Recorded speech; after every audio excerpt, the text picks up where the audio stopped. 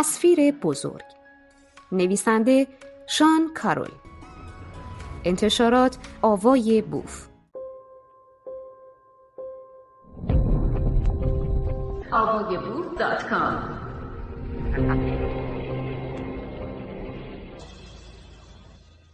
مسئله مشکل. حیات در کره زمین دچار یک سری از انتقالات فازی شده است.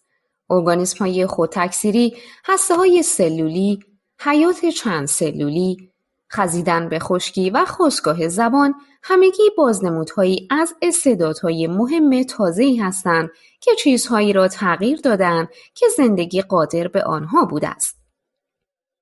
مسلماً ظهور آگاهی جالب توجه تر از تمامی انتقال‌های فازی است. شروع نوعی جدیدی از روشی است تا ماده خودش را سازمان داده و رفتار کند.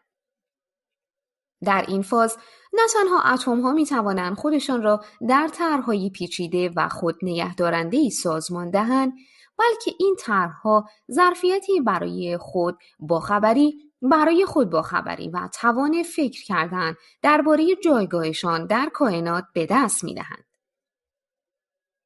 مگر اینکه موضوع عمیق‌تری در جریان باشد.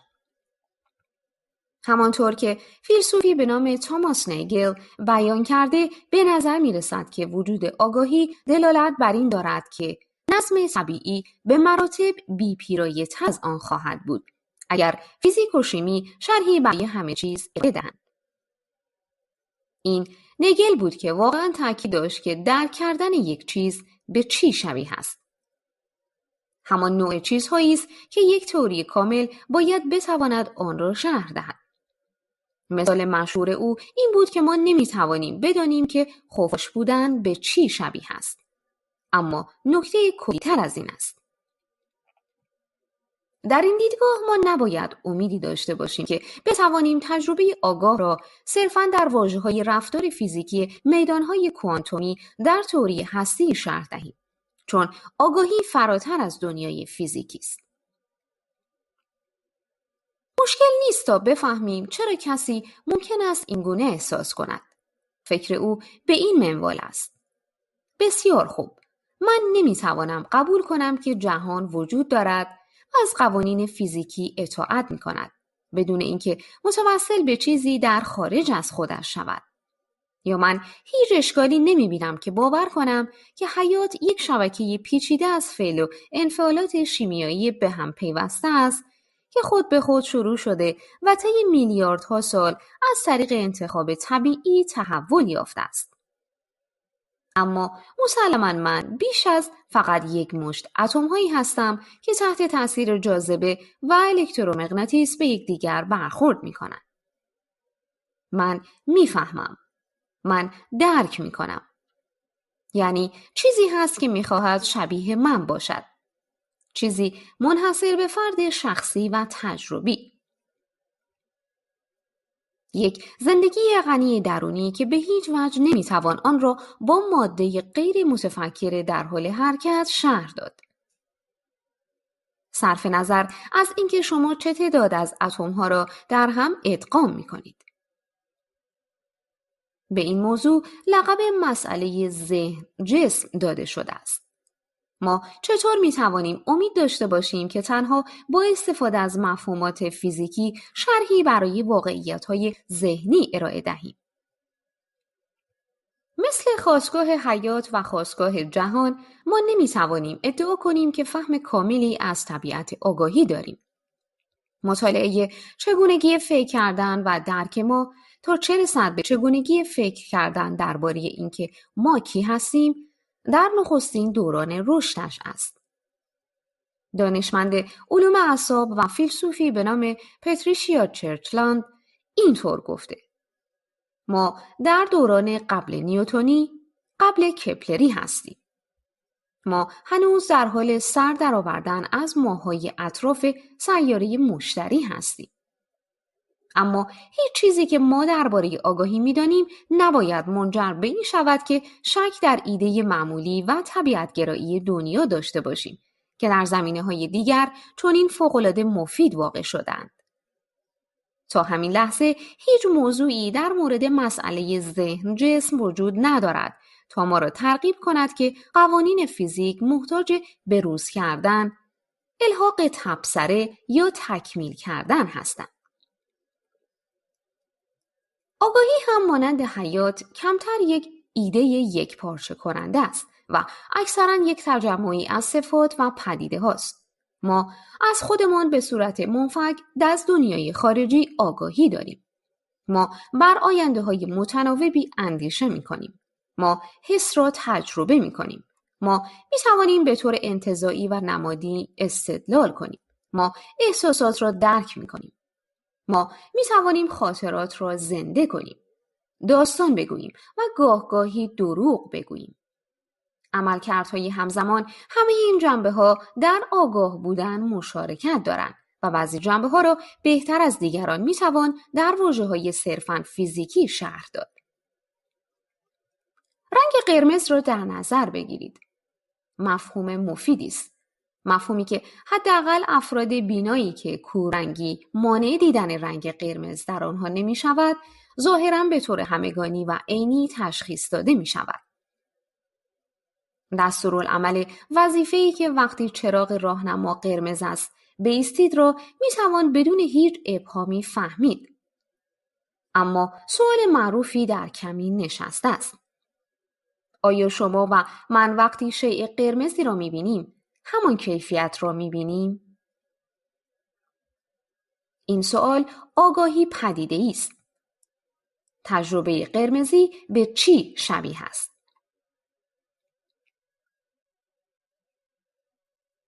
از واژه کوالیا جمع کوال که تلفظش کوالی است بعضی اوقات استفاده می شود تا حاکی بر آزموده های شخصی درونی کیفیتی باشد که چیزی به نظر ما می آید. قرمزی یک رنگ است، یک طول موج عینی فیزیکی از نور با ترکیب مناسبی درباره آن. اما تجربه قرمزی رنگ قرمز یکی از کوالی هایی است که ما می خواهیم در فهم کامل آگاهی شرح دهیم. فیلسوف استرالیایی به نام دیوید چالمز به طور مشهوری به تفاوت بین آنچه او مسائل ساده و مسائل مشکل آگاهی می‌خواند تأکید کرده است. مسائل ساده فراوانند، مانند شرح تفاوت بین بیدار بودن و در خواب بودن، چگونگی حس کردن و ذخیره و ادغام اطلاعات و چگونگی به خاطر آوردن گذشته و پیشبینی آینده. مسئله مشکل شرح کوالیا یعنی ویژگی شخصی یا سابجکتیو تجربه است. به آن میتوان به مثابه آن جنبه‌هایی از آگاهی فکر کرد که به طور کاهش ناپذیری شخص اولی هستند. آن چیزهایی که با شخصا درک میکنیم نه آنگونه‌ای که رفتار میکنیم و توسط دیگران مشاهده میشود. مسائل ساده درباره عملکردها هستند. مسائل مشکل درباره تجربه کردنها. مسئله مشکل است که چالش ظاهری به فهم صرف فیزیکی جهان عرضه می دارد. مسائل ساده هم ساده نیستند. اما آنها بیچون و چرا تحت سکانداری تحقیقات علوم رسمی قرار دارند. ما هنگامی که به یک ماهی نگاه می کنیم و منجر به این می شود که ایده ماهی به مغزهایمان خطور کند، فهم تام و تمامی از چگونگی اثر فوتونها در شبکیه چشمهایمان نداریم. اما به نظر می رسد که از نظر علم اعصاب مسیری که به این ایده ختم می شود کاملا سرراست است. مسئله مشکل بالعکس کاملا وضع بدی به نظر می آید. ما می توانیم هر آنچه که می خواهیم در مغز کند و کاو کنیم. اما چگونه می توانیم انتظار داشته باشیم که این کاوش به ما کمک کند تا تجربه درونی و کاملا سابجکتیو و شخصی را بفهمیم؟ چگونه میتوان به یک مجموعه از میدانهای کوانتومی که طبق تئوری هسته‌ای در حال تحول هستند نسبت داد که تحت هر شرایطی دارای تجربه درونی باشند؟ به قول پیتر هانکینز، اکثر متخصصان آگاهی به این دو موضوع به عنوان مسئله ساده و مسئله مشکل فکر می‌کنند. مسئله ساده که مشکل است و مسئله مشکل که غیر ممکن است. اما بعضی فکر می‌کنند که مسئله مشکل نه تنها خیلی آسان است بلکه اصلاً مسئله‌ای نیست. فقط یک موضوع ابهام مفهومی است. مباحثه بین دو اردو می‌توانند طاقت فرسا باشند. هیچ چیزی آنقدر مایوس کننده تر از این نیست که کسی به شما بگوید که مسئله‌ای که شما فکر می‌کنید خیلی مهم و اساسی است. اصلاً به هیچ عنوان مسئله‌ای نیست. اساساً این همان کاری است که ما در نظر داریم به عنوان طبیعت‌گرای شاعرانه انجام دهیم. ویژگی‌های آگاهی من جمله کوالیای ما و تجارب شخصی درونیمان راه‌های مفیدی برای صحبت کردن درباره رفتار کارآمد تجمعی از اتم‌هایی هستند که ما آن را انسان می‌خوانیم. آگاهی وهم یا خیال باطل نیست، اما هیچ اشاره‌ای هم به عزیمت از قوانین فیزیکی نمی‌کند که ما آنها را در حال حاضر می‌فهمیم. تعدادی آزمایش فکری وجود دارند که سعی می‌کنند تا نشان دهند که مسئله مشکل واقعاً چقدر مشکل است. یکی از معروف‌ترین‌های آنها مری دانشمند رنگ‌ها است که یک معرفی پر آب و رنگ از موضوعی بود که برهان دانش شناخته شد. این آزمایش در دهه 1980 توسط فیلسوف استرالیایی به نام فرانک جانکسون با این هدف ارائه شد تا نشان دهد که باید چیزی غیر از حقیقت فیزیکی در دنیا وجود داشته باشد. این آزمایش دقیقاً همراه اتاق چینی سر در بالای لیست آزمایشات فکری قرار دارد که فیلسوفان افراد را در اتاقهای عجیب و غریبی قفل می‌کنند تا بعضی از خصیصه‌های آگاهی را نشان دهند. در این آزمایش فکری مری یک دانشمند برجسته است که تحت شرایط عجیب و غریبی بارآورده شده است.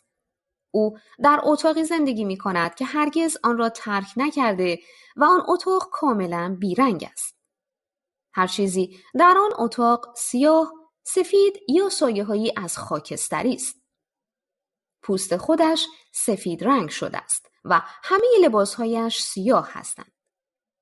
شگفت‌آور این که با در نظر گرفتن محیط رشدش مری بلوغ پیدا کرده و دانشمند علم رنگ‌ها شده است.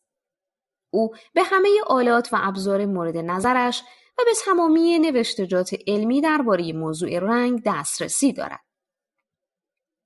تمامی تصاویر رنگی که در اختیارش قرار گرفته به مقیاس‌های خاکستری کاهش داده شدند. بالاخره مری از نقطه نظر فیزیکی تمامی موضوعات مربوط به رنگ‌ها را می‌داند. او همه چیز را درباره فیزیک نور و علم اعصابی می‌داند که چشم چگونه پیام‌ها را به مغز انتقال می‌دهد. او درباره تاریخ هنر، تئوری رنگ‌ها و تخصص کشاورزی درگیر در کشت گوجه فرنگی با رنگ کامل قرمز نیز به خوبی آشناست. اما او هرگز رنگ قرمز را ندیده است.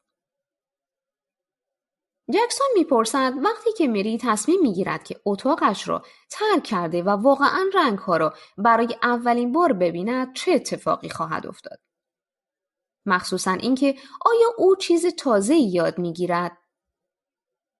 جکسون ادعا می‌کند که مری این کار را می‌کند.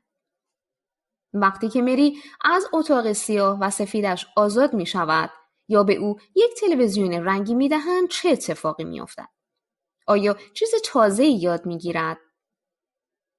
آشکار به نظر می‌رسد که او چیز تازه‌ای درباره دنیا و تجربیات بینایی ما از آن یاد خواهد گرفت.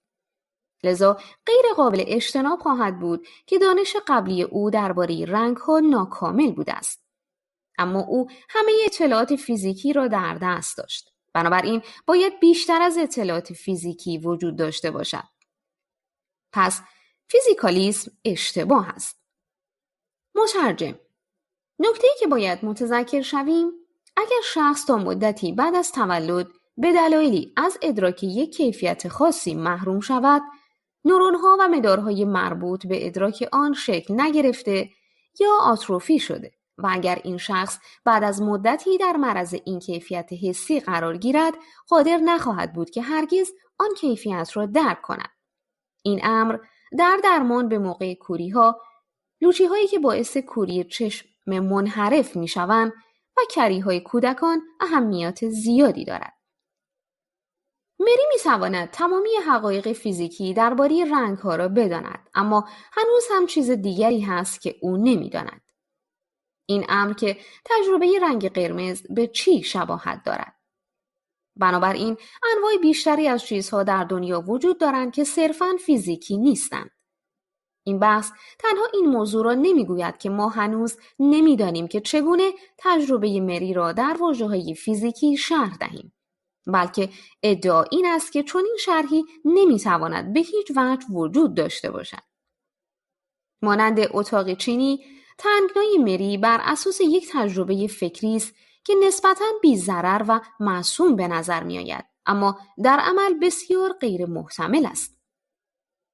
تمامی حقایق فیزیکی درباره رنگ‌ها مقدار بسیار متنابهی از واقعیت هاست. برای نمونه، این یک حقیقت فیزیکی درباره رنگ هاست. من هفته پیش در حال خرد کردن پیاز انگشتم را بریدم. خون من قرمز بود. آیا مری می داند که من هفته قبل دستم را بریدم؟ آیا مری موقعیت و مومنتوم و تناوب یا فرکانس همه فوتون‌های نور مرئی را در تمامی جهان می داند؟ درباره گذشته و آینده جهان چی؟ عبارت تمامی حقایق فیزیکی درباره رنگ‌ها مانند عبارت یک عالم مطلق، قادر متعال، رحمان و رحیم برای همه یک احساسی مبهم در اذهان ما ایجاد می‌کند. اما اصلاً روشن نیست که این اظهار نظرها با یک مفهوم به خوبی تعریف شده مطابقت می‌کند. در اینجا مبهم بودن واقعیت‌های فیزیکی بزرگترین مشکل برای استناد به مری به عنوان مدرک برای وجود ویژگی‌هایی در طبیعت نیست که صرفاً فیزیکی نیستند. موضوع اصلی در سستی تعریفات، دانستن و تجربه کردن است. اجازه دهید تنگنای مری را از دیدگاه طبیعت‌گرایی شاعرانه در نظر بگیریم. بعضی از توصیفات بنیانی از جهان در واژه‌های عملکرد موجی کوانتومی یا شاید چیز عمیق‌تری بیان می‌شوند. مفاهیم دیگری که ما به اتاق‌ها و قرمزی استناد می‌کنیم، بخشی از واژگانی هستند که الگوهای تقریباً مفیدی برای بعضی جنبه‌های این واقعیت بنیانی در حیطه کاربردی مناسبی هستند. لذا برای مثال ما مفهوم شخص را ابداع می‌کنیم که به طریق خاصی بر واقعیت زیربنایی نقشه گذاری می شود. راهی که ممکن است آن را دقیقاً در اصول مشکل تعریف کرد، اما در عمل به آسانی تشخیص داده می شود. مردم صفات متفاوتی دارند، از قبیل سن و قد. یکی از این صفات دانش است. افراد درباره موضوعی دانش دارند، به شرطی که کم و بیش بتوانند سوالاتی درباره آن را به درستی جواب دهند و یا فعلی مرتبط با آن را به طور کارآمدی به انجام برسانند. اگر شخص قابل اعتمادی به من بگوید لیندا می‌داند که چطور تایر اتومبیل را عوض کند، ما باید ضریب اعتبار بالایی بدهیم که فردی که برچسب لیندا دارد قادر به جواب دادن به بعضی سوالات بوده و می‌تواند اعمال خاصی را انجام دهد. من جمله کمک به ما در تعویض تایر پنچر شده اتومبیلمان. در هر کسی وجود دانش با موجود بودن بعضی شبکه‌های اتصال سیناپسی بین نورون‌ها در مغز آن شخص مطابقت دارد. لذا به ما گفته شده که کسی که وجود دارد به نام مری که دانش خاصی یعنی واقعیت‌های فیزیکی درباره رنگ‌ها را دارد. لذا به ما گفته شده که کسی وجود دارد به نام مری که دانش خاصی یعنی واقعیت‌های فیزیکی درباره رنگ‌ها را دارد. آیا او با قدم گذاشتن به بیرون از اتاق و تجربه رنگ‌ها برای اولین بار دانش تازه‌ای اخذ می‌کند؟ این بستگی به مقصود شما دارد. اگر مری تمامی حقایق فیزیکی درباره رنگ‌ها را می‌داند، این امر در سطح مغزش با پردازش‌های اتصالات سیناپسی صحیحی مطابقت دارند که می‌تواند به درستی سوالاتی را جواب دهد که از او درباره واقعیت‌های فیزیکی رنگ‌ها می‌کنیم. اگر او واقعاً رنگ قرمز را ببیند، این امر با شلیک کردن بعضی نورون‌ها در قشر بینایی‌اش مطابقت خواهد داشت که به نوبه خودش اتصالات سیناپسی دیگری را برپا می‌کند. یعنی حافظه‌هایی که قرمزی را دیده است. با فرض‌های آزمایش فکری این برای مری اتفاق نیفتاده است. مجموعه نورون‌های مطابقت کننده هرگز شلیک نکردند. وقتی که او به خارج از اتاقش پا می‌گذارد و این نورون‌ها بالاخره شلیک می‌کنند، آیا مری چیز تازه‌ای یاد می‌گیرد؟ در یک مفهوم مطمئناً بله. او حالا حافظه‌هایی دارد که قبلاً نداشته است. دانش مربوط به استعداد ما برای جواب دادن به سوالات و انجام کارهاست و مری حالا می‌تواند کاری انجام دهد که قبلاً نمی‌توانست آن را انجام دهد. یعنی تشخیص چیزهای قرمز با دیدن آنها. آیا این دلیلی است که جهان چیزی بیشتر از جنبه‌های فیزیکی آن است؟ مطمئناً نه. ما صرفاً یک تمایز مصنوعی بین دو نوع از تجمعات سیناپسی را شناسایی کردیم.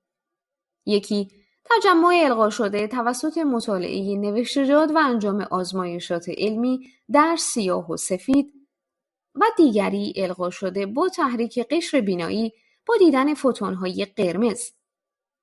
این راه ممکنی برای قطع کردن دانش ما درباره جهان است، اما راه الزامی نیست. این تفاوت در طریقی است که دانش به مغزهای ما راه پیدا می‌کند، نه در نوع دانشی که هست. این دلیلی نیست که به ما القا کند تا شروع به اضافه کردن فقره‌های مفهومی کاملا تازه‌ای به الگوهای موفق دنیای طبیعی کنیم.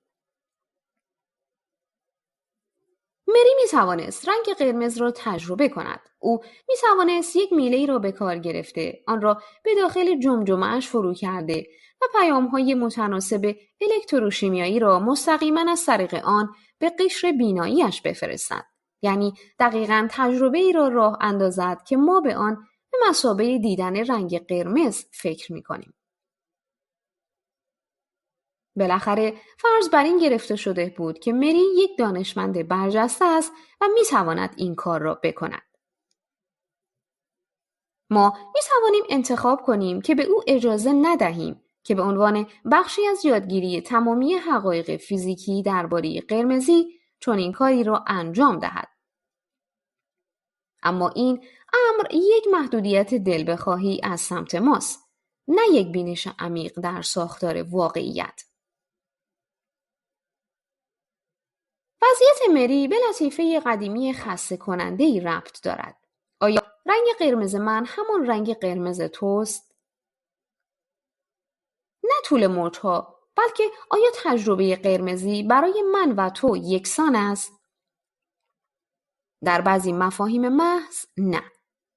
تجربه من از رنگ قرمز راهی برای صحبت کردن درباره پیام‌های الکتروشیمیایی خاصی است که از درون مغز من عبور می‌کنند، در حالی که تجربه شما راهی برای صحبت کردن درباره پیام‌های الکتروشیمیایی خاصی است که از درون مغز شما می‌گذرند. لذا آنها نمی‌توانند دقیقاً یکی باشند. در یک خوانش بسیار کسل کننده مثل این است که بگوییم مداد من مثل مداد شما نیست، گرچه هر دو بسیار شبیه به هم هستند، چون این به من تعلق دارد و آن به شما. اما تجربه من از قرمزی تا حدی شبیه تجربه شماست. حقیقتاً به این علت که مغزهایمان تا حدی شبیه به هم هستند. این امر موضوع جالبی برای فکر کردن است. اما گردابی از ابهامات نیست که منجر به این شود که تئوری هسته‌ای را به عنوان توصیف زیربنایی همه سوداگری‌ها رد کنیم. متعاقباً خود فرانک جاکسون نتیجه اصلی برهان دانش را انکار کرد. مانند اکثر فیلسوفان، او حالا قبول کرده است که آگاهی از فرآیندهای خالص فیزیکی برمیخیزند. او می‌نویسد که گرچه من یک زمانی از اکثریت جدا شدم، ولی حالا تسلیم شدم. جکسون باور دارد که مری دانشمند رنگ به موشکافی بینش ما کمک می‌کند که چرا تجربه آگاهی نمی‌تواند صرفاً فیزیکی باشد، اما صلاحیت کافی برای یک بحث قانع کننده در مورد چنین نتیجه گیری را ندارد. امر مهم جالب این است که نشان دهیم که چگونه بینش ما باعث گمراهی ما شده است. همانطور که علم مرتب به ما گوشزد می‌کند که بینش‌ها اغلب باعث گمراهی می‌شوند. زامبی و داستان‌ها. دیوید چالمرز که عبارت مسئله مشکل آگاهی را ابداع کرد، به طور مسلمی مدعی پیشگام مدرن برای احتمالی است که واقعیت فیزیکی محتاج تقویت توسط نوعی جزء ترکیبی اضافی است تا بتواند آگاهی را شرح دهد. مخصوصاً تا شرحی برای انواعی از تجربیات درونی ارائه دهد که هدف مسئله مشکل هستند. یک ابزارهای مورد علاقه او یک آزمایش فکری دیگری است به نام زامبی فلسفی.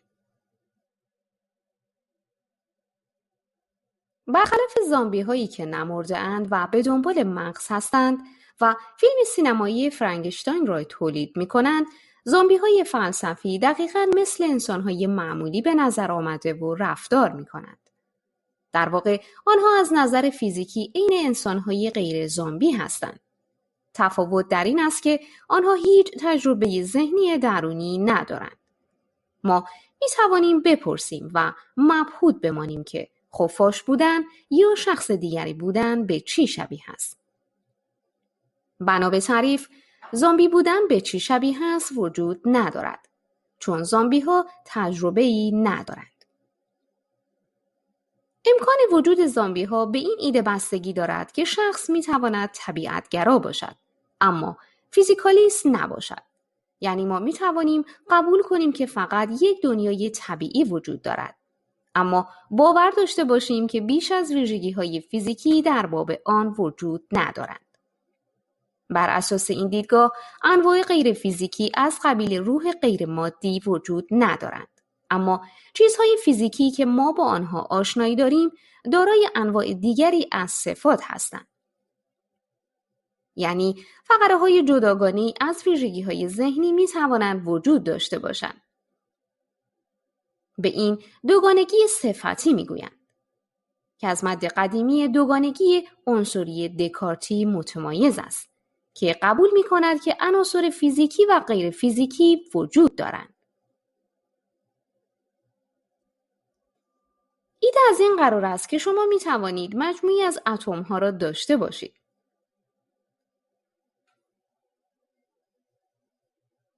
امکان وجود زامبی ها به این ایده بستگی دارد که شخص می تواند طبیعت‌گرا باشد، اما فیزیکالیست نباشد. یعنی ما می توانیم قبول کنیم که فقط یک دنیای طبیعی وجود دارد، اما باور داشته باشیم که بیش از ویژگی‌های فیزیکی در باب آن وجود ندارند. بر اساس این دیدگاه، انواع غیر فیزیکی از قبیل روح غیر مادی وجود ندارند. اما چیزهای فیزیکی که ما با آنها آشنایی داریم دارای انواع دیگری از صفات هستند. یعنی فقره‌های جداگانه‌ای از ویژگی‌های ذهنی می‌توانند وجود داشته باشند. به این دوگانگی صفتی می‌گویند که از مدل قدیمی دوگانگی عنصری دکارتی متمایز است که قبول می‌کند که عناصر فیزیکی و غیر فیزیکی وجود دارند. ایده از این قرار است که شما می توانید مجموعی از اتم‌ها را داشته باشید و به من همه چیزهای گفتنی موجود درباره ویژگی‌های اتمی آنها را بگویید، اما هنوز هم همه چیزها را نگفته باشید. سیستم دارای حالات ذهنی ممکن گوناگونی است، اگر اتم‌ها یک تکه سنگ را می‌سازند، این حالات ممکن است بدوی و غیر قابل مشاهده و اساساً بی ربط باشند. اما اگر این اتم‌ها یک شخص را برپا کنند، انواع غنی از حالات ذهنی سر برمی‌آورند. در این دیدگاه ما برای شناخت آگاهی لازم داریم تا این ویژگی‌های ذهنی را جدی بگیریم. اگر این ویژگی‌های ذهنی بر رفتار ذرات به همان طریقی اثر می‌گذارند که ویژگی‌های فیزیکی از قبیل وزن و بار الکتریکی تأثیر می‌گذارند، پس آنها حقیقتاً نوع دیگری از ویژگی فیزیکی هستند. شما آزادید که ویژگی‌های جدیدی را فرض بگیرید که بر رفتار الکترون‌ها و پروتون‌ها تأثیر گذارند. اما شما در واقع ایده‌های تازه‌ای به تئوری هسته‌ای اضافه نکردید، بلکه شما میگویید که این تئوری غلط است. اگر ویژگی‌های ذهنی بر تحول میدان‌های کوانتومی تأثیرگذار باشند، باید راه‌هایی وجود داشته باشد تا آن تأثیرات را حداقل در اصول به طور تخمینی اندازه‌گیری کنیم. صرف نظر از تمامی مشکلات نظریه‌ای درباره حفظ انرژی و امثالهم که از چنین پیرایشی منتج می‌شوند، معقول است که به چنین بازبینی کلی ساختار بسیار موفق فیزیک شناخته شده ضریب اعتبار بسیار پایینی بدهیم. متناوباً ما می‌توانیم تصور کنیم که ویژگی‌های ذهنی تا آنجایی که سیستم‌های فیزیکی مورد نظرند به طور منفعلی همراه می‌شوند. تئوری هسته‌ای می‌تواند یک توصیف کامل از رفتار فیزیکی میدان‌های کوانتومی باشد که ما از آنها ساخته شده ایم، اما نه یک توصیف کاملی از ما. لازم است که چنین توصیفی ویژگی‌های ذهنی ما را هم مشخص کند. زامبی‌ها مجموعه‌هایی از ذرات با دقیقاً همان پیکربندی ساختار معمولی یک انسان خواهند بود که از همان قوانین فیزیکی هم اطاعت کرده و لذا دقیقاً به همان روش رفتار می‌کنند. اما خصیصه ذهنی ندارند که تجربه درونی به حساب آید. تا آن حد که شما با صحبت کردن با افراد می توانید بگویید همه دوستان و عزیزان شما به طور محرمانه زامبی هستند و آنها هم نمی توانند مطمئن باشند که شما زامبی نیستید. شاید مشکوک هم باشند. سوال بزرگ درباره زامبی ها سوال ساده است. آیا ممکن است زامبی ها وجود داشته باشند؟ اگر می توانند وجود داشته باشند، این امر یک دلیل ضربه فنی بر علیه ایده است که می تواند آگاهی را در واژه‌های فیزیکی کاملا شرح داد. اگر شما می توانید دو مجموعه یکسان از اتم ها داشته باشید که هر دوی آنها به شکل انسان درآیند، اما یکی آگاهی داشته باشد و دیگری نداشته باشد، پس آگاهی نمی تواند صرفاً فیزیکی باشد. باید چیز دیگری در جریان باشد. نه الزاماً یک روح از جسم جدا. نه الزاماً یک روح از جسم جدا، بلکه حداقل یک جنبه ذهنی در پیکربندی فیزیکی. وقتی که ما درباره این صحبت می‌کنیم که آیا زامبی‌ها ممکن است وجود داشته باشند، الزاماً مقصود ما این نیست که این کار به طور فیزیکی ممکن است. ما لازم نداریم تا تصور کنیم که می‌توانیم یک زامبی اصیل در این دنیای واقعی پیدا کنیم که از همان عناصری ساخته شده باشد که من و شما از آنها ساخته شده ایم. ما فقط یک دنیای ممکنی را تصور می‌کنیم با یک هستی شناسی بنیانی متفاوتی. گرچه ممکن است ذرات و نیروهای بسیار مشابهی داشته باشد. چیزی که نخواهد داشت ویژگی‌های ذهنی است. چالمرز دلیل می‌آورد که صرف نظر از اینکه زامبی‌ها می‌توانند در جهان وجود داشته باشند یا نه، تا زمانی که زامبی‌ها قابل تصور بوده یا به طور منطقی ممکن باشند، پس ما خواهیم دانست که آگاهی صرفاً فیزیکی نیست. چون که در آن وقت ما خواهیم دانست که آگاهی را نمی‌توان به سادگی به چیزی نسبت داد که ماده انجام می‌دهد. یا بدون تجربه آگاهی همان رفتار ماده میتواند اتفاق افتد. سپس چالمرز اضافه می کند که البته که زامبی ها قابل تصور هستند، او برای تصور کردن آنها مشکلی ندارد و ممکن است شما هم به همین طریق احساس کنید. پس آیا ما می توانیم نتیجه گیری کنیم که چیزی بیشتر از جهان فیزیکی محض وجود دارد؟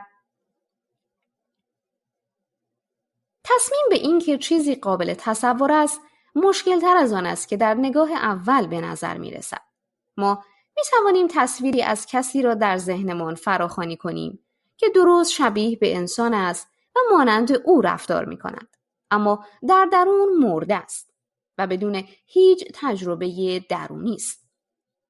اما آیا ما واقعاً می توانیم این کار را بدون تصور تفاوت‌هایی در رفتار فیزیکی او با رفتارهای فیزیکی یک شخص معمولی انجام دهیم؟ تصور کنید که یک زامبی انگشت پایش به چیزی برخورد کرده است. او از درد جیغ می کشد. چون که این همان کاری است که یک انسان انجام می دهد و زامبی ها درست مثل انسان ها رفتار می کنند. در غیر این صورت ما قادر خواهیم بود که زامبی ها را با مشاهده رفتار بیرونیشان از انسان ها تشخیص دهیم. وقتی انگشت پای شما به جایی برخورد می کند، پیام های الکتروشیمیایی خاصی در کانکتوم شما به اطراف می جهند. اگر شما از زامبی بپرسید که چرا جیغ کشید، می تواند بگوید چون که انگشت پایم به جایی خورد و درد می کند. وقتی انسانی چیزی مثل این را می گوید، ما فرض می گیریم که حقیقت را می گوید. اما زامبی باید دروغ بگوید. چون که زامبی هیچ حالت ذهنی از قبیل تجربه درد ندارد. چرا زامبی ها همیشه دروغ می گویند؟ به همین منوال آیا شما مطمئن هستید که زامبی نیستید؟ چون که شما به تجربه های ذهنی خودتان دسترسی دارید. فکر می کنید که زامبی نیستید. شما می توانید در دفتر خاطراتتان درباره تجربه های ذهنیتان نوشته یا در کافی شاپ درباره آنها آواز بخوانید. اما نسخه زامبی شما همین کارها را هم انجام خواهد داد. همزاد زامبی شما با کمال صمیمیت سوگند می‌خورد که درست مثل شما تجربه درونی دارد. شما فکر نمی‌کنید که زامبی نیستید. اما این دقیقاً همون چیزی است که زامبی هم خواهد گفت. مسئله این است که ایده حالات درون ذهنی ایده‌ای نیست که وقتی ما باید با دنیا فعل و انفعال کنیم صرفاً منفعلانه همراه خواهند شد. این ایده نقش مهمی در شرح چگونگی رفتارهای انسانی بازی می کند. ما در گفتار غیر رسمی مطمئناً تصور می کنیم که حالات ذهنی ما رفتارهای فیزیکی ما را تحت تأثیر قرار می دهند. من خوشحالم. پس لبخند میزنم. ایده‌ای که حالات ذهنی از ویژگی‌های فیزیکی جداست و با این وجود هیچ اثری بر آنها ندارد، همواره مشکل‌تر از تصوری است که ممکن است در گام اول به نظر آید. بر اساس طبیعت‌گرایی شاعرانه، زامبی‌های فلسفی واقعاً قابل تصور نیستند، چون که آگاهی راه خاصی برای صحبت کردن درباره سیستم‌های فیزیکی خاصی است. عبارت تجربه قرمزی رنگ قرمز بخشی از واژگان سطح بالاتری است که ما برای صحبت کردن درباره رفتار ظهوری سیستم زیربنایی استفاده می‌کنیم، نه چیزی جداگانه از سیستم فیزیکی. این امر به این معنی نیست که تجربه واقعی نیست. تجربه قرمزی من مثل تجربه قرمزی شما کاملاً حقیقی است. این تجربه دقیقاً به همان طریقی که مایعات و صندلی‌ها و دانشگاه‌ها و کدهای قانونی واقعی هستند واقعی است. در مفهومی که در بعضی از حیطه‌های کاربردی خاص نقشی اساسی در توصیف موفقیت آمیز بخش خاصی از دنیای طبیعی بازی می‌کند. عجیب به نظر آید که امکان منطقی یک مفهومی به این بستگی داشته باشد که معلوم شود که آیا این یا آن هستی شناسی حقیقت دارد. اما تا وقتی که بدانیم که آگاهی چیست، نمی‌توانیم تصمیم بگیریم که آیا موجودات شبه انسانی بدون آگاهی یک مفهوم معقولی هستند. در سال 1774 کشیش بریتانیایی به نام جوزف پرستلی عنصر اکسیژن را استخراج کرد. اگر از او می‌پرسیدید که آیا او می‌توانست آب بدون اکسیژن را تصور کند، فرضاً او مشکلی نمی‌داشت، چون که نمی‌دانست که آب از یک اتم اکسیژن و 2 اتم هیدروژن ساخته شده است. اما ما حالا بهتر می‌دانیم و قبول می‌کنیم که آب بدون اکسیژن قابل تصور نیست. در بعضی دنیاهای ممکن با قوانین فیزیکی کمی متفاوت ممکن است موادی وجود داشته باشند که آب نباشند، اما تمامی ویژگی‌های پدیده‌شناسی آب را دارا باشند. یعنی در درجه حرارت اتاق مایع بوده، برای نور مرئی شفاف و امثالهم. اما این مواد آن آبی که ما می‌شناسیم و دوست داریم نخواهند بود. به همین منوال اگر شما فکر می‌کنید که تجربه آگاهی چیزی واقعاً متمایز از رفتار فیزیکی ماده است، شما مشکلی نخواهید داشت که زامبی‌ها را هم تصور کنید. اما اگر آگاهی فقط یک مفهومی است که ما برای توصیف بعضی رفتارهای خاص فیزیکی به کار می‌گیریم، زامبی‌ها قابل تصور نیستند. ایده‌ای که تجربیات ذهنی یا کوالیا در واقع چیزهای جدایی نبوده، بلکه در عوض بخشای مفیدی از داستانهای خاصی است که ما درباره چیزهای معمولی فیزیکی میگوییم، ایده‌ای است که برای افراد زیادی قابل هضم نیست. حتی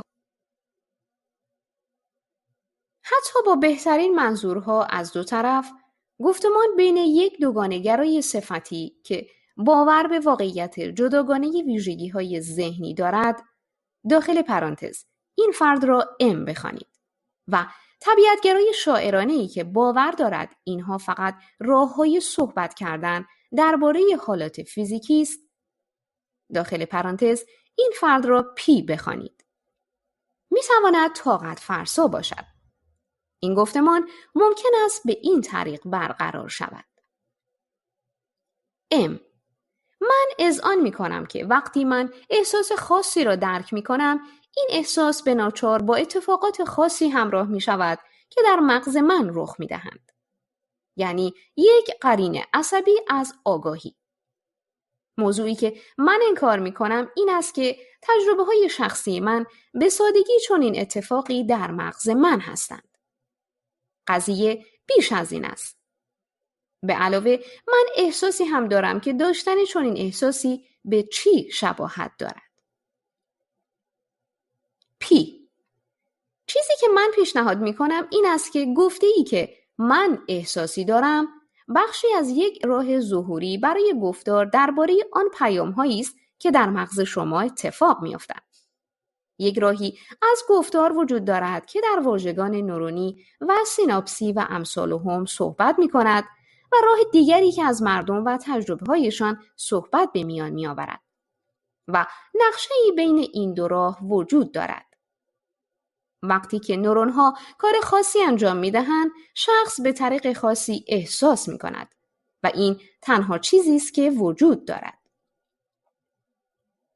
ام: غیر از این که واضح است که این همه داستان نیست، چون اگر بود من هرگز هیچ تجربه آگاهی نمی داشتم. اتم ها دارای تجربه نیستند.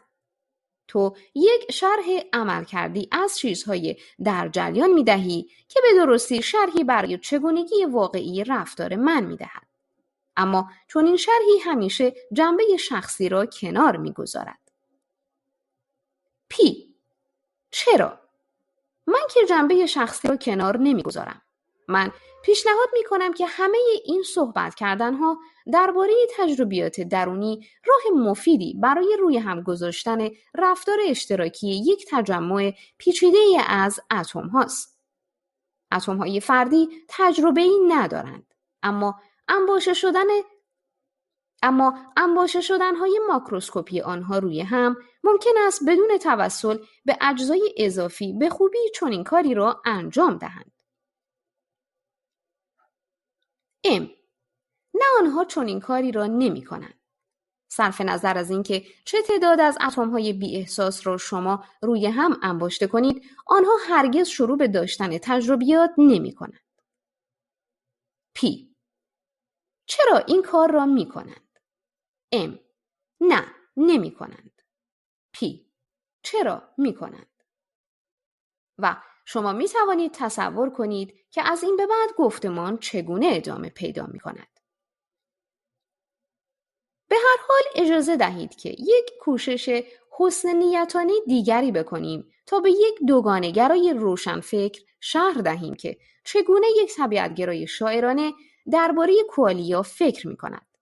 وقتی که ما می‌گوییم من قرمزی رنگ قرمز را تجربه می‌کنم، مقصودمان چیست؟ مقصودمان چیزی شبیه به این است. بخشی از جهان وجود دارد که من انتخاب می‌کنم تا آن را من بخوانم. تجمعی از اتم‌های فعل و انفعال کننده و متحول شونده در طرق خاصی. من به خودم تعدادی ویژگی را نسبت می‌دهم. بعضی به طور سرراستی فیزیکی اند و برخی دیگر درونی و ذهنی. فرآیندهای خاصی وجود دارند که می‌توانند در نورون‌ها و سیناپس‌های مغز من رخ دهند. به طوری که وقتی آنها پیش می‌آیند من می‌گویم من قرمزی را تجربه می‌کنم. این چیز مفیدی است که گفته شود، چون که به طریقی قابل پیشبینی با سایر ویژگی‌های جهان قرین است. برای مثال، کسی که می‌داند که من چنین تجربه‌ای را دارا هستم، ممکن است به طور قابل اعتمادی وجود فوتون‌های با طول موج قرمز را استنتاج کند که وارد چشم من می‌شوند و شاید شیئی را هم که این فوتون‌ها را ساطع یا منعکس می‌کند. آنها می‌توانند از من سوالات بیشتری بکنند از قبیل کدام غلظت قرمزی را می‌بینی؟ و انتظار طیفی از جوابهای معقول را از من داشته باشند. این تجربه ممکن است همبستگی‌هایی هم با حالات دیگر درونی داشته باشد. مانند دیدن قرمزی همیشه مرا مالیخولیایی می‌کند.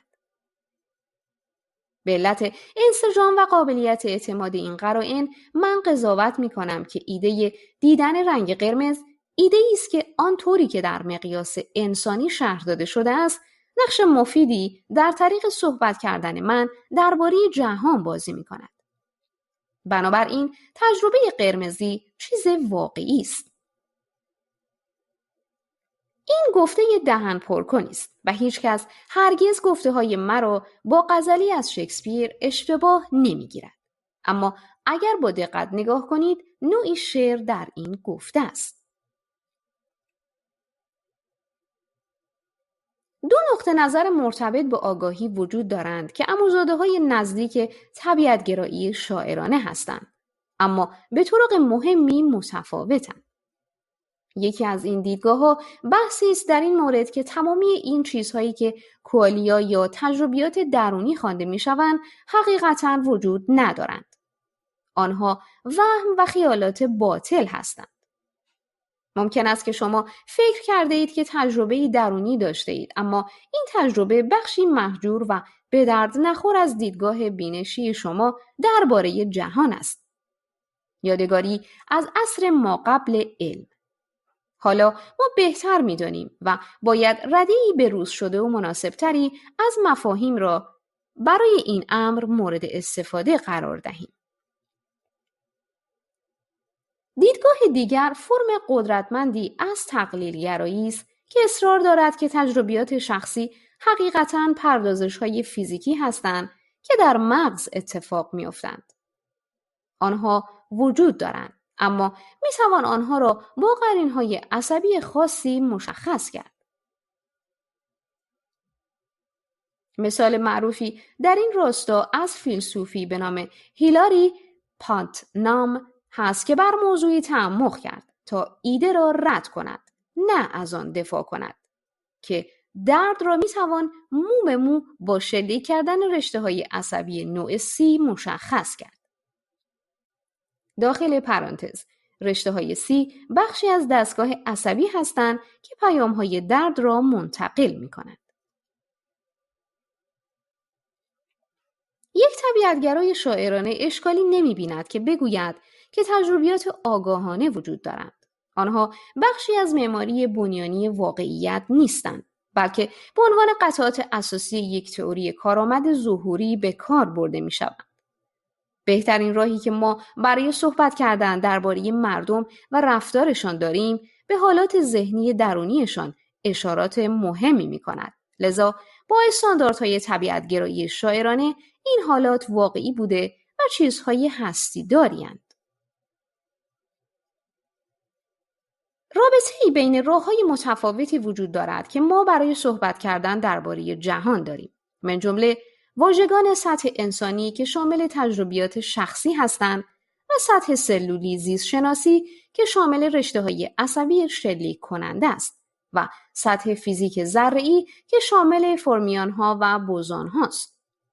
رابطه این است که حالت خاصی در تئوری‌های جامع‌تر، یعنی ذرات یا سلول‌ها، با حالات منحصر به فردی در تئوری‌های دانه درشت، یعنی افراد یا تجربیات، مطابقت دارند. رابطه معکوس معمولاً منحصر به فرد نیست. ممکن است تعداد زیادی از ترتیباتی از اتم‌ها وجود داشته باشند که با تجربه من درد دارم مطابقت کند. تمایز نامحسوس اما مهمی بین یک نقشه‌ای بین مفاهیم تئوری‌های متفاوت وجود دارد و مفاهیم تئوری‌های دانه درشت را باید توسط بعضی حالات خاص در تئوری‌های جامع‌تری شناسایی کرد، کمین کرده است. مثل درد را باید با شلیک کردن رشته‌های C شناسایی کرد. این تفاوت مهم است، چون که با اذعان دومی فرمول بندی قوی‌تر باعث گرفتاری می شود. برای مثال، پاتنام می خواهد بپرسد که شما در نظر دارید که بگویید که بدون وجود رشته‌های C چیزی به مثابه درد وجود ندارد؟ آیا بنا به تعریف موجودات مصنوعی، موجودات فضایی یا حتی حیوانات متفاوت در روی کره زمین قادر به تجربه درد نیستند؟ ما در نظر نداریم و مجبور هم نیستیم که این را بگوییم. بعضی ترکیب بندی های اتمی وجود دارند که با انسانی که درد می‌کشد مطابقت دارند. اما ممکن است ترکیب بندی های دیگری از اتم ها هم وجود داشته باشند که با این گفته که یک ووکی موجود خیالی دوپایه با ذکاوتی که در سری 4 فیلم جنگ ستارگان معرفی شد درد احساس می کند، یا هر معرفی مربوطه دیگر را این مفهوم مطابقت داشته باشد. داخل پرانتز، در اصل هیچ چیزی وجود ندارد که مانع شود که یک کامپیوتر درد احساس کند. طبیعتگرایی شاعرانه است، چون که داستان‌های متفاوتی وجود دارند که ما می‌توانیم درباره جهان بگوییم که اکثر آنها بعضی جنبه‌های واقعیت را به دست آورده و همه آنها در متن مناسبشان مفید واقع می‌شوند. هیچ دلیلی برای ما وجود ندارد تا تظاهر کنیم که تجربیات شخصی وجود ندارند، یا از طرف دیگر این تجربیات چیزهایی هستند که در مغز رخ می‌دهند. آنها مفاهیم اساسی در یک راه صحبت کردن درباره چیزهایی هستند که در مغزهای ما اتفاق می‌افتند و این مهمترین موضوع است.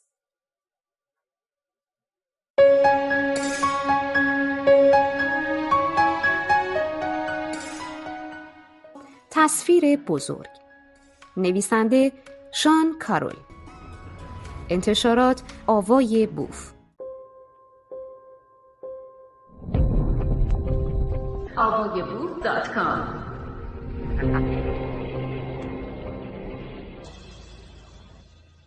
آیا فوتون‌ها آگاهند؟ اگر آگاهی چیزی در ماورا و برتر از ویژگی‌های فیزیکی ماده می بود، معمایی می شد. معمایی که آگاهی در آن میلیاردها سال قبل از آنکه حیات شروع شود مشغول چه کاری بوده است؟ طبیعتگرایی شاعرانه مشکلی با این سوال ندارد. ظهور آگاهی یک انتقال فاز مانند جوش آمدن آب است. حقیقتی که وقتی آب به اندازه کافی داغ شده و به شکل گاز در می آید، به این معنی نیست که همیشه مفهوم گاز مانندی درباره آب وجود داشته، حتی وقتی که در فرم مایع بوده است. با تغییر وضع، سیستم به سادگی ویژگی‌های تازه‌ای به دست آورده است. اما اگر شما باور دارید که ویژگی‌های ذهنی جزئی اضافی و در ماورا و فوق لایه فیزیکی زیربنایی است، پس این سوال که این ویژگی‌ها طی اکثر تاریخ جهان چه کار می‌کردند، سوال نیشداری برای شماست. سرراست‌ترین جواب شما این است که ویژگی‌های ذهنی همیشه در جایی وجود داشتند، حتی قبل از اینکه مغزهایی یا حتی ارگانیسم‌هایی وجود داشته باشند. حتی تک تک اتم‌ها و ذراتی که در آغاز جهان به هم برخورد می‌کردند یا در حال حاضر در مرکز خورشید یا در فضای سرد و متروک بین کهکشانی هستند. همین کار را کرده و مجهز به ویژگی‌های ذهنی خودشان هستند. لذا در این برداشت اینها به مقدار ناچیزی آگاه هستند. پیشنهادی که آگاهی بر جهان حاکم است و جزئی از هر تکه ماده است، مشهور به روان شمولی است. این ایده قدیمی است که مسلماً از زمان تیلز و افلاطون در یونان باستان و در بعضی از سنت‌های بودایی سابقه دارد. در منظرهای مدرن دیوید چالمرز، فیلسوف و بعضی از دانشمندان علم اعصاب از قبیل جیولیو تونونی و کریستاف کوچ به آن تعمق کردند. گفته زیل از چالمرز است که بالاخره تصمیم سختی گرفته و عواقبی را قبول کرده که چنین دیدگاهی بر آنها دلالت ضمنی دارد. حتی یک فوتون درجاتی از آگاهی را داراست. ایده این نیست که فوتون‌ها با ذکاوت بوده یا فکر می‌کنند. موضوع این نیست که فوتون در اثر خشم متلاشی می‌شود، چون که فکر می‌کند که وای، من همیشه نزدیک به سرعت نور در اطراف وزوز می‌کنم. من هیچ وقت آرام نمی‌گیرم تا از زندگی لذت ببرم. نه به این شکل. اما فکر این است که ممکن است فوتون‌ها دارای مقداری ادراک خام و سابجکتیو و مقداری پیش درآمد بدوی به آگاهی داشته باشند. آگاهی یا حداقل پیش آگاهی می‌تواند قابل قیاس با چرخش یا بار الکتریکی باشد که یکی از ویژگی‌های اساسی که مشخص کننده هر قطعه‌ای از ماده در جهان است. جدی گرفتن عواقب این ایده و مشاهده اینکه این ایده به چه خوبی در خور آن چیزی است که ما درباره فیزیک فوتون‌ها می‌دانیم با ارزش است. برخلاف مغزها که پیچیده بوده و مشکل می‌توان آنها را شرح داد، ذرات بنیانی از قبیل فوتون‌ها به طور فوق‌العاده‌ای ساده هستند و لذا نسبتاً آسان است تا آنها را مورد مطالعه قرار داده و فهمیدشان. فیزیکدانان درباره انواع متفاوت ذراتی صحبت می‌کنند که درجات آزادی متفاوتی دارند. یعنی اساساً تعداد انواع گوناگونی از چنین ذراتی که وجود دارند. برای مثال، یک الکترون 2 درجه آزادی دارد. هم دارای بار الکتریکی است و هم چرخش. اما بار الکتریکی آن فقط می‌تواند ارزش منفی منهای 1 را به خود بگیرد، در حالی که چرخش 2 امکان دارد: در جهت و برخلاف جهت گردش عقربه‌های ساعت. 1 ضرب در 2 می‌شود 2. یعنی الکترون‌ها 2 درجه کلی آزادی دارند. برعکس، یک کوارک بالا دارای 6 درجه آزادی است، چون مانند الکترون 1 بار مثبت و 2 گونه چرخش دارد، اما دارای 3 رنگ ممکن است. و 1 ضرب در 2 ضرب در 3 می شود 6. فوتون ها بار الکتریکی دارند که در صفر ثابت مانده است، اما دارای 2 حالت چرخشی احتمالی اند. لذا مانند الکترون ها دارای 2 درجه آزادی هستند. ما می توانیم هستی مفروض صفات ذهنی را در مستقیم ترین راه ممکن تعبیر کنیم. همانطور که درجات آزادی جدید را برای هر ذره بنیادی معرفی می کنیم. لذا علاوه بر چرخش در جهت و خلاف جهت گردش عقربه‌های ساعت، یک فوتون می تواند در یکی از 2 حالت ذهنی باشد. این حالات را خوشحال و غمناک بخوانیم، گرچه این برچسب‌ها بیشتر شاعرانه اند تا معتبر. امکان ندارد که چنین نسخه واقعی پنسایکسمی حقیقت داشته باشد. یکی از اساسی ترین چیزهایی که ما درباره تئوری هسته‌ای می‌دانیم این است که هر ذره‌ای دقیقاً چند درجه آزادی دارد. از فصل 23 دیاگرام فاینمن را به خاطر بیاورید که ذراتی را شرح می‌داد که با تبادل با ذرات دیگر از یکدیگر پراکنده می‌شدند. هر دیاگرامی با یک شماره مطابقت دارد که ما می‌توانیم آن را حساب کنیم که اعانه کل آن فرآیند خاص به نتیجه نهایی است، از قبیل 2 الکترون که با تبادل فوتون‌ها از یکدیگر پراکنده می‌شوند. این شماره‌ها به طور تجربی با دقت بدیعی مورد آزمایش قرار گرفته و تئوری هسته‌ای در این مورد پیروزمندانه موفق شده است.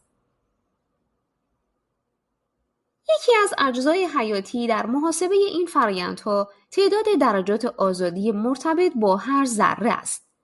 اگر فوتون‌ها دارای درجات پنهان شده آزادی بودند که ما از آنها خبر نداشتیم، این امر تمامی پیشبینی‌های ما برای هر آزمایش پراکندگی را که شامل این فوتون‌ها میشد تغییر میداد و در نتیجه تمامی پیشبینی‌های ما با این داده‌ها دچار تناقض میشدند. چون این چیزی اتفاق نمی‌افتد. لذا ما می توانیم به طور واضحی بیان کنیم که فوتون‌ها در انواع خوشحال و غمناک یا با سایر مسلک‌های صفات ذهنی نمی آیند که شبیه به درجات آزادی فیزیکی رفتار می کنند.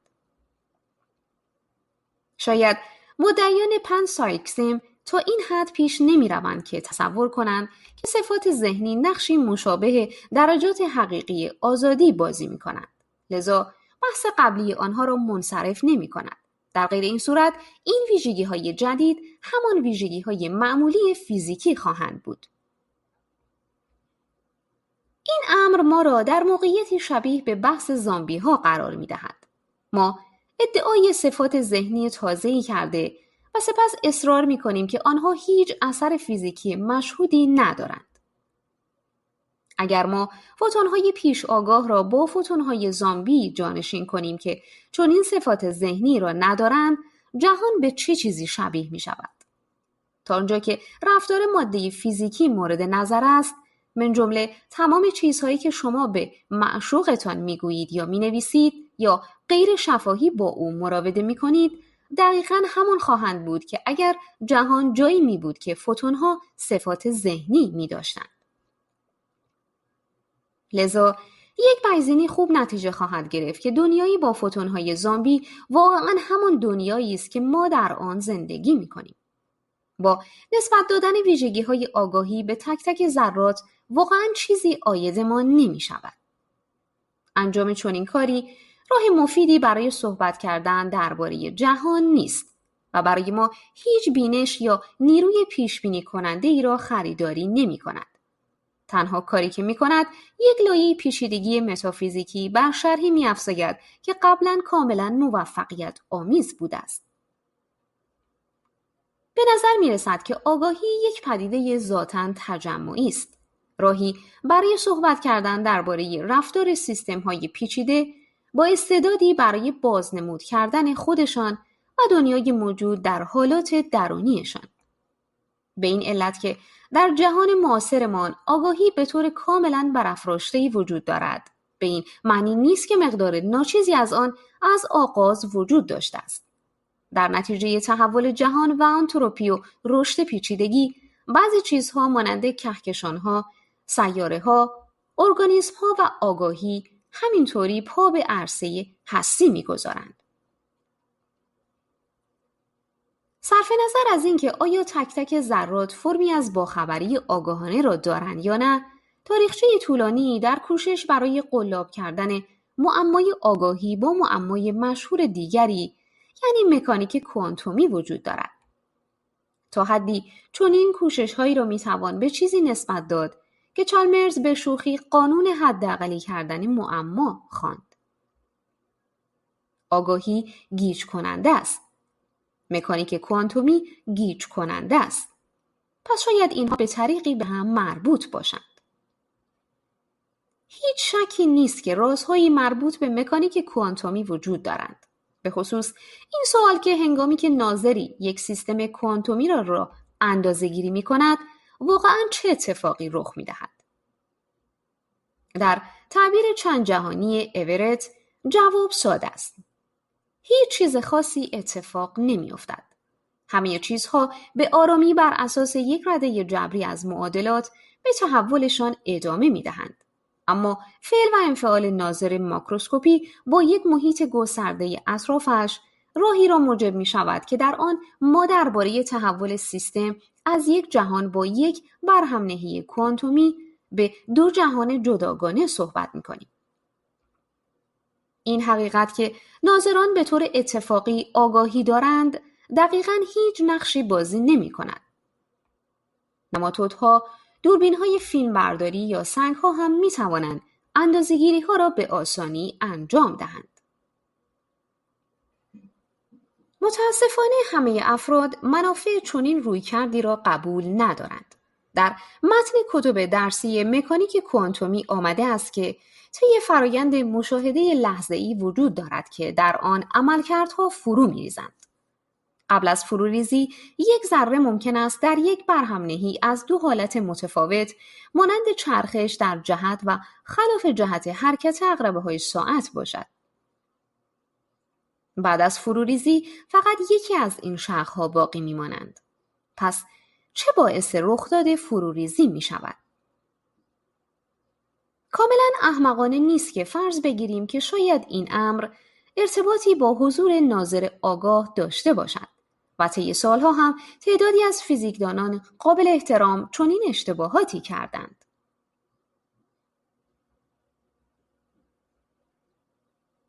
احتمال اینکه آگاهی در فهم مکانیک کوانتومی نقشی داشته باشد، تقریباً همه پشتیبانی خودش را که ممکن است یک وقتی داشته از دست داده است.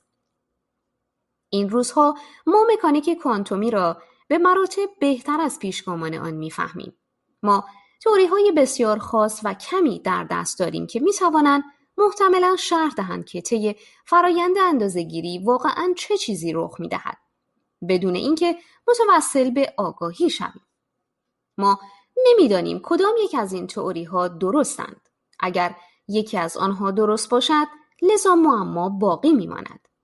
اما حتی بدون در دست داشتن جواب نهایی، همان وجود شاخه‌های دیگر تمایل دارد که خلاف عرف‌ها را به نظر کمتر جالب توجه کند. بعضی افراد علاقه مفرطی برای امکانات خلاف عرف دارند و به شعارهای مربوطشان چنگ انداخته و آنها را برای اهداف نهاییشان مورد استفاده قرار می‌دهند. چون این وضعی در مورد اکثر موضوعاتی صادق است که در مکالمات متداول با برچسب آگاهی کوانتومی جریان دارند. مکانیک کوانتومی میگوید که طی فرایند اندازه‌گیری حداقل برای هر یک از ناظران برهمنهی به نتایج معینی تحول پیدا می‌کند. مشکل نیست که این امر را به صورت ادعایی تحریف کنیم که گویی مشاهده آگاهانه حقیقت را به هستی می‌کشاند. این یک جنبش ضد کوپرنیکی غایی، یعنی راهی برای اعاده اهمیت مرکزی انسانیت در تصور ما از جهان است. مسلماً شما ممکن است در پهناوری گیتی ادراک بیهودگی کنید. و احتمالاً با تفکری که اتم‌های شما از قوانین بیفاعل فیزیک اطاعت می‌کنند، احساس از خود بیگانگی کنید. اما نگران نباشید. این شما هستید که در هر لحظه جهان را فقط با نگاه به آن خلق می‌کنید. طرفداران این رویکرد بعضی مواقع چیزی درباره درهم تنیدگی پیش می‌کشند. درهم تنیدگی که حتی معما هم نیست، بلکه یکی از ویژگی‌های جالب توجه مکانیک کوانتومی است تا باعث شوند که شما احساس کنید که با همه چیزهای دیگر جهان در ارتباط هستید. این افراد به عنوان یک شکوفایی نهایی ممکن است پیشنهاد کنند که مکانیک کوانتومی دنیای فیزیکی را کلاً دور انداخته و ما را با این آرمانگرایی باقی گذاشته که در آن هر چیزی یک پیشافکنی ذهنی است. در آنچه که ما از فیزیک می‌دانیم هیچ چیزی وجود ندارد که متصور این باشد که یکی از این ادعاها صحت دارند.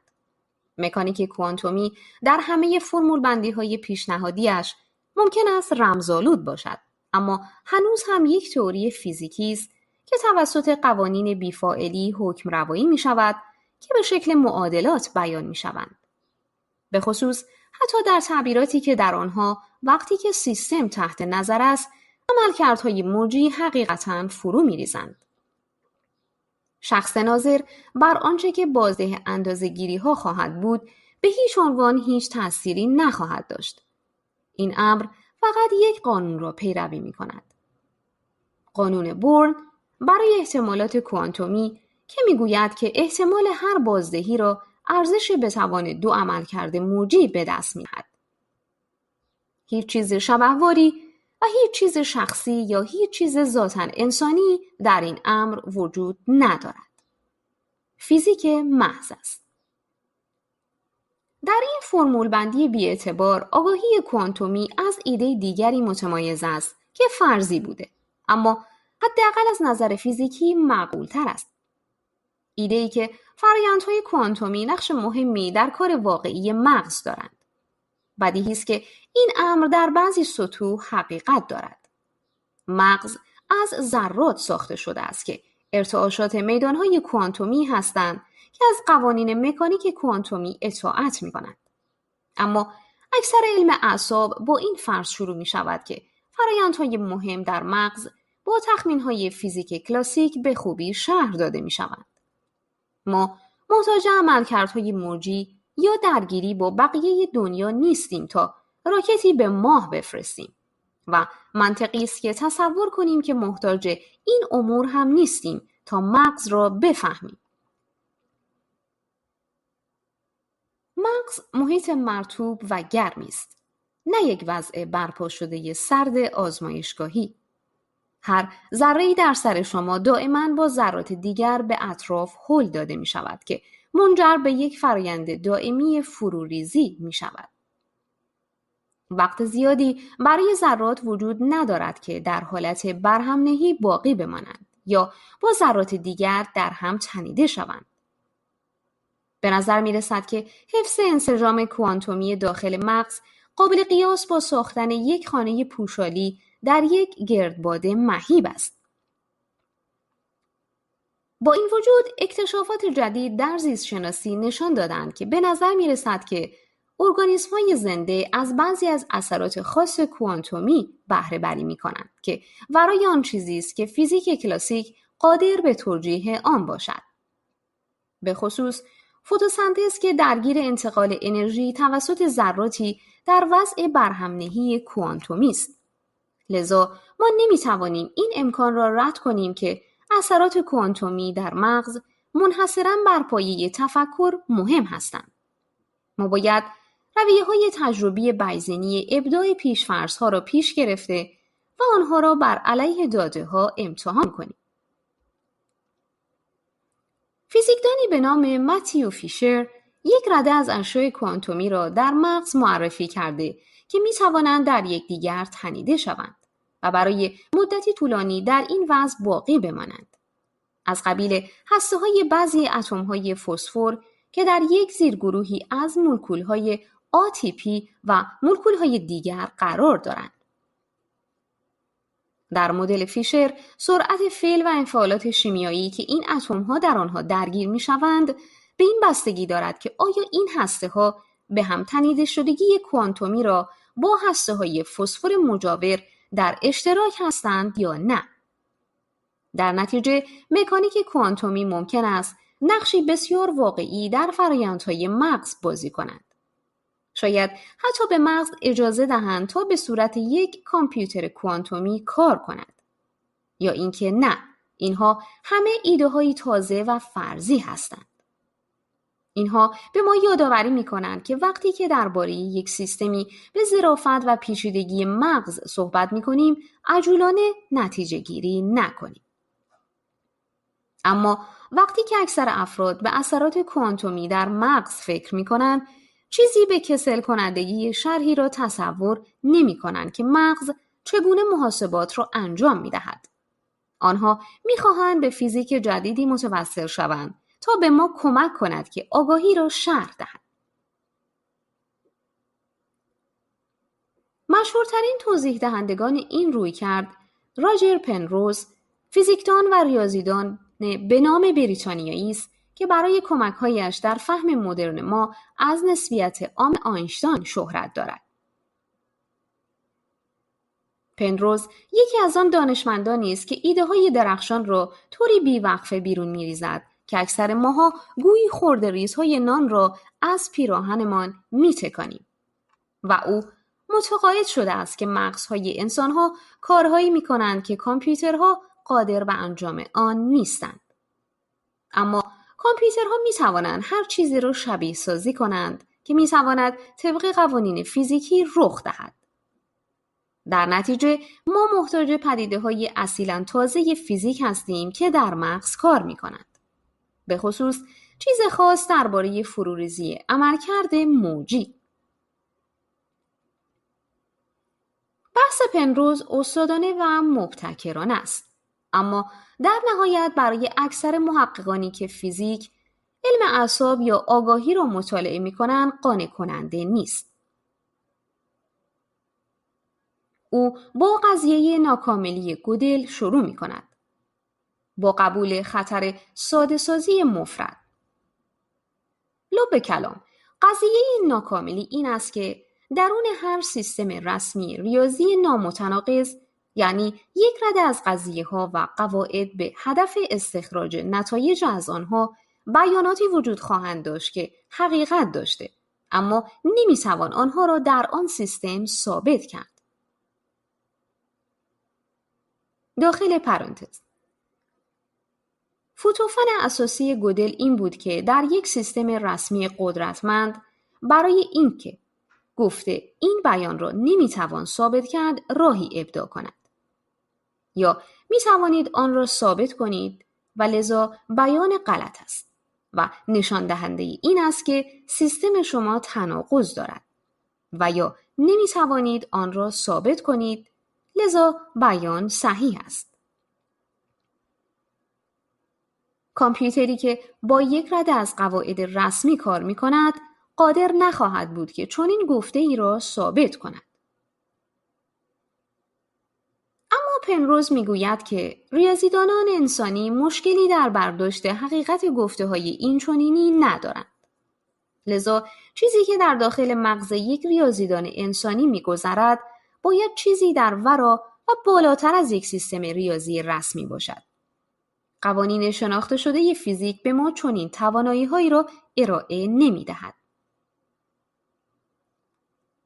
همانطور که ما در فصل 24 شرح دادیم، اگر راه گریزی برای این ادعای بی‌پروا وجود داشته باشد که قوانین فیزیکی موجود در زیربنای زندگی روزمره ما کاملاً شناخته شده‌اند، نامزد پیشتاز تغییر درباره چگونگی تفکر ما درباره اندازه‌گیری کوانتومی است. پنروز ایده‌های خاصی در این مورد دارد که چنین تغییراتی چه می‌توانند باشند. جاذبه کوانتومی و ساختارهای رشته مانندی در مغز به نام مایکروتوبول‌ها شامل این تغییرات می‌شوند. اما حاصل این است که عملکردهای موجی، ساختارهای داخل مغزهای ما دقیقاً در طریق صحیحی فرو می‌ریزند تا به انسان‌ها توانهای بینش و شناختی عرضه کنند که کامپیوترها هرگز به دست نخواهند آورد. اعتراضاتی وجود دارند که میتوان به این ادعا وارد آورد و سالهاست که افرادی برای شوخی آنها را بر علیه پنروز اقامه کردند.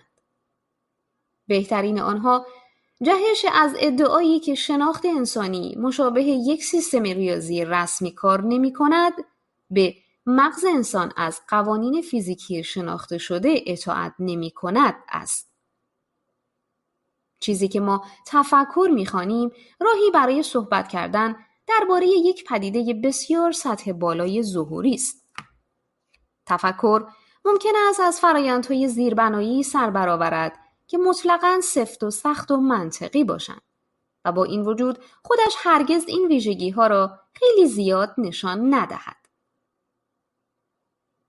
در واقع منطق سفت و سخت چیزی است که انسان‌ها در آن مفتضحانه بد هستند. افکار ما به اطراف می‌جهند. ما دچار اشتباه می‌شویم. ما ظن و گمان داریم. حقیقتی که ما می‌توانیم به نتایجی برسیم که یک سیستم رسمی نمی‌تواند به آن برسد، به نظر خیلی شگفت‌انگیز نمی‌آید. قضیه ناکاملی گودل کاملا نمیگوید که بیانهای حقیقی وجود دارند که قابل اثبات نیستند، بلکه میگوید که چنین گفته‌هایی برای هر سیستم رسمی نامتناقضی وجود دارند. ما چگونه می‌دانیم که بعضی از رده‌های خاص قضیه‌ها یک سیستم نامتناقضی را تعریف می‌کنند؟ یا به عبارت دیگر ما چگونه می‌توانیم مطمئن باشیم که به طور صحیحی حقیقت جملات خود ارجاعی گودل را درک می‌کنیم؟ همانطور که اسکات آرونسون اشاره کرده، بهتر است که گفته شود که ما باور داریم که سیستم‌های خاصی نامتناقض هستند، گرچه گودل نشان داده است که ما هرگز نمی‌توانیم آن را ثابت کنیم.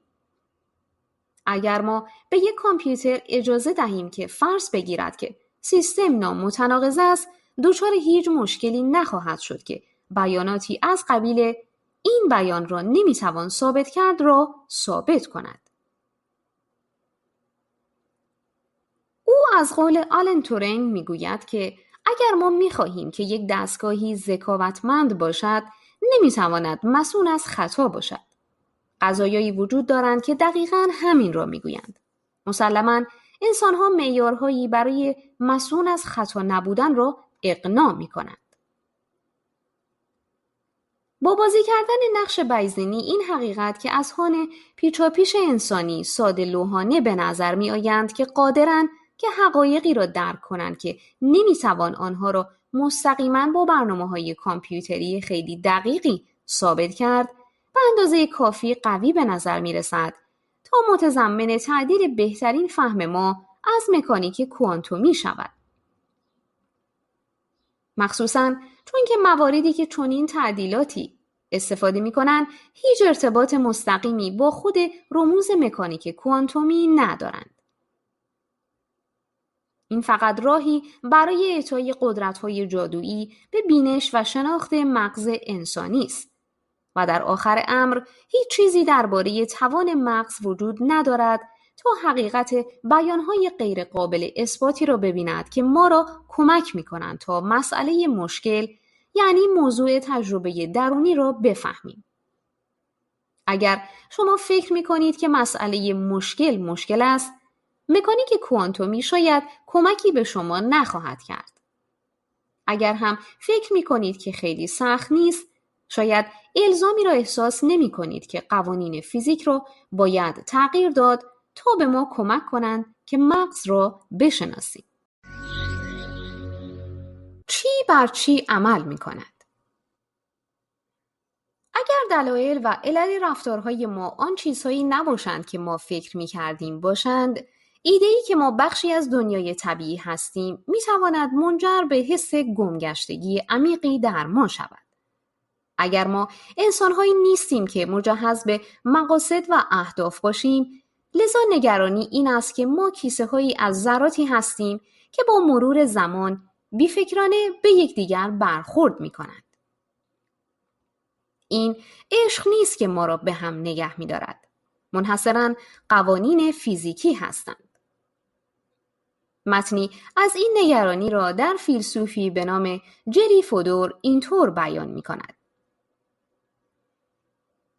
اگر به راستی این امر حقیقت نداشته باشد که از نظر علی خواسته های من مسئول نائل شدن من باشند و خارش من از نظر هدفگیری مسئول خاراندن من باشد و از نظر علی باور من مسئول گفته من باشد، اگر به راستی هر یک از اینها حقیقت نداشته باشد، پس عملاً همه چیزهایی که من درباره هر چیزی باور دارم اشتباه است و این آخر دنیاست.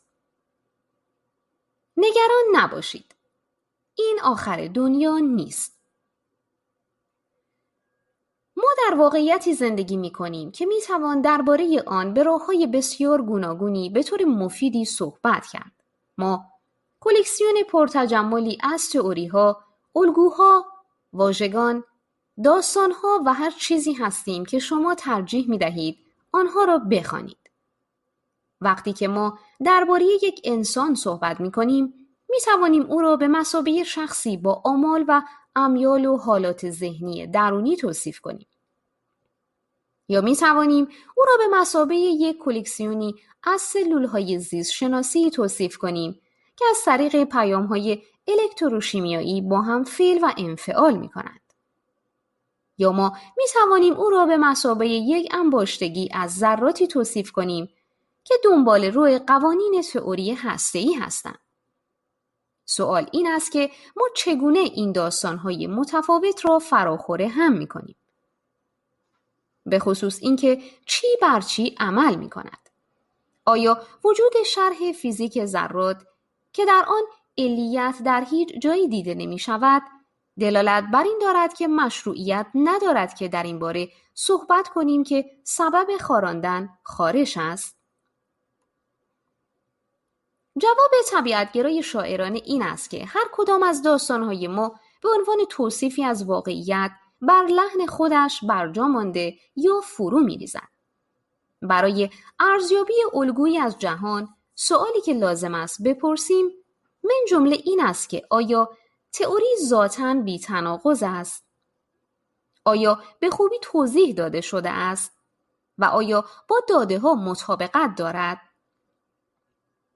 وقتی که ما چندین تئوری متمایز در دست داریم که در بعضی سازمان‌ها با هم تداخل می‌کنند، بهتر است که با یکدیگر سازگاری داشته باشند. در غیر این صورت نمی‌توانند همزمان با داده‌ها مطابقت کنند. تئوری‌ها ممکن است شامل انواع مفاهیم به شدت متفاوتی باشند. یکی ممکن است حاوی ذرات و نیروهایی باشد که از معادلات دیفرانسیل اطاعت می‌کند و دیگری ممکن است حاوی عاملان انسانی باشد که انتخاب می‌کنند. تا آنجا که پیشبینی‌های تئوری‌ها در حیطه‌های اطلاقی تداخلیشان در یک راستا قرار گیرند، مشکلی نخواهد بود.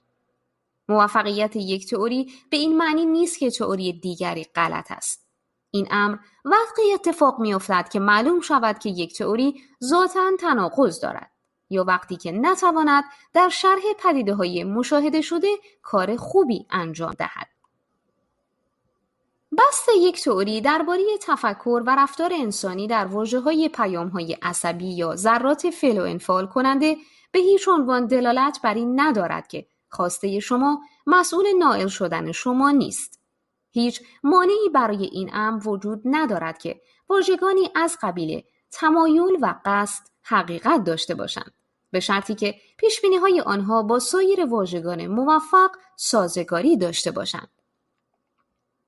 ممکن است منظور فودور از به راستی حقیقت داشته باشد چیزی شبیه به یک عنصر ضروری برای هر شرح ممکن طبیعت باشد یا احتمالاً درباره بهترین و جامع‌ترین توصیف ما از طبیعت باشد. به عبارت دیگر، هیچ واژگان موفقیت آمیزی نمی‌تواند وجود داشته باشد که شامل خواستن و باور داشتن به عنوان مفاهیم بنیادی نباشد. در این مورد به راستی که حقیقت نخواهد داشت. شرح فیزیکی و زیست شناسی انسان در واژگان خودش کاملا کفایت می کند و متوسل به مفاهیمی از قبیل خواستن و باورها نمی شود. اما این یک مفهوم محدود کننده نالازمی از به راستی حقیقت داشته باشد است. وقتی که ما اتم‌ها و مولکول‌ها را کشف کردیم، حقایق شرح ترمودینامیک و مایعی هوا متوقف نشدند. ولی راه‌های صحبت کردن حقیقت دارند. به همین منوال به این دلیل که ما از قوانین فیزیک اطاعت می‌کنیم، افکار و قصدها ناپدید نشده‌اند. موضوع به دلیل یک تمایل قابل فهم به نظر پیچیده‌تر از آن چیزی می‌آید که هست. در دنیایی که با داستان‌های متمایز متعدد اما متقابلاً سازگاری توصیف شده است، برای در هم آمیختن مفاهیم یک داستان با مفاهیم داستان دیگر باید مرزی را زیر پای گذاشت که راه‌های متمایز صحبت کردن را از هم جدا می‌کند. به جای اذعان به اینکه یک راه صحبت کردن درباره جهان در واژه‌های میدان‌های کوانتومی و فعل و انفعالات تئوری هسته‌ای وجود دارد و راه دیگری هم در واژه‌های پیام‌های الکتروشیمیایی که بین سلول‌ها سیر می‌کنند و هنوز هم راه دیگری در واژه‌های عامل‌های انسانی با آمال و حالات ذهنی آنها، ما در دام استفاده همزمان از واژگان متعدد می‌افتیم.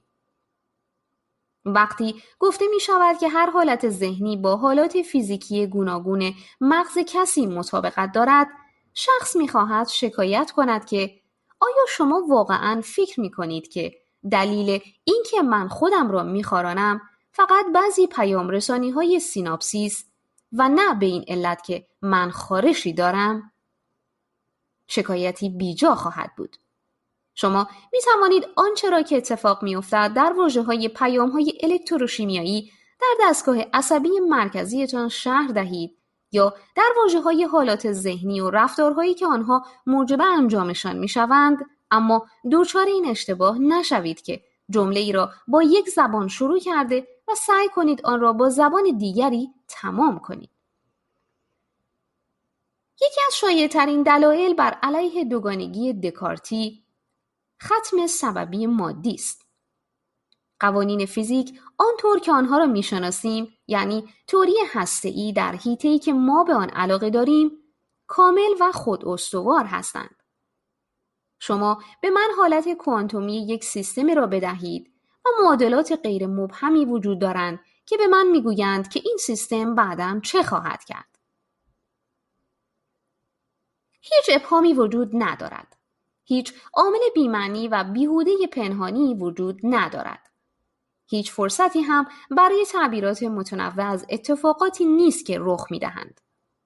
اگر شما به من حالت کوانتومی دقیق و کاملی را بدهید که با یک فردی مطابقت دارد که احساس خارش می‌کند و من قدرت محاسبه‌ای شیطان لاپلاس را داشته باشم، من به طور فوق‌العاده‌ای می‌توانم پیش بینی کنم که این حالت کوانتومی به یک حالت دیگری متحول خواهد شد که با حالت یک شخصی که خودش را می‌خواراند مطابقت خواهد داشت.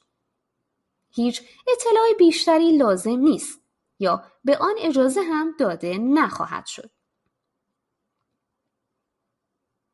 در فصل 13 ما ایده ظهور قوی را مورد بحث قرار دادیم که طبق آن رفتار یک سیستم دارای بخش‌های متعدد به رفتار تجمعی تمامی آن بخش‌ها کاهش دادنی نیست. ایده مرتبط دیگر علیت نزولی است. یعنی رفتار بخش‌ها در واقع توسط حالت کل سیستم تولید می‌شود، طوری که به عنوان محصول خود بخش‌ها قابل تعبیر نیست.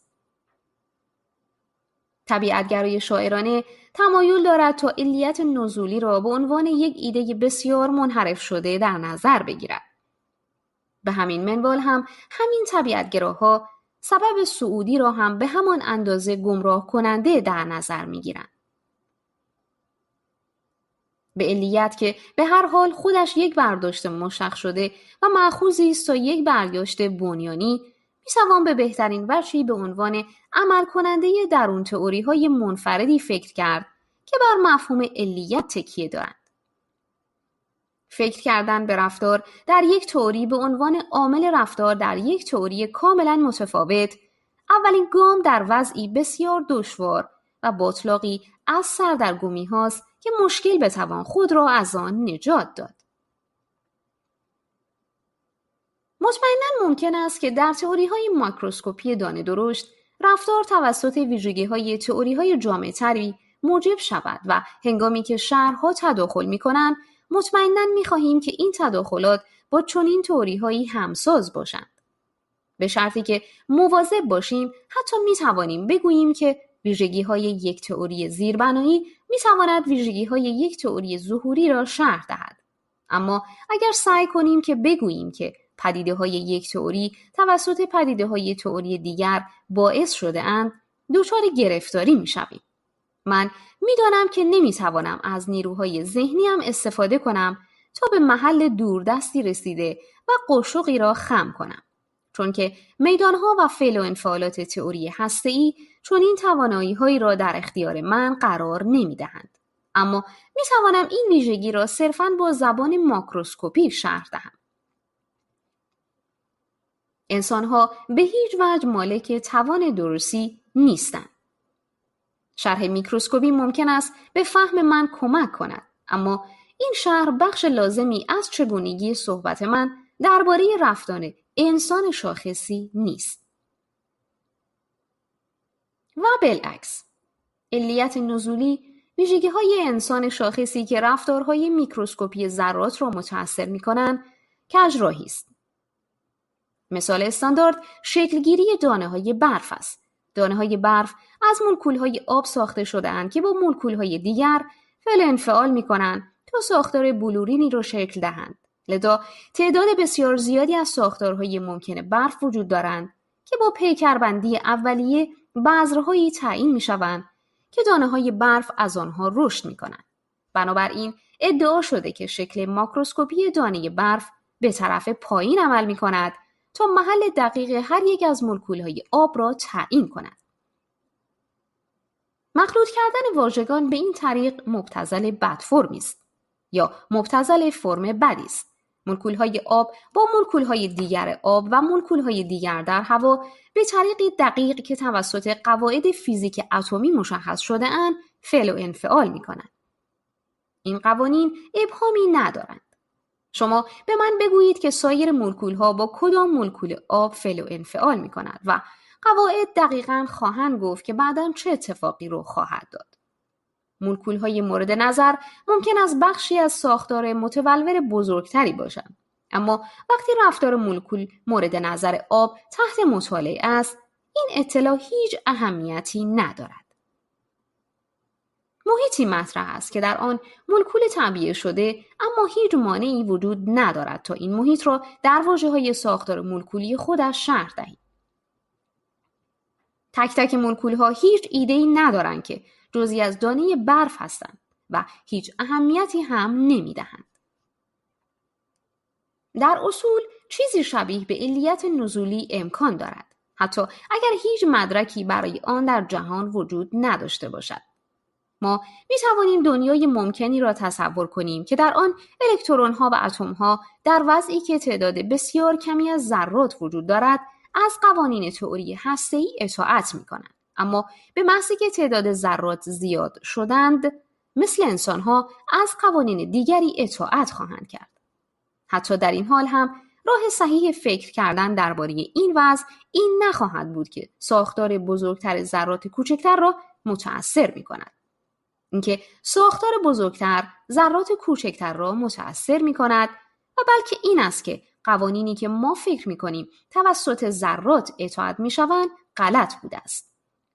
به عبارت دیگر ما کشف خواهیم کرد که حیطه کاربردی تئوری هسته‌ای از آن چیزی که ما فکر می‌کردیم کوچکتر است.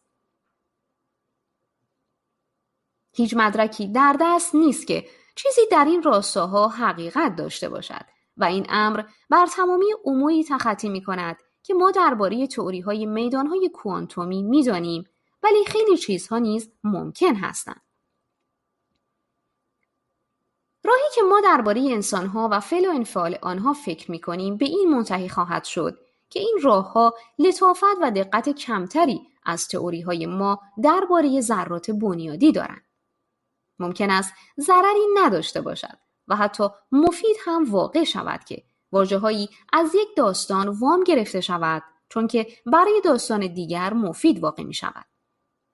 جمله بیماری‌ها با جرم‌های میکروسکوپی ایجاد می‌شوند مثال مفیدی است. ترسیم رابطه بین واژگان متفاوت مانند آنچه که بولتزمن پیشنهاد کرده که آنتروپی یک گاز مربوط به تعداد ترتیب بندی‌های غیر قابل تشخیص از هم مولکول‌هایی است که از آن ترکیب یافته‌اند می‌تواند بسیار با ارزش بوده و بینش‌های مهمی را بیفزاید. اما اگر تئوری شایستگی داشته باشد باید معقولانه درباره پدیده‌ای صحبت کند که ادعا می‌کند که خودش به تنهایی آن را شرح می‌دهد بدون اینکه بر عللی که اعمال شده اند یا بر تئوری‌های دیگر با سطوح تمرکزی متفاوت تکیه کند. حالات ذهنی راه‌هایی برای صحبت کردن درباره حالات فیزیکی خاص هستند. اینکه گفته شود حالات ذهنی موجب یک اثر فیزیکی می‌شوند، دقیقاً به همان اندازه مشروعیت دارد که گفته شود که هر وضع ماکروسکوپی فیزیکی علت بعضی از اتفاقات فیزیکی ماکروسکوپی است. هیچ اشکالی ندارد که خواندن خودتان را به وجود خارش نسبت دهید. حقیقتاً بیش از یک داستان وجود دارد که ما می‌توانیم مشروعاً درباره آن چیزی بگوییم که در جریان است.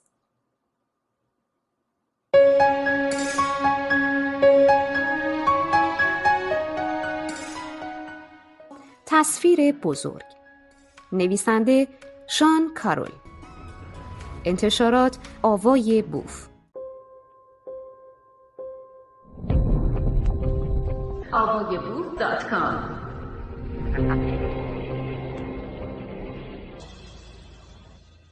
آزادی انتخاب.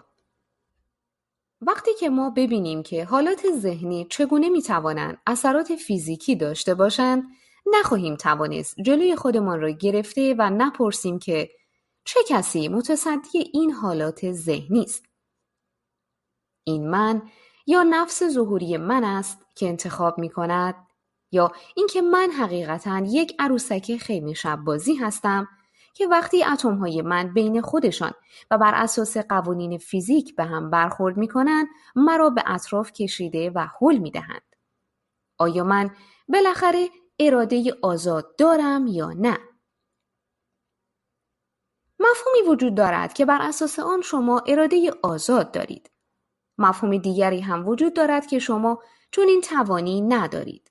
اینکه کدام مفهوم صحیح است موضوعی است که شما آزادید تا برای خودتان تصمیم بگیرید. اگر فکر می کنید که توانی برای این تصمیم گیری دارید. دلیل معمولی بر علیه اراده آزاد سرراست است. ما از اتم‌ها ساخته شده ایم و این اتم‌ها طرح‌هایی را دنبال می‌کنند که ما به آنها به عنوان قوانین فیزیک ارجاع می‌کنیم. این قوانین انجام وظیفه می‌کنند تا تحول یک سیستم را بدون هیچ گونه تأثیری خارج از توصیف اتمی کاملاً شرح دهند. اگر اطلاعات طی زمان حفظ می‌شوند، تمامی آینده جهان از قبل نوشته شده است. حتی اگر ما هنوز از این اطلاعات خبر نداریم. مکانیک کوانتومی آینده ما را در واژه‌های احتمالات پیش‌بینی می‌کند تا در یقین‌ها، اما خود این احتمالات مطلقاً با حالت جهان در همین لحظه استقرار یافتند.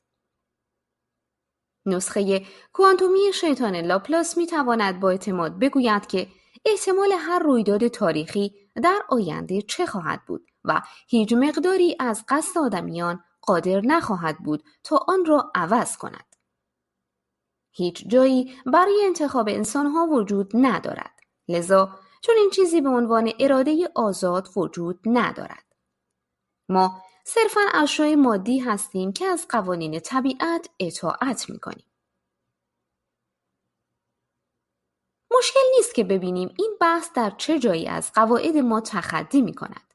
وقتی که ما انتخاب می‌کنیم تا انسان را به مثابه تجمعی از اتم‌ها یا یک عملکرد موج‌های کوانتومی تعریف کنیم، البته که برداشتی به عنوان اراده آزاد وجود نخواهد داشت. اما این امر در این باره چیزی نمیگوید که آیا به هر حال وقتی که ما افراد را به عنوان انسان‌ها توصیف می‌کنیم، این مفهوم نقش مفیدی بازی می‌کند یا نه؟ در این حال این مفهوم واقعاً به طور آشکاری نقش مفیدی بازی می‌کند. حتی متعصب‌ترین چریک ضد اراده آزاد دائما از گزینه‌هایی صحبت می‌کند که آنها و دیگر انسان‌ها در فعالیت‌های روزمره‌شان انتخاب می‌کنند. حتی اگر این افراد به دنبال این گفته‌ها سعی کنند تا با اضافه کردن البته به استثناء این که مفهوم انتخاب واقعاً وجود ندارد، این امور را جدی قلمداد نکنند. مفهوم انتخاب وجود دارد و واقعاً هم مشکل است که انسان را بدون آن تعریف کرد. تصور کنید که شما دانش آموز دبیرستان هستید و می‌خواهید به دانشکده بروید و در چندین دانشگاه قبول شده اید. شما صفحات وب هر یک از آنها را مرور می‌کنید. از محوطه آنها بازدید کرده با دانشجوها و استادان صحبت می‌کنید. سپس به یکی از آنها بله و به بقیه نه می‌گویید.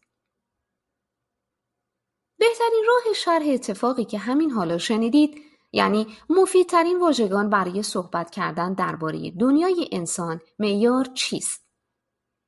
این واژگان به ناچار شامل بیاناتی در راستای شما انتخاب کردید و دلایل این انتخاب خواهند شد. اگر شما یک ربات ساده یا یک تولید کننده شماره‌های اتفاقی بودید، ممکن است راه بهتری برای صحبت کردن درباره شما وجود داشته باشد. اما وقتی که ما درباره انسان‌ها صحبت می‌کنیم، علی‌رغم اینکه ما به چه خوبی قوانین فیزیک را می‌دانیم، محروم کردن آنها از واژه انتخاب مصنوعی بوده و اثر معکوس دارد. این موضع‌گیری در ادبیات فلسفه به عنوان سازوارگرایی شناخته می شود که اشاره به سازگاری بین شرح زیربنایی جبری یا حداقل بی‌فاعلی علمی و یک واژگان ماکروسکوپی انتخاب و قصد دارد. سازوارگرایی که ریشه‌هایش را تا جان لاک در قرن 17 می توان ردیابی کرد، شایع‌ترین راه تفکر درباره اراده آزاد در بین فیلسوفان حرفه‌ای است. از این دیدگاه، اشتباهی که شک‌گرایان اراده آزاد مرتکب شده اند، این است که بدون مراقبت‌های لازم در بین واژگانی ناسازگار با هم تغییر موضع دادند. شما صبح از دوش خارج می‌شوید. به جا لباسی رفته و فکر می‌کنید که امروز پیراهن سیاه بپوشید یا آبی. این تصمیمی است که باید شما بگیرید. شما نمی‌توانید فقط بگویید که من به هر حال هر آنچه را که اتم‌های بدن من به طور جبری انجام می‌دهند خواهم کرد. اتم‌ها کارهایی را خواهند کرد که در نظر داشتند انجام دهند، اما شما نمی‌دانید که این کارها چی هستند و ربطی هم به تصمیمی که شما باید بگیرید ندارد. وقتی که شما سؤال را در واژه‌های شما و انتخاب شما وضع کردید، نمی‌توانید شروع به صحبت درباره اتم‌ها و قوانین فیزیک هم بکنید. هر دو واژگان کاملاً مشروع هستند، اما مخلوط کردنشان منجر به محملات می‌شود. شما ممکن است که بخواهید قبول کنید که اقیانوس‌ها و درجات حرارت واقعی هستند، حتی اگر آنها را نتوان در هیچ کجای اجزای بنیادی شکل دهنده تئوری هسته‌ای پیدا کرد، اما احساس کنید که نمی‌خواهید که همین منطق را در مورد اراده آزاد اطلاق کنید. به هر حال توان تصمیم گیری صرفاً یک کلکسیون ماکروسکوپی از تعداد زیادی از قطعات میکروسکوپی نیست، بلکه کاملاً چیز متفاوتی است. اگر در بهترین و جامع‌ترین تعریف از طبیعت اراده آزادی وجود ندارد، پس چرا مفید است تا طوری فکر کنیم یا رفتار کنیم که در واژگان انسان معیاری چنین چیزی وجود دارد؟ جواب به پیکان زمان برمیگردد. ما در فصل 8 درباره چگونگی دسترسی معرفت شناسانه به گذشته یعنی حافظه صحبت کردیم. نوع معرفتی که درباره آینده نداریم. علت این است که یک وضع حد و مرزی خاص یعنی پیشفرض گذشته وجود دارد که بر اساس آن نزدیک بیگ بانگ آنتروپی بسیار پایین بوده است. این یک قطعه اطلاعاتی قدرتمندی درباره گذشته است که ما را قادر می‌سازد تا آن را با دقتی شرح دهیم که نمی‌توانیم آینده را با همان دقت شرح دهیم.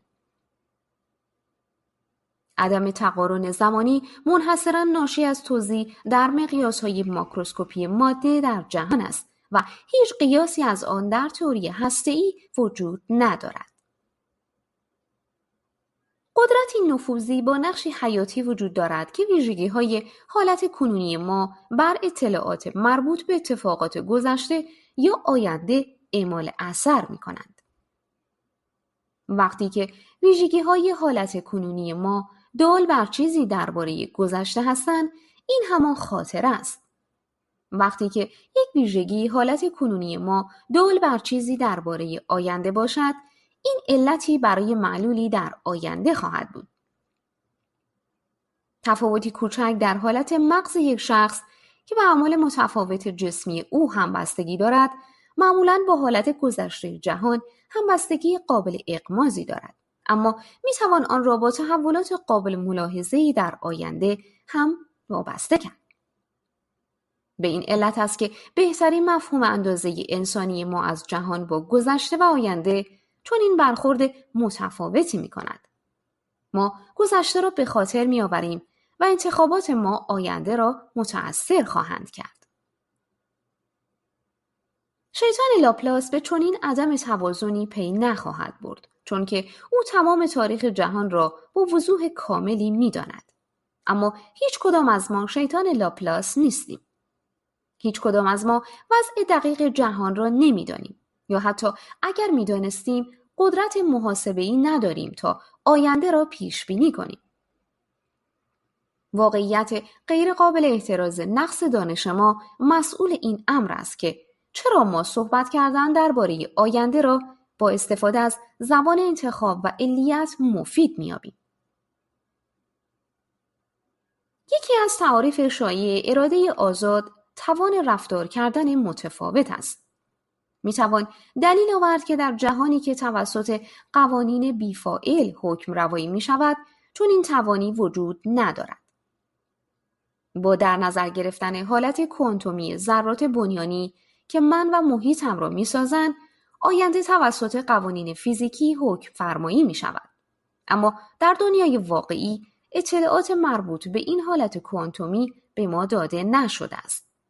ما اطلاعات ناکاملی داریم.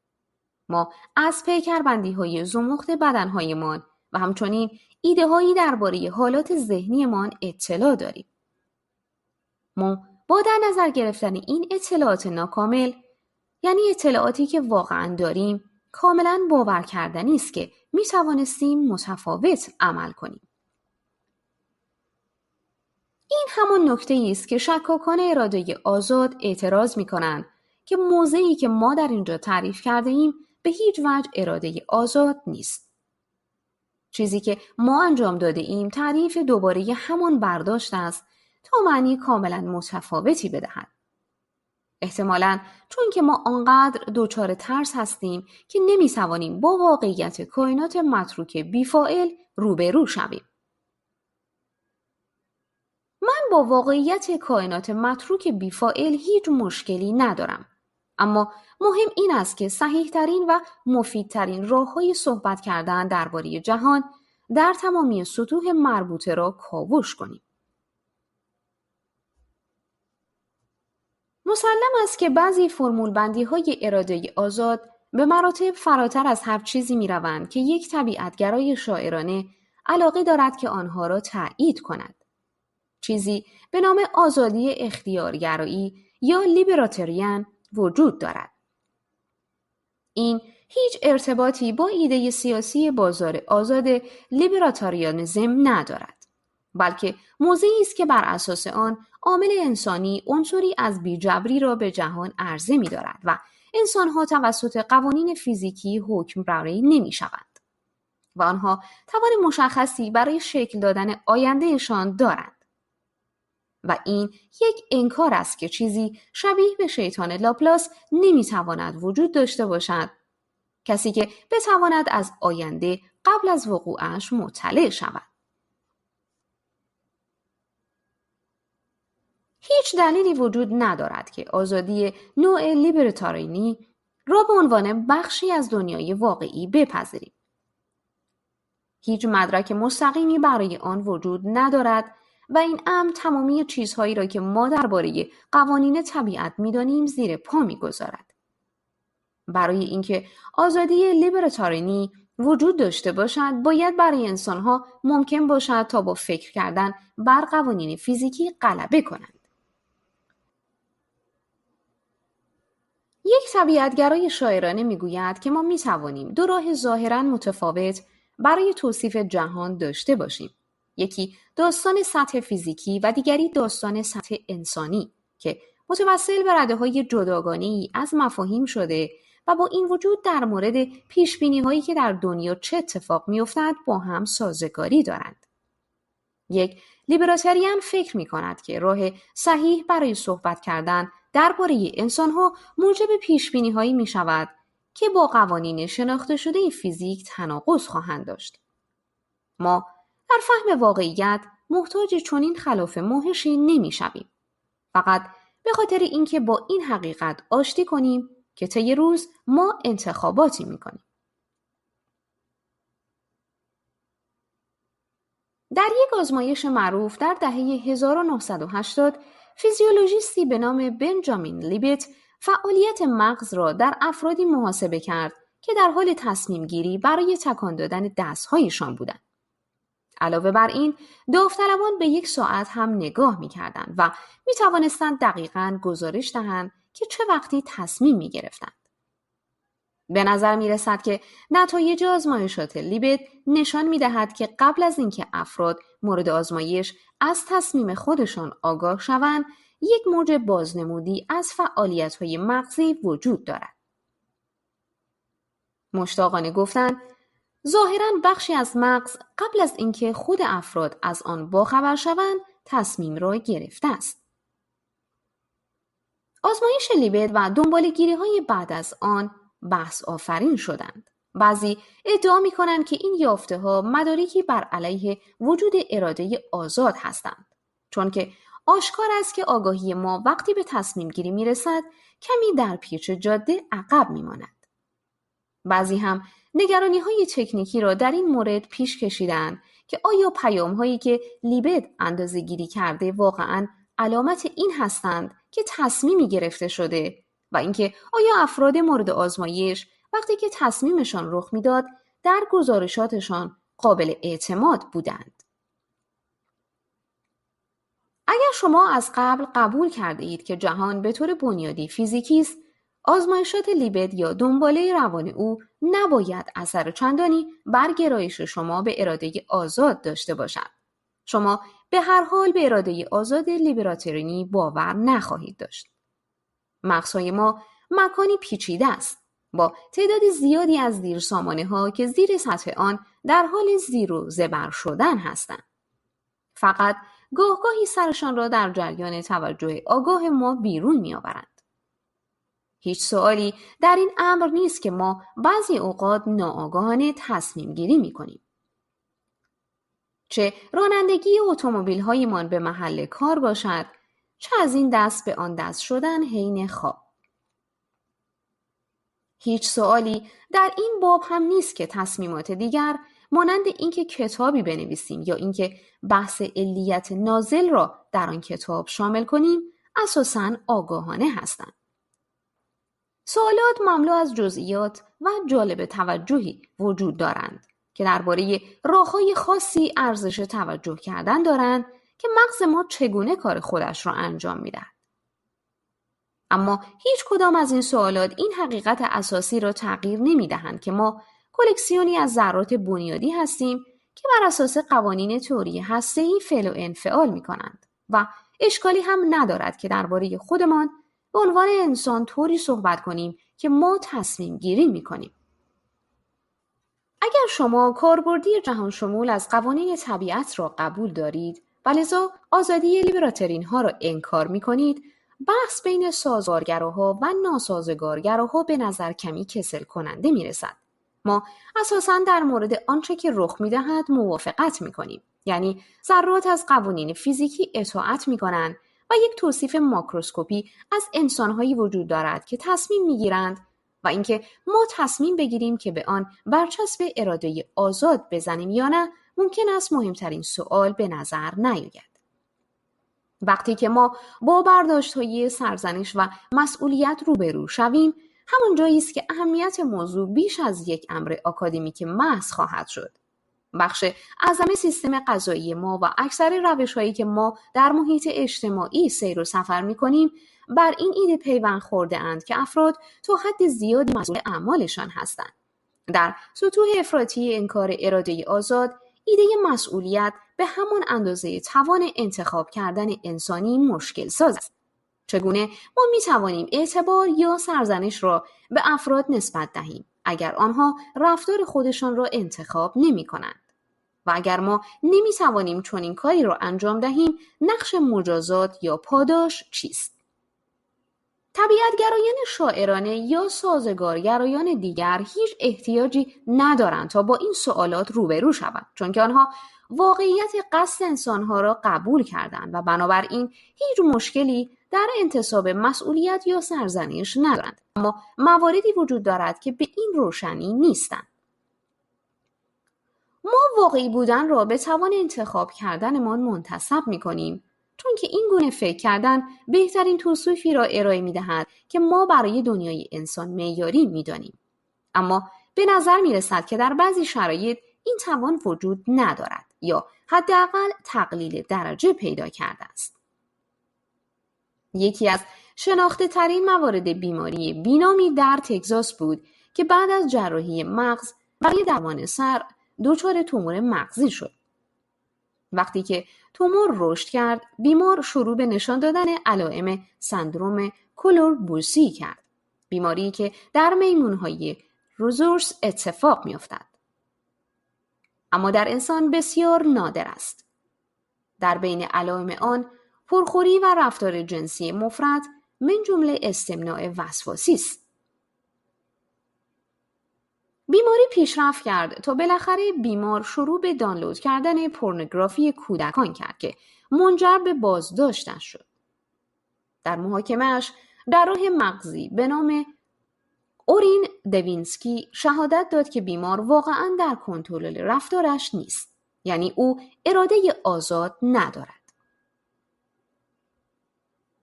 به نظر دوینسکی رفتار وسواسی او برای دانلود کردن پورنوگرافی را میتوان کاملا به اثرات جراحی قبلی او ربط داد که باعث شده که او هیچ اراده‌ای درباره این موضوع نداشته باشد.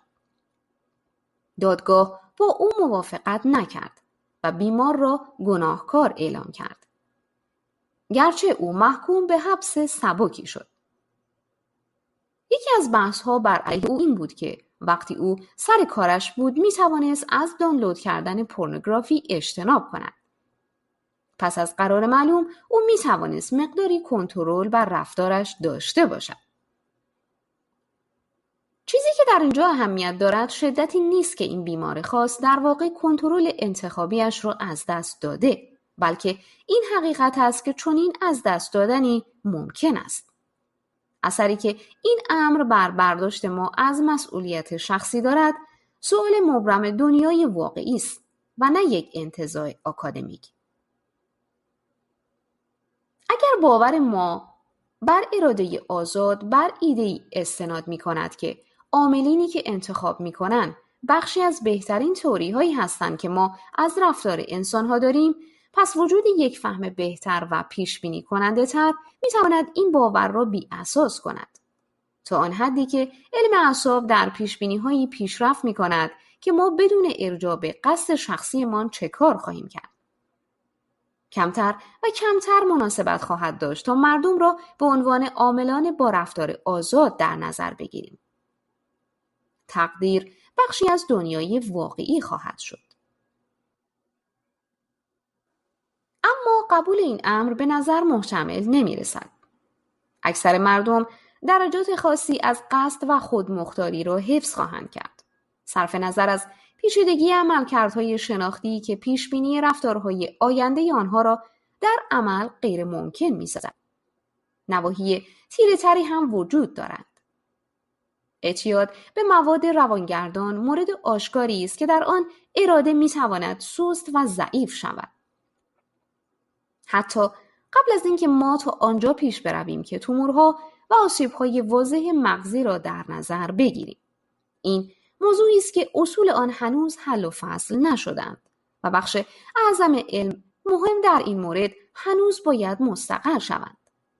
چیزی که به نظر آشکار می‌رسد این است که ما باید ایده‌هایمان را درباره مسئولیت شخصی بر اساس بهترین فهم ممکن قرار دهیم که می‌توانیم از چگونگی کار مغز به دست آوریم و بخواهیم که وقتی داده‌ها طلب می‌کنند این ایده‌ها را به روز کنیم. بخش 6. علاقه. 3 میلیارد ضربان قلب. کارل سیگن که تعداد بسیار زیادی را با شگفتی‌های کیهان آشنا کرد، در سال 1996 فوت کرد.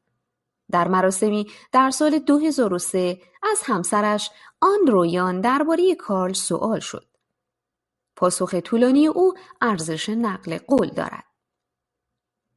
وقتی که شوهر من فوت کرد، از آنجا که او آنقدر معروف بود و به بی‌باوری شناخته شده بود، افراد زیادی به من نزدیک شدند و هنوز هم نزدیک می‌شوند و از من می‌پرسند که آیا کارل در آخر عمرش تغییر پیدا کرد و به باور به حیات بعد از مرگ عقیده دوباره پیدا کرد؟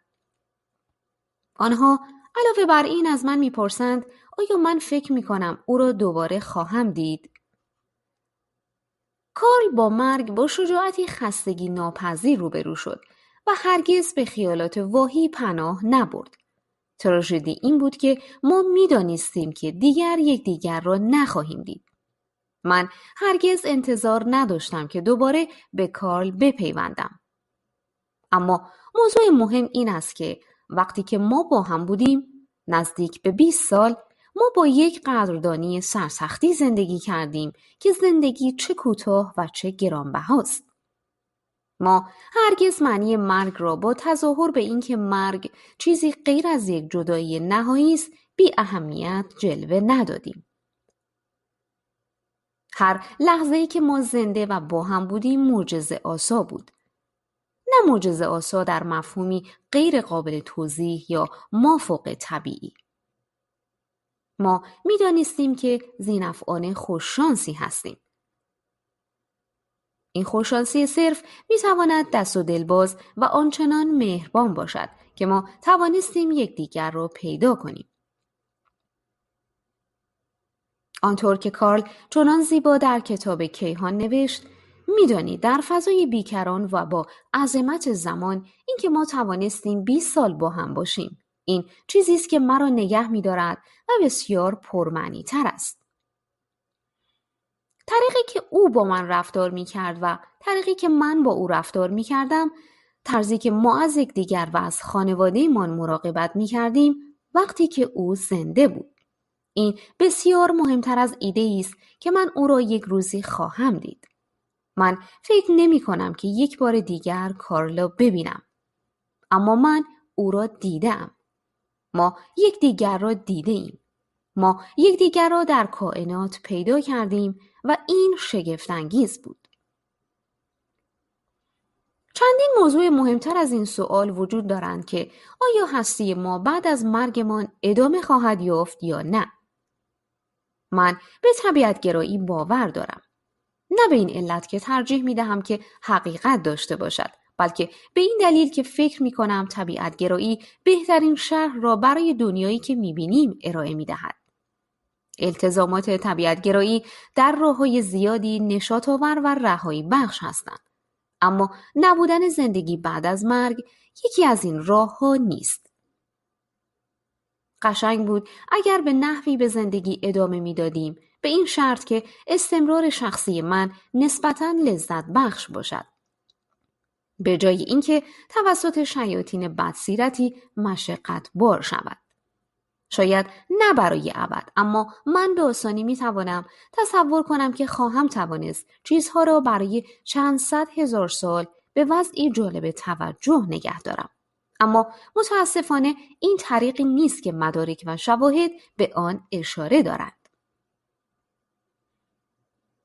آرزوی شدید برای ادامه حیات فراتر از دوران طبیعی چندین ساله یکی از انگیزه‌های عمیق انسانی است. یعنی امید و انتظاری در این باره که زندگی‌های ما معنی دارند و نکته‌ای در مورد همه اینها وجود دارد. برداشت دلایلی که چرا در دنیای انسان معیاری ما اغلب مفید واقع می شود، اما ممکن است وقتی که ما درباره خاستگاه جهانی یا طبیعت قوانین فیزیکی شروع به صحبت می کنیم کاربردی نداشته باشند. آیا این امر به زندگی‌های ما اطلاق می شود؟ آیا دلیلی وجود دارد که چرا ما اینجا هستیم؟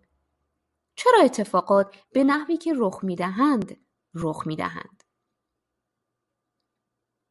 مواجهه با فانی بودن زندگی‌هایمان شجاعت می‌خواهد و حتی شجاعت بیشتری تا به محدودیت‌های هدف در هستی‌هایمان اقرار کنیم. مهمترین بخش بازتاب خانم دوریان این اذعان نبود که او دوباره کار را نخواهد دید. اما در آنجایی بود که او تاکید کرد که این یک شانس محض بود که آنها در گام اول یکدیگر را یافتند. دوران محدود زندگی به ما گوشزد می کند که انسانها بخشی از طبیعت هستند، نه جدا از آن. فیزیکدانی به نام جوفری وست رده‌های جالب توجهی از قوانین پیمایش با مقیاس گذاری را در طیف وسیع از سیستم‌های پیچیده مورد مطالعه قرار داده است. این قوانین پیمایشی طرح‌هایی هستند که شرح می‌دهند چگونه ویژگی خاصی از یک سیستم به تغییر ویژگی‌های دیگر این سیستم واکنش نشان می‌دهند. برای مثال، در پستانداران مقیاس‌های قابل انتظار طول عمر معادل میانگین وزن هر فرد به توان 1/4 است. به این معنی که گونه‌های پستانداری که 16 برابر سنگین‌تر هستند، 2 برابر طولانی‌تر از گونه‌های سبک‌تر زندگی می‌کنند. اما همزمان فاصله بین ضربان‌های قلب در گونه‌های پستانداران هم با وزن آنها به توان 1/4 پیمایش می‌شود. در نتیجه این دو اثر یکدیگر را خنثی می‌کنند و تعداد ضربانات قلب به ازای هر طول زندگی به طور تخمینی برای همه پستانداران یکی است. در حدود 1.5 میلیارد ضربان قلب. قلب معمولی یک انسان هر دقیقه بین 60 تا 100 بار میزند. در دنیای مدرن که ما از پیشرفت‌های طب و تغذیه بهره میبریم، زندگی انسان‌ها به طور متوسط 2 برابر آن چیزی است که مقیاس قانون وست پیش بینی می‌کند. آن را 3 میلیارد ضربان به حساب بیاورید. در هیچ جایی از تئوری هسته‌ای، میدان‌های کوانتومی و فیزیکی که زیربنای زندگی روزمره ماست، ایده‌هایی از قبیل معنیدار بودن و اخلاقیات و هدف یافت نمی‌شوند. همین را می‌توان درباره وان حمام و کتاب‌های داستان و قوانین بسکتبال گفت. این امر مانع از این نیست که ایده‌های اخیر حقیقت نداشته باشند.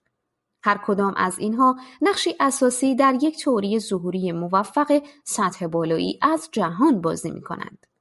همین امر در مورد معنی داشتن، اخلاقیات و هدف هم صدق می‌کند. اینها در معماری جهان تعبیه نشدند، بلکه به صورت راه‌هایی برای صحبت کردن درباره محیط انسان معیاری ظهور پیدا می‌کنند. اما تفاوتی وجود دارد. جستجو برای معنی داشتن نوع دیگری از علم نیست. در علم ما می‌خواهیم جهان را هرچه ممکن است کارآمدتر و دقیق‌تر شرح دهیم. پژوهش برای یک زندگی خوب مثل کار علمی نیست، بلکه درباره ارزیابی جهان است و قضاوت کردن درباره طریقی است که چیزها هستند و می‌توانند باشند. ما می‌خواهیم که بتوانیم به اتفاقات متفاوت ممکن اشاره کرده و بگوییم این آن هدف با ارزشی است که باید برایش تکاپو کرد، یا این همان راهی است که ما باید رفتار کنیم. علم هیچ اهمیتی به چنین قضاوت‌هایی نمی‌دهد. خاستگاه چنین ارزش‌هایی دنیای خارجی نیست، در درون ماست. ما بخشی از جهان هستیم. اما مشاهده کرده ایم که بهترین راهی که درباره خودمان صحبت کنیم این است که به صورت عاملین متفکر و هدفمندی باشیم که می توانیم انتخاب کنیم. اجتناب ناپذیر است که یکی از این انتخابات این است که چگونه زندگی را می خواهیم بگذرانیم. ما به این طور فکر کردنی عادت نداریم. هستی شناسی عامیانه ما معنی داشتن را به صورت چیزی کاملا متفاوت از مواد فیزیکی دنیا در نظر می گیرد. معنی دار بودن ممکن است خدادادی باشد، یا ذاتی از بعد معنوی زندگی، یا بخشی از تمایل عاقبت اندیشی باشد که در خود جهان تعبیه شده، یا بخشی از جنبه عنصر قابل توصیف متعالی واقعیت باشد. طبیعت‌گرایی شاعرانه تمامی این احتمالات را رد می کند و از ما می خواهد تا گام شگرفی برای نگاه به معنی داشتن در همان روشی برداریم که مفاهیمی را در نظر می گیریم که انسانها ابداع می کنند تا درباره جهان صحبت کنند. کتاب پرفروش ریک وارن با عنوان زندگی انگیزه دار شده با هدف با یک تذکر ساده شروع می شود. درباره شما نیست. شاید تعجب آور باشد که کتابی که این همه افراد برای تسکین و پندگیری به آن پناه میبرند با چنین تذکر غمگینی شروع شود. اما استراتژی وارن دقیقاً متوسل شدن به حس انسان‌هایی است که چالش‌های زندگی بر آنها غلبه کرده است. وارن راه مستقیمی برای بیرون رفتن ارائه می‌دهد. این درباره شما نیست، درباره خداست. شما مجبور نیستید که الهیات وارن را قبول کنید تا با این گونه انگیزه دادن همدردی کنید. راه‌های زیاد دیگری وجود دارند که این امر می‌تواند درباره چیزی غیر از ما باشد. ما می‌توانیم تمایلات معنوی داشته باشیم بدون اینکه به یک دین رسمی سازمان یافته تعلق داشته باشیم، یا می‌توانیم احساس کنیم که دلسپرده یک فرهنگ یا ملت یا خانواده‌ای هستیم، یا می‌توانیم باور به فرم‌های عینی معنی دادن‌هایی شویم که بر زمینه‌های علمی پایه دارند. هر کدام از این چنین استراتژی‌هایی می‌تواند در مفهومی چالش برانگیز باشد که مشکل بتوان از عهده انتظارات استانداردهایی برآمد که بر ما تحمیل می‌کند. اما از آنجا مفهوم لعنتی حداقل استانداردهایی دارد که آرام بخش باشد. طبیعت‌گرایی شاعرانه چنین راه فراری از مطالبات برخورد با زندگی به روشی خلاقانه و فردی را ارائه نمی‌دهد. مربوط به شما است. به تو، به من و به هر کس دیگری مربوط است تا برای خودش معنی و هدف خلق کند. این امر می‌تواند یک چشم‌انداز ترسناکی داشته باشد. طاقت فرسا بودنش که جای خود دارد. ما می‌توانیم تصمیم بگیریم که خودمان را وقف چیزی بزرگتر کنیم.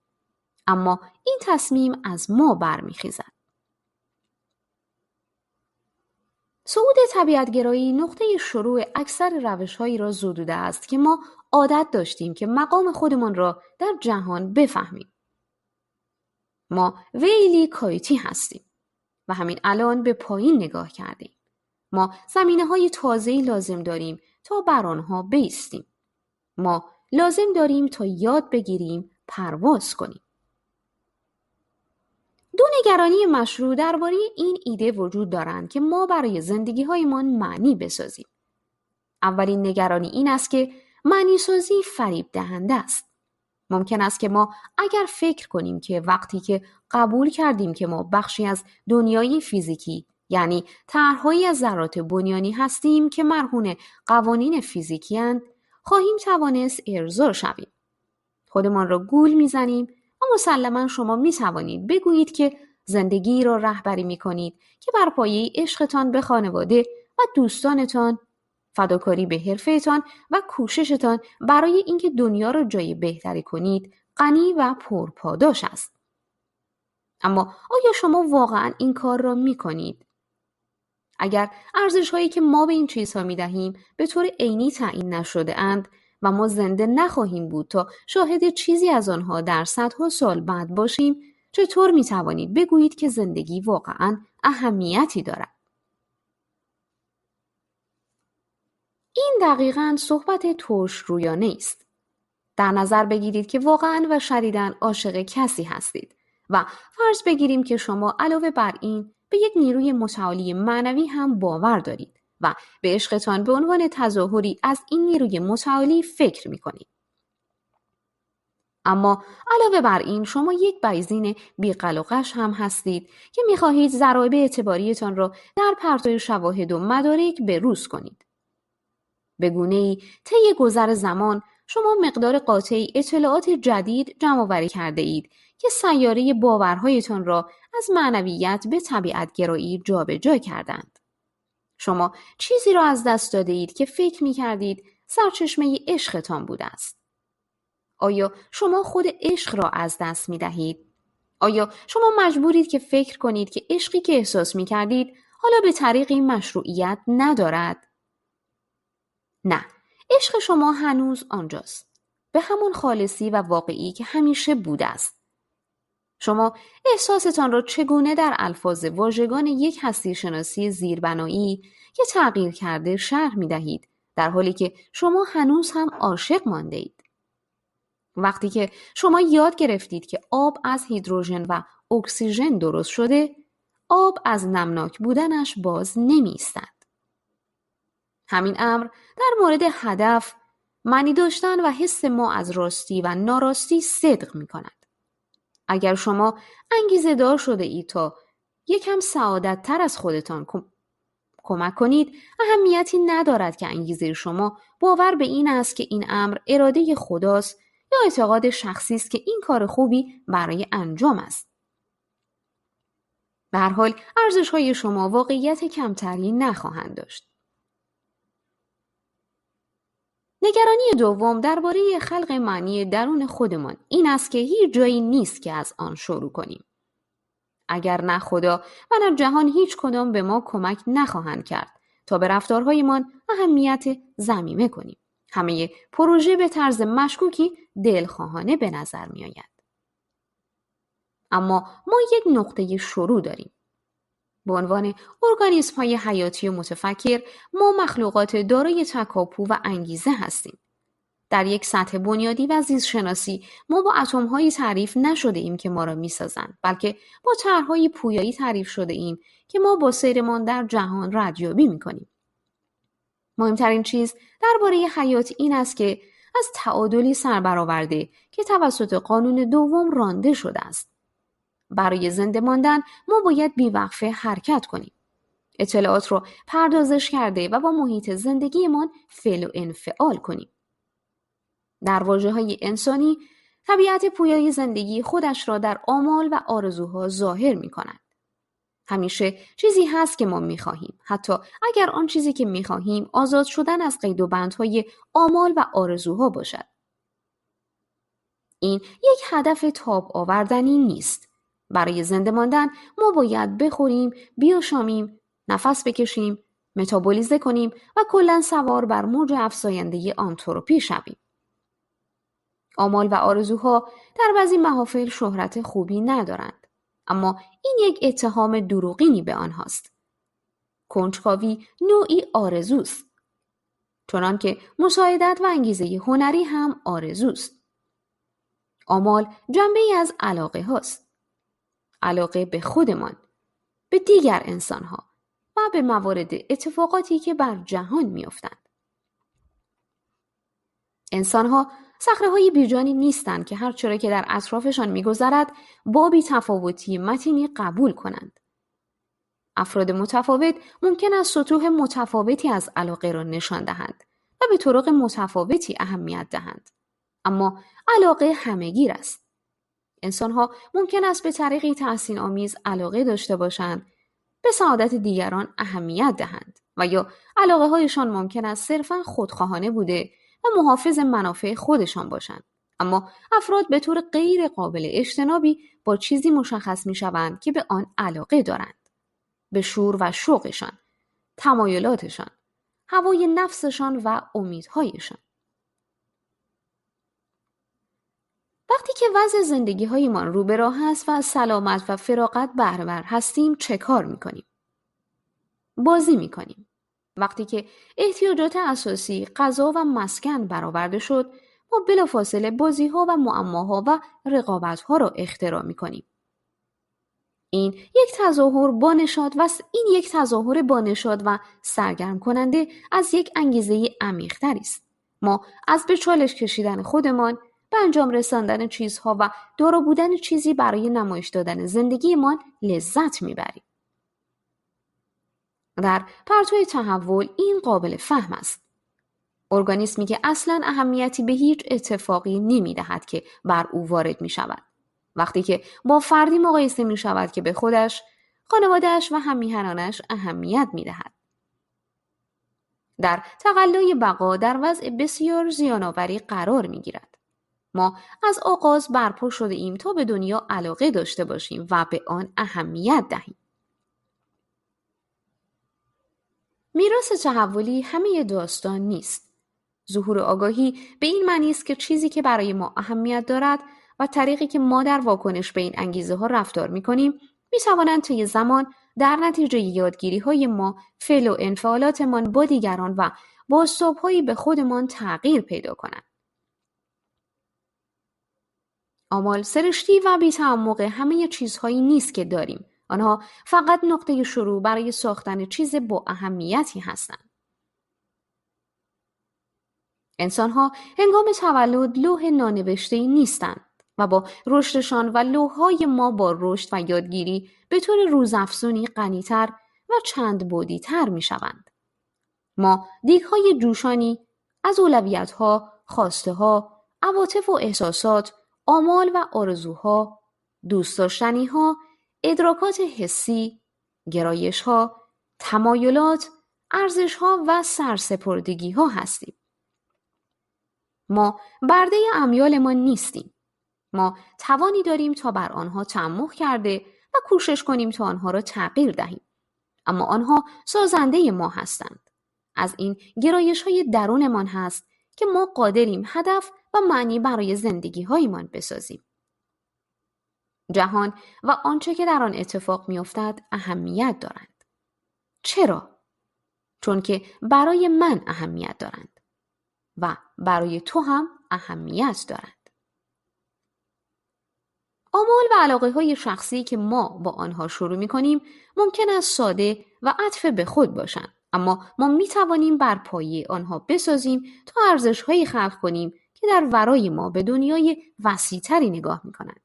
این انتخاب ماست و انتخاباتی که می‌کنیم می‌توانند برای گسترش افق‌هایمان، برای یافتن معنی در چیزی بزرگتر از خودمان استفاده شوند. فیلم سینمایی این یک زندگی شگفت‌انگیزی است، بیشک زیربنای دینی دارد. شب کریسمس است و جورج بایلی با مداخله یک فرشته نگهبان از خودکشی نجات پیدا می‌کند. اما همانطور که نویسنده فیلمنامه به نام کریس جانسون اشاره کرده، چیزی که فکر جورج را عوض می‌کند حرف‌های عاقلانه فرشته نیست، بلکه نشان دادن این امر است که زندگی او اثر محسوس و مثبتی بر زندگی مردم دیگر در شهر بفورد فالز دارد. در اینجا در کره زمین چیز واقعی زندگی‌هایی هستند که ما واقعاً رهبری می‌کنیم. در آخر این تنها جایی است که ممکن است معنی در آن سکنا گزیند. ساختن معانی برای زندگی به صورت بنیادی، فردی، درون شخصی و خلاقانه و مسئولیتی هولناک و کاری متحورانه است. همانطور که کارل سیگن گفته، ما موادی ستاره‌ای هستیم که سرنوشتشان را در دستهای خودشان گرفتند. فانی بودن حیات طعم تلخی به وضع ما می‌دهد. هر کدام از ما آخرین کلامی برای گفتن داریم. آخرین کتابی برای خواندن و آخرین باری که عاشق می‌شویم. در هر لحظه‌ای آن که هستیم و چگونه رفتار می‌کنیم انتخابی است که ما به طور فردی می‌گیریم. چالش‌ها واقعی هستند و فرصت‌ها باور نکردنی اند.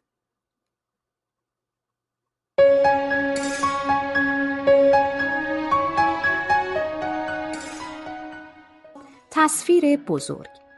نویسنده شان کارول. انتشارات آوای بوف. avayaboof.com.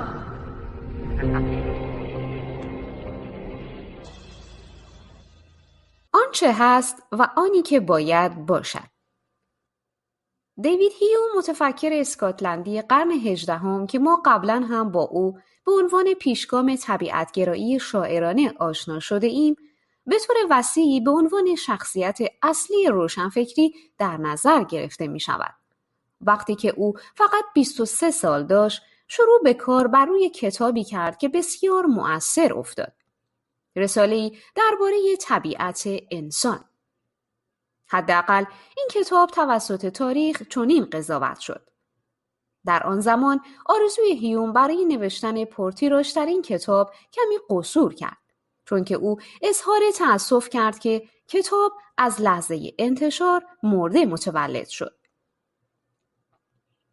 ما باید به هیوم برای کوشش در این امر که نویسنده سرزنده‌ای باشد اعتبار دهیم، حتی اگر توده خوانندگان الزاماً با این امر موافقت نکنند. در یک نقل قول معروف، او کنایه آمیزانه درباره چیزی که به عنوان یک تراژدی عجیب در بین همکاران فیلسوفش میدید، اظهار نظر کرد که میل وافری برای رجزخوانی درباره چیزی وجود دارد که باید حقیقت داشته باشد، در حالی که آنها قبلا فقط چیزی که حقیقت هست رو توصیف می‌کردند. در هر سیستم اخلاقی که من تا حال با آن برخورد کرده ام، همیشه اظهار نظر کرده ام که مؤلف تا مدتی در راه معمولی استدلال پیش رفته و هستی یک خدایی را مقرر کرده و یا مشاهداتی درباره کار و بار انسانی انجام داده است. اما ناگهان متعجب می شوم که در میابم که به جای جفت و جور کردن حواشی، هست و نیست، من با هیچ قضیه‌ای برخورد نمی کنم که با یک بایدی یا نبایدی متصل نشده باشد. چون این تغییری نامشهود است، اما مربوط به نتیجه پایانی است، چون که همونطور که این باید یا نباید رابطه تازه‌ای یا تأییدی را بیان می کند، لازم است که باید آن را در نظر گرفت و گسترشش داد. و در همان حالی که باید دلیلی برای چیزی ارائه داد که روی هم رفته باور کردنی به نظر نمی آید، چگونه چنین رابطه جدیدی می تواند استنتاجی از دیگرانی باشد که کاملا از آن متفاوتند؟ در حالی که فکر کردن درباره جفت و جور کردن حواشی با یکدیگر سرگرم کننده است، جملات هیوم کمی برنده هستند، اما نکته اصلی آشکار است. صحبت درباره باید کاملا موضوع متفاوتی از صحبت درباره هست است. اولی یک قضاوت کردن است، گفته ای که مورد چه باید باشد. دومی صرفاً توصیفی است، گفته ای که چه چیزی واقعاً رخ می دهد. اگر شما در نظر دارید که چنین تردستی انجام دهید و آن را فلسفه بخوانید، حداقل باید ملاحظه کرده و به ما بگویید که تردستی چگونه انجام می‌گیرد. تفکر مدرن این نکته را به این قضیه تقطیر کرده است که شما نمی‌توانید باید را از هست مشتق کنید. ظاهراً در اینجا برای طبیعتگرایی مشکلی وجود دارد. اگر شما نمی‌توانید باید را از هست مشتق کنید، پس مشکلی دارید، چون که هست تنها چیزی است که هست. هیچ چیزی خارج از دنیای طبیعی وجود ندارد که ما بتوانیم برای طرز رفتارمان به آن مراجعه کنیم. وسوسه‌ای که به طریقی میتوان چنین هدایتی را از دنیای طبیعی استخراج کرد به طور باور نکردنی شدید است. اما این وسوسه کار نخواهد کرد. دنیای طبیعی قضاوت نمی کند. هیچ هدایتی ارائه نمی دهد. هیچ اهمیتی به چیزی که باید اتفاق بیفتد نداده و از آن هم خبری ندارد. همه ماها اجازه داریم تا خودمان قضاوت کنیم و ما جزئی از دنیای طبیعی هستیم. اما افراد متفاوت بالاخره به قضاوت‌های متفاوتی منجر می شود. پس کاری نمی شود کرد. برای اینکه ببینیم چرا ممکن است که بتوان باید را از هست مشتق کرد، مفید است که در این باره فکر کنیم که ما چرا هیچ وقت نمی توانیم چیزی را از چیز دیگر مشتق کنیم. راه‌های چندی برای این کار وجود دارند، اما اجازه دهید که بر یکی از ساده ترینشان تمرکز کنیم. قیاس منطقی، یعنی پارادایم استدلال استقرایی. 1. سقراط مخلوق زنده است. 2. همه موجودات زنده از قوانین فیزیکی اطاعت می کنند. 3. بنابراین سقراط از قوانین فیزیکی اطاعت می کند. این صرفاً یکی از مثالهای فرم کلی است که می توان آن را به این صورت بیان کرد. 1.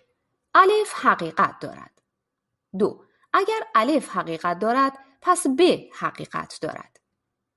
3. بنابراین ب حقیقت دارد. قیاس‌های منطقی تنها نوع استدلال منطقی نیستند، بلکه مخصوصاً این قیاس‌ها صرفاً ساده‌ترین فرمی هستند که برای نکته پردازی ما کفایت می‌کنند. 2 بیان اول قیاس منطقی فرض‌های برهان هستند، در حالی که بیان سومی نتیجه گیری است. گفته می شود که برهانی معتبر است که نتیجه به طور منطقی فرض‌ها را دنبال کند.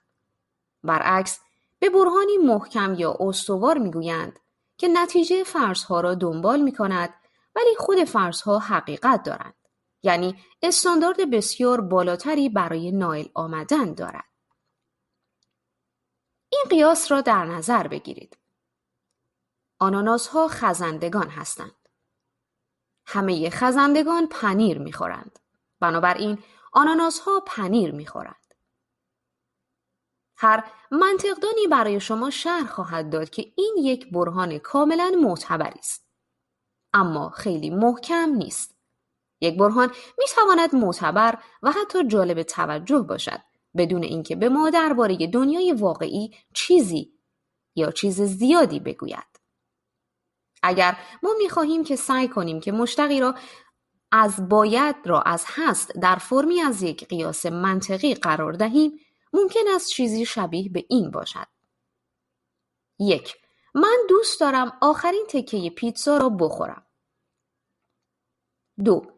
اگر من به سرعت نجنبم کس دیگر آخرین تکه پیتزا را خواهد خورد. 3. بنابراین من باید به سرعت بجنبم. در یک نگاه سطحی این یک برهان خوبی به نظر می آید، اما از نظر منطقی قیاس معتبری نیست. هر دو فرض‌ها بیانهای هستند، یعنی تمایل من به خوردن آخرین تکه پیتزا و احتمال زیادی که اگر سریع نجنبم آن را از دست خواهم داد، هر دو ادعاهای حقیقت امری درباره جهانند، چه حقیقت داشته باشند و چه نداشته باشند. و نتیجه به طور غیر قابل انکاری یک بیان باید است. اما اگر شما به ورای معنی روزمره جملات و به محتوای منطقی زیربنایی آنها نگاه کنید، چیزی گم است. فرض‌های 1 و 2 واقعاً دلالت ضمنی بر نتیجه 3 ندارند، اما به چیزی که دلالت ضمنی دارند این است که بنابراین اگر من سریع نجنبم چیزی را که دوست دارم به دست نخواهم آورد. برای اینکه نتیجه گیری را طوری کنیم که معتبرانه دنبال کند، باید فرض دیگری در این راستا اضافه کنیم. 2. الف. من باید طوری عمل کنم که موجب رخ دادن اتفاقی شوم که دوست دارم. با این الحاق برهان معتبر می شود. علاوه بر این دیگر کاندیدی برای مشتق کردن باید از هست نخواهد بود.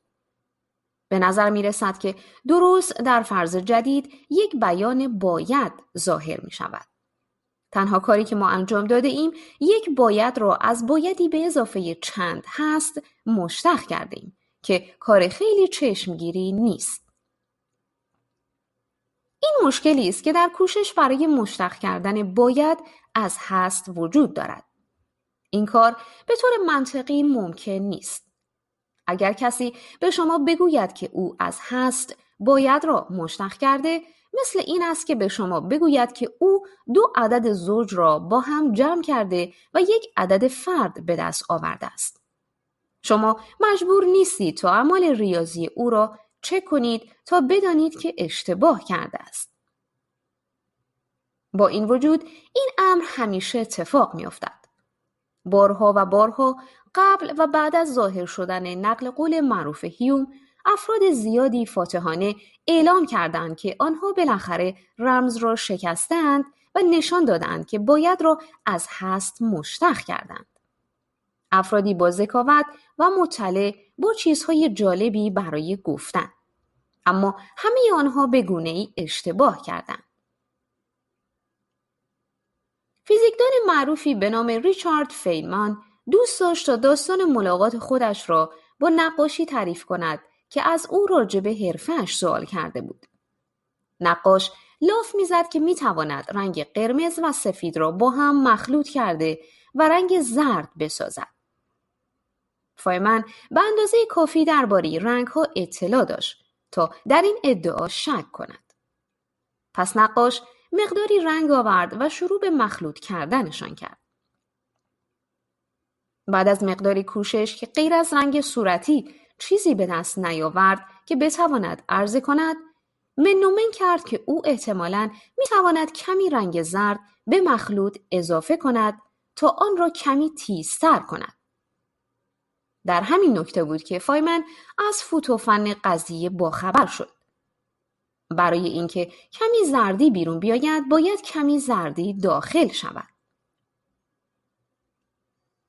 بذلگویی نقاش همان حرکت اساسی است که طی قرون مورد استفاده قرار گرفته تا باید را از هست مشتق کنند. کاری که به طور منطقی غیر ممکن است. کسی یک سری از بیانات بی چون و چرای هست را ارائه داده و بعد یک بیان ضمنی باید را که به نظر بسیار منطقی می رسد و هیچ کس نمی تواند آن را انکار کند، دزدکی وارد می کند. متاسفانه برای این افراد تمامی بیاناتی که چه چیزی باید رخ دهد توسط یک کسی رد شده یا خواهد شد و اگر هم نشده این مانع آنها نمی شود که بیانات باید باشند. مثال کلاسیکی توسط جان سر درباره اتاق چینی معروف ارائه شده است. این نسخه سر از نوعی برهان استقرایی است که ما در بالا بازرسی کردیم. 1. جونز عبارت من بدین وسیله به تو اسمیت $5 قول میدهم را به زبان میآورد. 2. جونز به اسمیت قول $5 را داد. 3. جونز خودش را تحت تعهدی قرار داد تا به اسمیت $5 بپردازد. 4. جونز تحت تعهدی است که به اسمیت $5 بپردازد. 5. جونز باید به اسمیت $5 بپردازد. شما ظهور سحرآمیز باید را در بیان آخری مشاهده می کنید. علیرغم اینکه همه سطور دیگر درباره هست هستند. در کجا تردستی اتفاق افتاد؟ یافتن این تردستی مشکل نیست. درست مثل همون که ما میبایستی فرض جدید 2 الف را در بالا تصور میکردیم، سر بر فرض پنهانی بین شماره 4 و 5 اتکا میکند. 4 الف. تحت همان شرایط شخص باید به آنچه تعهد کرده پایبند باشد. در حقیقت سر در متن مقاله‌اش به احتیاج برای فرضی مانند این اقرار می کند. اما فکر می کند که این به مثابه یک فرض به حساب نمی آید. چیزی که به طور اتوماتیکی توسط تعاریف واژه‌های مشمول حقیقت پیدا می کند. سر ادعا می کند که مقصودش این است که بگوید جونز قول داد تا کاری بکند. حقیقتاً جونز باید کاری بکند. است. اگر وضع به همان منوال بماند. این امر حقیقت ندارد.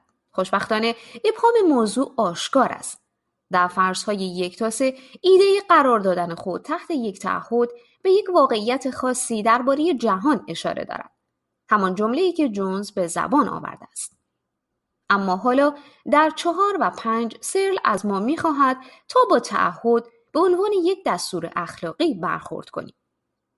بیانی درباره آنچه که باید اتفاق بیفتد.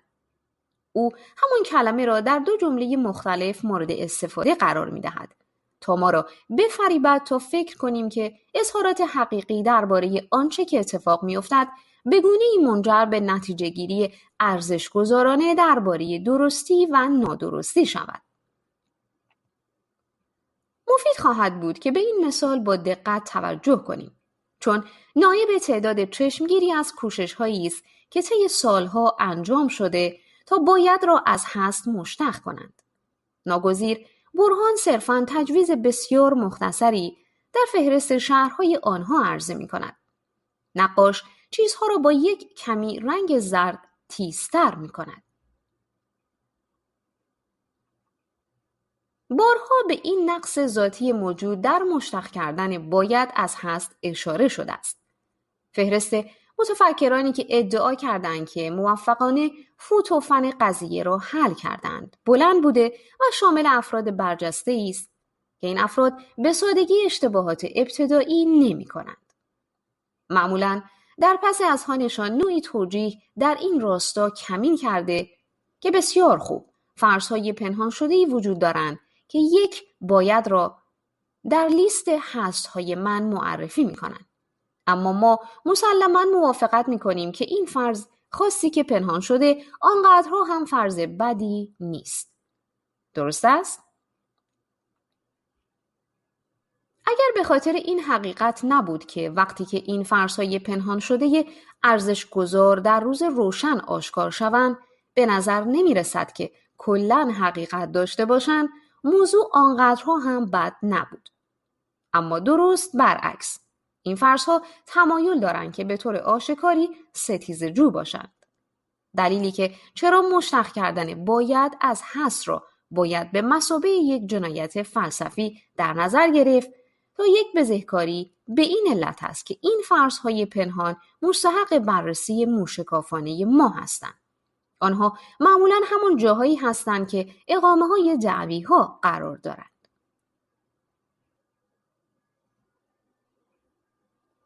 ممکن است شما وسوسه شده باشید تا فکر کنید که فرض پنهانی 4 الف سر خیلی قابل اعتراض به نظر نمی آید. اما اجازه دهید آن را دقیق‌تر مورد بررسی قرار دهیم. مسلماً انواعی از تعهدات وجود دارند که شخص نباید به آنها پایبند باشد. برای مثال وقتی که این تعهدات تحت اجبار داده شده یا اینکه آنها شدیداً از بعضی امریه‌های اخلاقی تخطی می‌کنند. سر خواهد گفت که به علت بند اگر وضع همان بماند چون این مثالهایی به حساب نمی آیند. پس دقیقاً این بند چه معنی دارد؟ سر در جواب به ما می گوید که قدرت بیان اگر وضع همان بماند در مورد اخیر تقریباً این است. مگر اینکه ما دلایلی برای این امر داشته باشیم که تعهد بی‌اعتبار است. داخل پرانتز گام 4 یا عامل نباید به قولش پایدار باشد. داخل پرانتز گام 5 پس تعهد باقی مانده و او باید پای قولش بایستد. پس شما باید هر چه را که متعهد شده اید انجام دهید. مگر اینکه دلایلی وجود داشته باشند که شما نباید این کار را انجام دهید. به نظر نمی رسد که چنین امری بنیانی برای یک استدلال اخلاقی مفید باشد.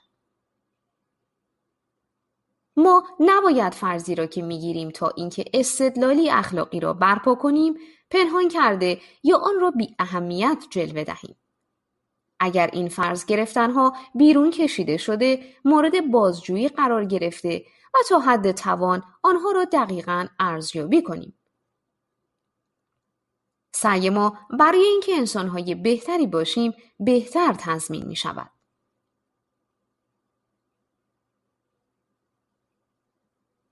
یک تحریف مدرن در کمپین مشتق کردن باید از هست ادعایی است که اخلاقیات را می توان به علم تقلیل داده یا علم می تواند آن را هضم کند.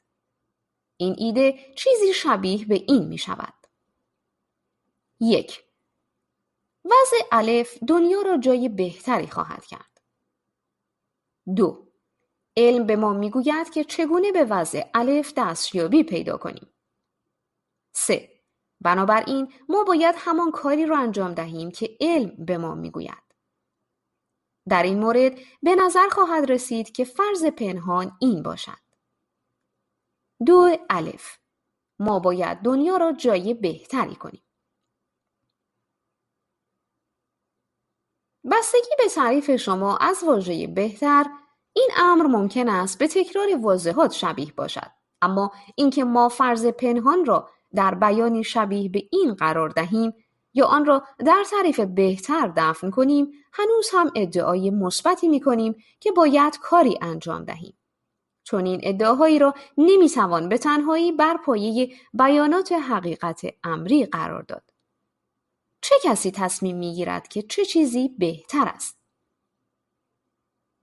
گاهی طرفداران این تکنیک دلیل می‌آورند که تنها کاری که آنها انجام می‌دهند فرضگیری‌های معقولانه است و چون علم همیشه فرض‌های معقولی می‌گیرد پس کاری که ما انجام می‌دهیم با علم تفاوتی ندارد. در این ادعا یکی از جنبه‌های مهمی که مفقود شده این است که علم چیست. بیانات زیر را در نظر بگیرید. جهان در حال انبساط است. انسان‌ها و شامپانزه‌ها اجداد مشترکی دارند. ما باید سعی کنیم تا به مردم اجازه دهیم زندگی‌های سعادتمندتر و طولانی‌تری را هدایت کنند. در پرتوهای خاصی همه این بیانات حقیقت دارند، اما فقط 2 بیان اولی علمی هستند. دلیلش این است که هر کدام از اینها می توانستند غلط باشند. آنها فقط بنا به تعریف یا فرض حقیقت ندارند. چون که ما می توانیم دنیاهای ممکنی را فرض بگیریم که در آنها جهان در حال انقباض است. یا در آنها گونه‌های شبیه به انسان‌ها و شامپانزه‌ها وجود دارند که از یک جد مشترکی تحول نیافتند. اما با تجربه گرایی، قیاس و استدلال بیضینی تصمیم می‌گیریم که آیا بیانات اینچنینی حقیقت دارند یا ندارند. یعنی ما بیرون رفته و جهان را مناظره می‌کنیم و به طور متناسبی ضرایب اعتباریمان را به روز می‌کنیم. ما تصور نمی‌کنیم که باید آزمایشاتی انجام دهیم تا تصمیم بگیریم که آیا ما باید سعی کنیم تا به مردم امکان دهیم که زندگی‌های سعادتمندتر و طولانی‌تری داشته باشند. ما فرض می‌گیریم که این چنین است یا سعی می‌کنیم تا آن را از یک رده از فرضیات مرتبط با آن مشتق کنیم. این امر جزء مهم طرز کار علم را از طرز تفکر ما درباره درستی و نادرستی جدا می‌سازد. علم محتاج فرضگیری نیست. بعضی از ادراکات معرفت شناسی مانند اعتماد ما به وارده‌های اساسی حس‌هایمان وجود دارند که نقش مهمی در برپایی سیاره‌های استوار باوری طبقه دانشمندان بازی می‌کنند. اما فرضگیری‌هایی که برای راه‌اندازی علم کفایت می‌کنند همان فوتوفن را برای اخلاقیات انجام نمی‌دهند. هیچ کدام از اینها مانع نمی‌شوند که ما به موضوعات بایسی با استفاده از ابزارهای استدلال و عقلانیت نپردازیم. فرم کاملا منطقی از تفکر وجود دارد که عقلانیت ابزاری خوانده می شود که وقف جواب به سوالاتی از قبیل با در نظر گرفتن این که ما می خواهیم به اهدافی دستیابی پیدا کنیم چگونه می توانیم به آن بپردازیم می شود. فوتوفن آن تصمیم گیری درباره هدفی است که در نظر داریم. یک پیشنهاد جالب توجه را بیل پرتسون و تد لوگان پیش کشیدند. وضعی که توسط الکس وینتر و لیانو ریوز در فیلم سینمایی ماجراهای عالی بیل و تد نقشای آنها را بازی کردند. آنها قضیه اخلاقی جاودانه با یکدیگر عالی رفتار کنید را پیشنهاد کردند. آنطوری که مفهومات زیربنایی برای نظریه پردازی اخلاقی رواج دارند، شما می توانید بدتر انجام دهید. اغوا کننده است تا دلواپسی‌های مربوط به بنیان‌های اخلاقی را بر این پایه کنار بگذاریم که ما وقتی خوبی‌های اخلاقی را ببینیم آنها را خواهیم شناخت و چیزی که واقعاً اهمیت دارد این است که چگونه به آنها دستیابی پیدا کنیم. اما دلایل مهمی وجود دارند که چرا ما باید از سطح فلسفی کردن تد و بیل کاری کمی بهتر انجام دهیم. حقیقت این است که همه ماها در نهایت موافقت نمی کنیم که چه چیزی سعادت یا لذت یا عدالت و یا سایر روش‌هایی را شکل می دهد که با هم عالی باشیم. اخلاقیات و معنی داشتن حوزه‌هایی هستند که عدم موافقت‌های بنیانی فقط از این بر نمی‌خیزند که کسی اشتباهی کرده است، بلکه عدم موافقت‌ها واقعی و غیر قابل اجتناب بوده و ما باید راهی پیدا کنیم تا آنها را رعایت کنیم. اغوا کننده است که گفته شود همه موافقند که کشتن توله سگ‌ها غلط است. مگر آن کسانی که توله سگ‌ها را می‌کشند. پس شاید مقصودمان این باشد. هر شخص معقولی موافقت می‌کند که بعد از آن ما باید معقول بودن را تعریف کرده و دریابیم که ما در واقع هیچ پیشرفتی نکرده ایم. فقدان یک زیربنای علمی عینی برای اخلاقیات می‌تواند نگران کننده باشد. این امر دلالت ضمنی بر این دارد که کسانی که ما با آنها عدم توافق اخلاقی داریم، چه هیتلر باشد، چه طالبان و یا پهلوان پنبه‌های صحن مدارس که کودکان کوچکتر را کتک می‌زنند، در همان مفهومی نادرستند که نادرست است که تحول داروینی یا انبساط کائنات را انکار کرد. ما می توانیم آزمایشی انجام دهیم یا به داده ها اشاره کنیم یا قیاسی منطقی برپا کنیم یا یک نوشته نیش زننده‌ای در بلاگ قرار دهیم تا افراد اخیر را ترغیب کنیم تا بفهمند که چرا رفتار آنها بد است و اگر چون این چیزی حقیقت دارد آخر چرا آنها باید متوقف شوند. اما این همان وضع دنیاست. ما باید قبول کنیم که آمال ما برای یک زمینه سازی عینی برای اخلاقیات یک تبعیض معرفتی ایجاد می کند و ما باید آن را با شکاک بودن در مورد هر ادعایی در آن جهت جبران کنیم.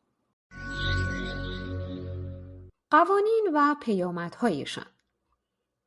ابراهیم شنید که خدا به او دستور می دهد که اسحاق تنها پسرش را به منطقه موریا برده و او را به عنوان سوختنی مذبح قربانی کند.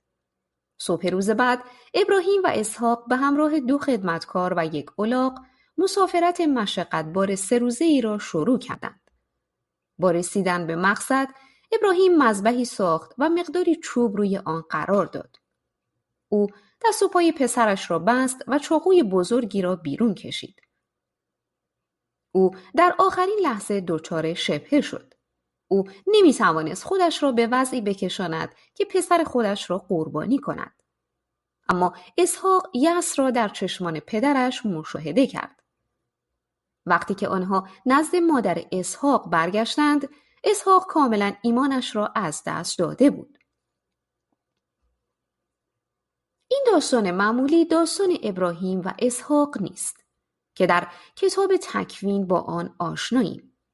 این یکی از 4 تصوری هستند که سورن کیرکگارد در کتابش تحت عنوان ترس و به خود لرزیدن ارائه داده است. در داستان اصلی خدا در آخرین لحظه شفاعت کرده و به ابراهیم قوچی عرضه داشت تا به جای پسرش قربانی کند.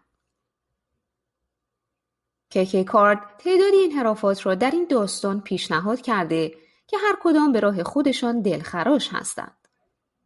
ابراهیم اسحاق را گول زد تا فکر کند که ابراهیم یک عفریت است، طوری که اسحاق باور به خدا را از دست ندهد. ابراهیم قوچی را می‌بیند و تصمیم می‌گیرد که آن را در نقض دستورات به جای پسرش قربانی کند. ابراهیم از خدا تمنا می‌کند تا او را عفو کند که چرا به قربانی کردن پسرش اندیشیده است. و ابراهیم در آخرین لحظه دچار شبهه شده و موجب می شود که اسحاق ایمانش را از دست بدهد. خوانش‌های بسیاری از افسانه ابراهیم و اسحاق وجود دارند. شرح رسمی این داستان را به عنوان درسی برای قدرت ایمان قالب بندی می کند. خدا می‌خواست تا وفاداری ابراهیم را با قوی‌ترین درخواست ممکن آزمایش کند. مارتین لوتر بر این امر پایدار ماند که با در نظر گرفتن احتیاج بنیادی برای تسلیم به اراده خدا، تمایل ابراهیم برای کشتن اسحاق کار درستی بوده است. ایمانوئل کانت بر این اعتقاد بود که ابراهیم باید پی می‌برد که هیچ موقعیتی وجود ندارد که تحت آن بتوان قربانی کردن پسرش توجیه شود. ولذا این دستور حقیقتاً نمی‌توانسته از طرف خدا بوده باشد. کیرکگارد نگران بود که ارتشاء تعبیرات اثر این خودرأی آشکار را رقیق می‌کند و در صدد بود تا بر ناممکنی یافتن جواب ساده‌ای برای تنگنای ابراهیم تأکید کرده و مطالباتی را برجسته کند که ایمان واقعی برقرار می‌کند. از دیدگاه گسترده‌تری این داستان موضوع تعهدات رقابت کننده اخلاقی را برجسته می‌کند. وقتی ما در عمق وجودمان چیزی را احساس می‌کنیم که به نظر به شدت غلط می‌آید، داخل پرانتز کشتن پسر خودمان، و با مقرراتی برخورد می‌کند که ما به آن متعهد هستیم، داخل پرانتز اطاعت از گفته‌های خدا، چه کار باید بکنیم؟ وقتی که روشن نیست چه چیزی درست و نادرست است. اصولی که نهایتاً باید بر اساس آن تصمیم گیری کرد چی هستند؟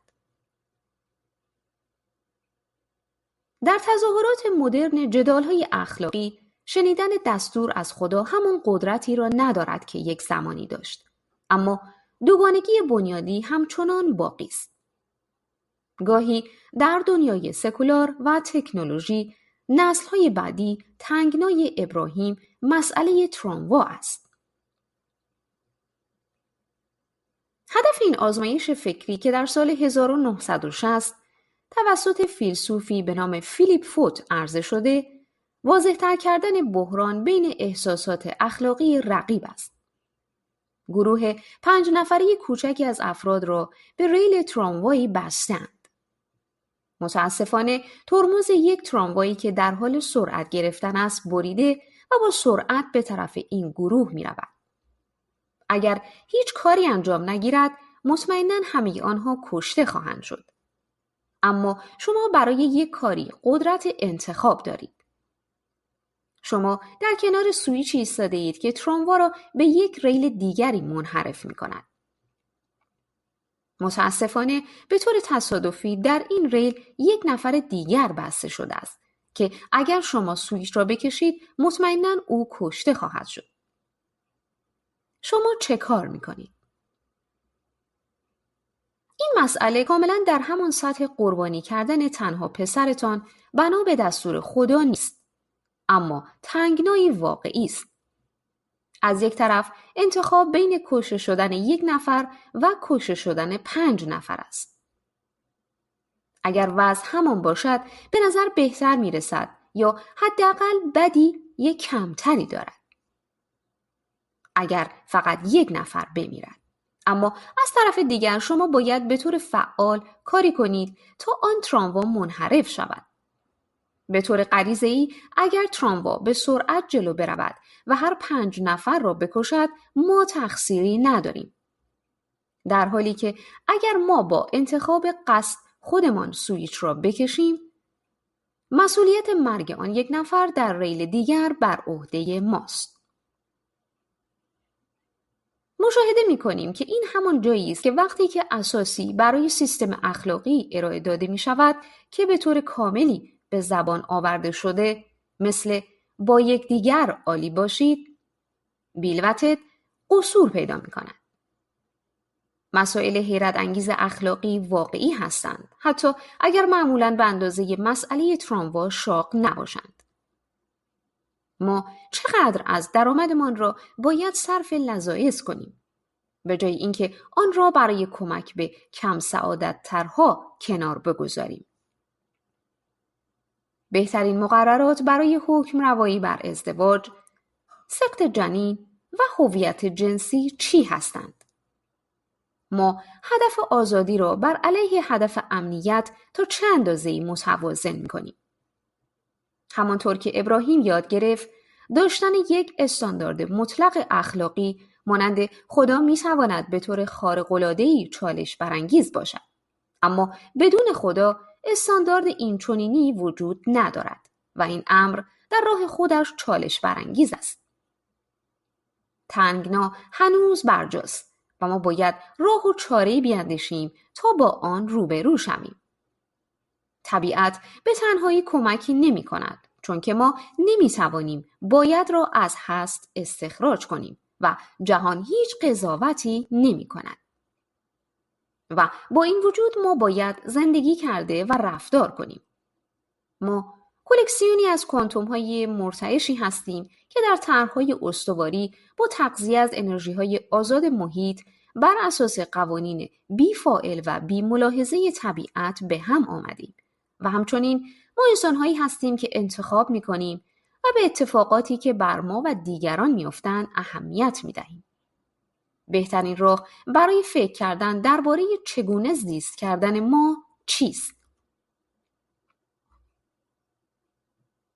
فیلسوفان دریافتند که باید بین اخلاقیات یا اتیکس و فرا اخلاقیات متا اتیکس تمایز قائل شوند. اتیکس درباره این است که چه چیزی درست یا غلط است، چه راهنمایی‌های اخلاقی برای رفتارهای خودمان و دیگران باید اتخاذ کنیم. گفته‌ای مانند این که کشتن توله سگ‌ها غلط است، متعلق به اخلاقیات یا اتیکس است. متااتیکس یک قدم به عقب گذاشته و سوال می کند معنی این که گفته شود چیزی درست است یا نادرست چیست و چرا ما باید یک رده از راهنمایی ها را اتخاذ کنیم و نه رده های دیگری را.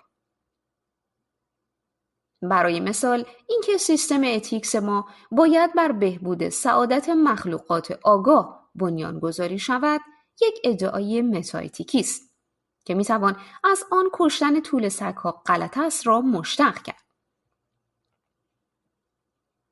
غیر از احتمالاً معدودی از اظهارات الهام بخش، مکتب طبیعتگرای شاعرانه چیز زیادی ندارد تا درباره اتیکس بگوید، اما درباره متااتیکس چیزهایی گفتنی دارد. سیستم‌های اتیکس چیزهایی هستند که توسط انسان‌ها برپا شدند و در جهان بیرونی کشف نشدند و باید بر طبق همین امر ارزیابی شوند. برای کمک به چنین ارزیابی ما می توانیم وقتی که به اتیکس می رسیم بر بعضی گزینه‌هایمان اندیشه کنیم. دو ایده می توانند به عنوان نقاط شروع مفید واقع شوند: نتیجه گرایی و وظیفه شناسی.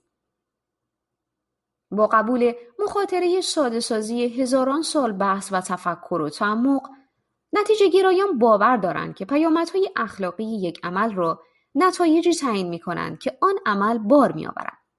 در حالی که وظیفه شناسان حس می کنند که رفتارها فی نفسه یا درست هستند یا غلط، نه به علت اثراتی که ممکن است بار آورند.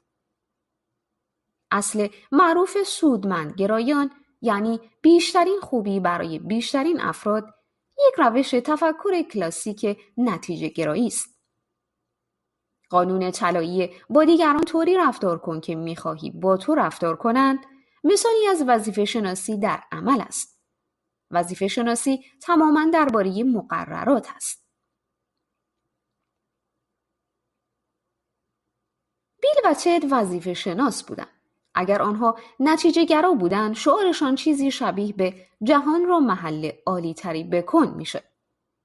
مسئله این است که در نگاه اول هم نتیجه گرایان و هم وظیفه شناسان به نظر معقول میرسند. بیشترین خوبی برای بیشترین افراد یک ایده با شکوهی به نظر میرسد. همانطور که با دیگران طوری رفتار کن که میخواهی با تو رفتار کنند به نظر میآید. نکته مربوط به مسئله تراموا این است که چنین رویکردهایی میتوانند به منازعه کشیده شوند. ایده‌ای که معقولانه است تا یک نفر را قربانی کرد برای اینکه 5 نفر را نجات داد، عمیقاً نتیجه گرایی است. در حالی که اکراه ما برای کشیدن سویچ از انگیزه‌های وظیفه شناسی ما ریشه می‌گیرد. منحرف کردن تراموا و کشتن یک فرد بیگناه صرفاً به نظر غلط می‌آید، حتی اگر 5 نفر را نجات دهد. احساسات استاندارد اخلاقی اکثر افراد هم انگیزه‌های نتیجه گرایی دارد و هم وظیفه شناسی. عملکردهای این گرایش‌های رقیب اخلاقی را می‌توان در مناطق متفاوت مغز خروشانمان ردیابی کرد. از این نظر ذهن ما دارای 2 سیستم است.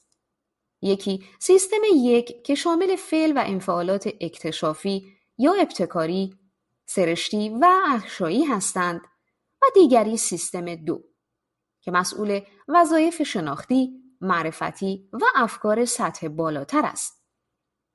تقریباً میتوان گفت که سیستم 1 تمایل دارد که مسئول انگیزه‌های وظیفه شناسی ما باشد و سیستم 2 وقتی گام به میدان میگذارد که ما درباره نتیجه گرایی فکر میکنیم. به قول روانشناسی به نام جاشوا گرین، ما نه تنها دارای تفکر سریع و آهسته هستیم، بلکه دارای اخلاقیات سریع و آهسته هم هستیم. سیستم 2 فکر می کند که ما باید سویچ را بکشیم، در حالی که سیستم 1 از این ایده وحشت زده می شود. فیلسوفان به تعدیلات زیادی از مسئله تراموا فکر کردند. یکی از معروفترین آنها مسئله پل پیاده رو است که جودیت یاریس تامسون ارائه داده است. اجازه دهید فرض بگیریم که شما یک نتیجه گرای متعهدی هستید و مطمئن هستید که در مسئله اولی سویچ را می‌کشید. اما حالا سویچی وجود ندارد، بلکه تنها راه متوقف کردن تراموا از کشتن آن 5 نفر بیچاره روی ریل این است که یک مرد چاق و گنده را از پل پیاده رو در مسیر تراموا به پایین هل دهید. داخل پرانتز، همه چنین آزمایشات فکری تصور می کنند که می توانند آینده را با دقتی جدی پیش بینی کنند. به علاوه این مسئله فرض می گیرد که جثه خود شما آنقدر کوچک است که نمی تواند تراموا را در مسیرش متوقف کند. لذا خود فدا کردن در این مسئله گزینه‌ای برای شما نیست. مثل قبل یا 5 نفر کشته می شوند یا 1 نفر. برای یک نتیجه گرا هیچ تفاوتی بین سناریوی پل پیاده رو و مسئله تراموای اصلی وجود ندارد. اما برای یک وظیفه شناس ممکن است تفاوتی وجود داشته باشد. در مسئله اول ما فعالانه سعی نمی کنیم تا یک نفری را که در ریل مجاور است بکشیم. کشته شدن او فقط واکنش کوشش ما برای نجات 5 نفر است. اما روی پل عابر پیاده ما عمدن کسی را مجبور به مردن می کنیم. در چشمانداز این عمل احساسات ما لگدمال می شوند. کشیدن سویچ یک موضوع است، ولی هل دادن کسی از پل موضوع دیگری است. گرین داوطلبانی را مورد آزمایش قرار داد که در حالی که از آنها می‌خواست تا بر تنگناهای اخلاقی گوناگونی تعمق کنند، آنها را در ماشین MRI قرار داده بود. همانطور که انتظار می‌رفت، اندیشیدن به موقعیت‌های شخصی مانند هل دادن کسی از یک پل منجر به افزایش فعالیت در نواحی مغز می‌شدند که با استدلالات احساسی و اجتماعی مرتبط هستند. موقعیت‌های غیر شخصی مانند کشیدن یک سوئیچ بخش‌هایی از مغز را درگیر می‌کند که با شناخت یا معرفت و عقلانیت سطح بالا مرتبط هستند. وقتی که ما مجبور می‌شویم که با شرایط کمی متفاوت‌تر برخورد کنیم، حجره‌های متفاوتی درون خودمان سرزندگی پیدا می‌کنند. وقتی به اخلاقیات می‌آید، پارلمان طغیانگری که مغز ما را شکل می‌دهد هم شامل جناح وظیفه شناسی است و هم جناح نتیجه گرایی. ممکن است فرو بردن کسی به داخل یک دستگاه اسکن پزشکی تهدید کننده و درخواست از آنها تا آزمایشات فکری فلسفی را در نظر بگیرند به ما چیزی زیادی در این باره نمی‌گوید که یک شخصی حقیقتاً در وضع توصیف شده چه واکنشی نشان خواهد داد.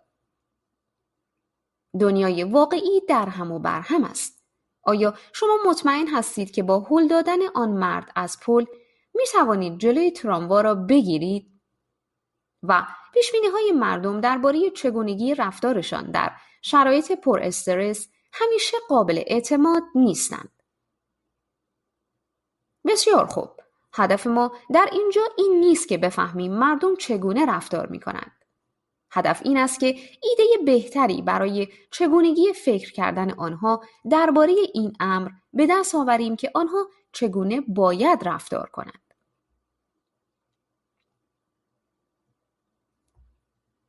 نتیجه گرایی و وظیفه شناسی تنها نوع سیستم‌های اخلاقی نیستند که می‌توانیم آنها را در نظر بگیریم. یک رویکرد شایع دیگر اخلاقیات فضیلتی است که ریشه‌هایش را می‌توان تا ارسطو و افلاطون ردیابی کرد. اگر وظیفه شناسی درباره کاری است که شما انجام می‌دهید و نتیجه گرایی درباره چیزهایی است که پیش خواهند آمد، اخلاقیات فضیلتی درباره این است که شما کی هستید. برای یک اخلاق گرایی فضیلتی چیزی که اهمیت دارد آنقدر این نیست که با منحرف کردن تراموا چند نفر را نجات داده اید و خوبی ذاتی اعمال شما هم نیست. چیزی که اهمیت دارد این است که آیا شما تصمیمتان را بر اساس فضائلی از قبیل شجاعت، مسئولیت و عقلانیت گرفته اید یا نه. روایت فضیلت اخلاقی بیل و تد به سادگی می گفته عالی باش. به نظر می رسد که فضیلت راه خوبی برای سعی کردن است و مانند نتیجه گرایی و وظیفه شناسی یک موضع اخلاقی ظاهراً جذاب باشد. متاسفانه در موارد مهم همه این رویکردهای جذاب منجر به دادن پندهای متفاوت می شوند. چگونه ما باید تصمیم بگیریم که به کدام سیستم اخلاقی پایبند باشیم؟ این یک سوال فریبنده است. دانستن اینکه ما چگونه باید درباره موضوعی تصمیم بگیریم محتاج این است که ما از قبل مواضعی هنجاری، یعنی روشی برای قضاوت کردن رویدادهای متفاوتی داشته باشیم. اجازه دهید به جای این بر طرز کاری تعمق کنیم که برای ما ممکن می کند که به هر حال به دنبال انتخاب یک سیستم اخلاقی برویم. راه‌های صحبت کردن متمایزی وجود دارند که هر کدام حقیقت مهمی را درباره واقعیت به دست می‌دهند. همه واژه‌ها حقیقت را به دست نمی‌آورند. بعضی حقیقتاً اشتباه هستند. هدف ما این است که دنیا را در روش‌های مفیدی شرح دهیم که بر اساس آنها مفید بودن همیشه متناسب با هدف بیان می‌شود. مفید بودن در موارد تئوری‌های علمی به معنی چیزی شبیه به توان پیش‌بینی‌های دقیق بر اساس وارده‌های حداقلی و ارائه بینش در رفتار یک سیستم خواهد بود.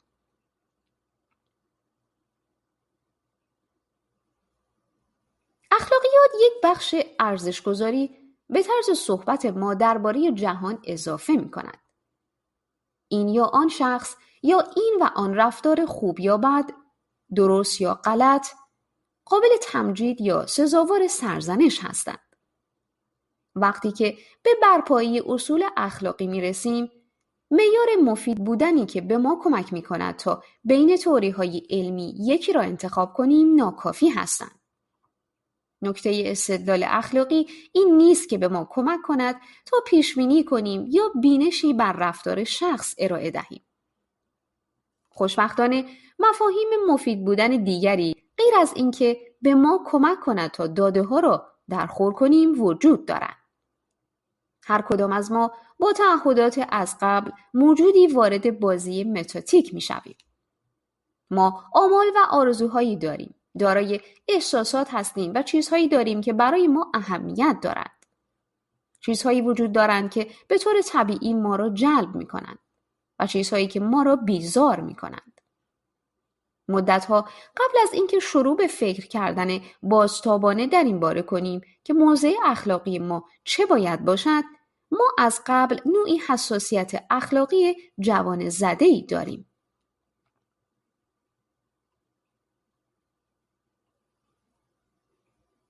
متخصص موجودات نخست پایه به نام فرانس دووال مطالعاتی انجام داده تا خاستگاه‌های همدلی، عدالت و همکاری را در نخست پایگان دقیقاً مورد بررسی قرار دهد.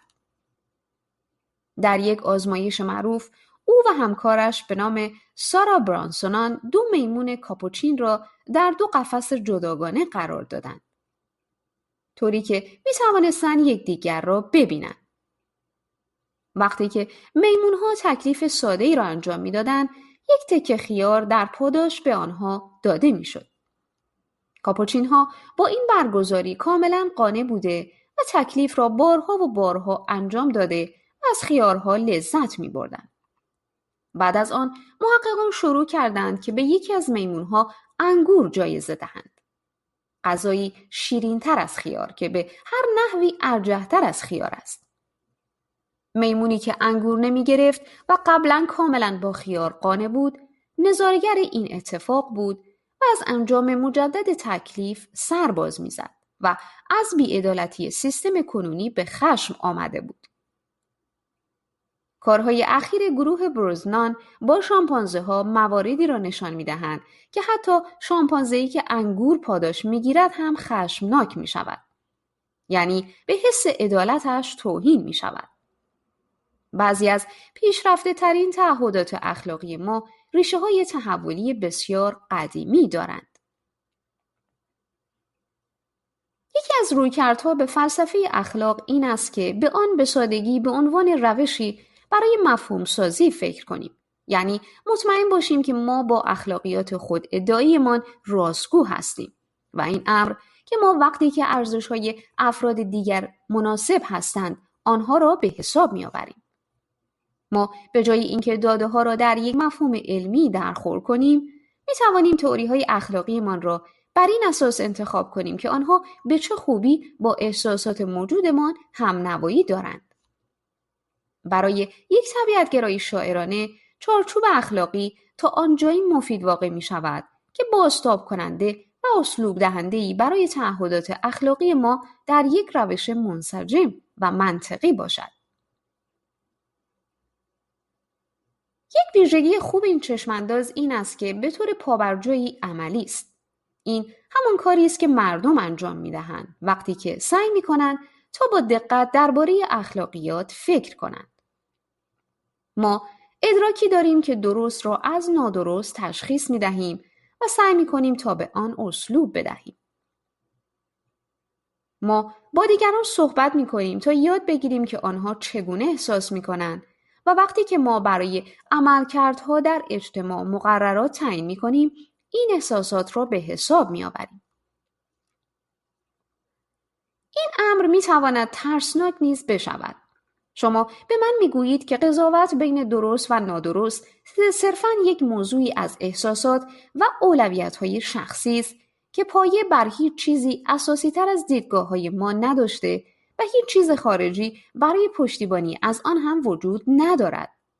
و اینکه آیا هیچ حقیقت اخلاقی عینی در دنیا وجود ندارد؟ بله، اما اقرار به اینکه اخلاقیات ساختگی هستند، نه اینکه بتوان آنها را در خیابان پیدا کرد، به این معنی نیست که چنین چیزی به عنوان اخلاقیات وجود ندارد. آسمان به زمین نیامده است. ایده‌ای که راهنمایی‌های اخلاقی چیزهایی هستند که توسط انسان‌ها بر پایه قضاوت‌ها و باورهای شخصی یا سابجکتیو اختراع شده‌اند، به جای اینکه ریشه در چیزی خارجی داشته باشند، به ساختارگرایی اخلاقی معروف است. داخل پرانتز، وقتی که من در این زمینه میگویم انسان، حق دارید که واژه انسان را با مخلوقات آگاه جانشین کنید. من سعی نمی کنم که در مورد حیوانات، موجودات کرات دیگر و یا ذکاوتمندان مصنوعی فرضی تبعیض قائل شوم. ساختارگرایی با نسبیت‌گرایی کمی تفاوت دارد. یک نسبیت‌گرای اخلاقی فکر می‌کند که اخلاقیات ریشه در ممارست‌های فرهنگ‌ها یا افراد داشته و لذا آنها را نمی‌توان از بیرون قضاوت کرد. گاهگاهی نسبیت‌گرایی به عنوان ساکت‌ترین مواضع مورد استهزاء قرار می‌گیرد، چون که اجازه نقد مشروع یک سیستم توسط سیستم دیگر را نمی‌دهد. بالعکس، یک ساختارگرای اخلاقی اقرار می‌کند که خاستگاه اخلاقیات افراد و اجتماعات هستند، اما قبول دارد که این افراد و اجتماعات رده نتیجه گرفته شده باورهایی به عنوان صحیح را رعایت کرده و دیگران را بر اساس آن قضاوت می‌کنند. ساختارگرایان اخلاقی هیچ تردیدی در این باره ندارند که به افراد دیگر بگویند که آنها کار نادرستی انجام می‌دهند. علاوه بر این، حقیقتی که اخلاقیات ساختگی هستند به این معنی نیست که آنها دلخواهانه هستند. سیستم‌های اخلاقی توسط انسان‌ها اختراع شدند، اما مانند همه انواع موضوعاتی که انسان‌ها برپا کرده اند، همه ماها دقیقاً می‌توانیم مکالمات پرثمری درباره طرز بهبود آنها داشته باشیم. فیلسوفی به نام شارون استریت بین ساختارگرایی کانتی در دنبال روی از ایمانوئل کانت و ساختارگرایی هیومی به دنبال دیوید هیوم تمایز برقرار می‌کند. کانت که برنامه شخصیش طوری بود که ساکنین شهر کونینزبرگ ساعت‌هایشان را با وقت قدم زدن روزانه او تنظیم می‌کردند، بخشی از یک رسم طولانی در فلسفه برای سعی در صراحت بخشیدن، به شدت دقیق کردن و مطمئن کردن همه چیزها بود. او در فلسفه اخلاقیش زیر بار هیچ ابهامی نمی رفت. کانت وظیفه شناس درجه اولی بود و دیدگاهش درباره اخلاقیات را بر اساس امر مطلق پایه‌گذاری کرد. یعنی به طریقی رفتار کنید که اعمال شما تبدیل به یک قانون جهانی شود. به نظر می رسد که در یک جایی کانت پیشنهاد کرده که غلط است که به یک قاتلی که جلوی درب منزل شماست دروغ بگویید تا قربانی بالفعل او را نجات دهید. چون که دروغگویی نباید یک قانون جهانی باشد. محققان در این باره منازعه دارند که آیا کانت واقعاً فکر می‌کرد که همیشه غلط است که دروغ گفت، اما مطمئناً می‌توان برداشتی از درستکاری سختگیرانه‌ای در افکارش یافت. در همین حال هیوم بیشتر در دنیای شک‌گرایی، تجربه‌گرایی و نامطمئنی اقامت داشت. او اصول مطلق اخلاقی را رد کرد و او به جای امر عینی مفتخرانه ادعا کرد که عقل برده هوای نفس است و منحصراً باید برده آن باشد. به این معنی که عقل یا استدلال میتواند به ما کمک کند تا چیزی را به دست آوریم که میخواهیم. اما هواهای نفسمان است که چیزی را که واقعاً میخواهیم تعیین میکنند. هیوم در مورد تمایل فلسفه طبیعی تا چیزها را کمی تمیزتر و مرتبتر و دقیقتر از آنچه واقعاً هستند به نظر آورد تردید داشت. یک سازگار کانتی قبول می کند که اخلاقیات ساخته انسان ها هستند، اما باور دارد که هر انسان معقولی اگر به طور واضحی به اندازه کافی درباره آن فکر کند، همان چارچوب اخلاقی را برپا خواهد کرد.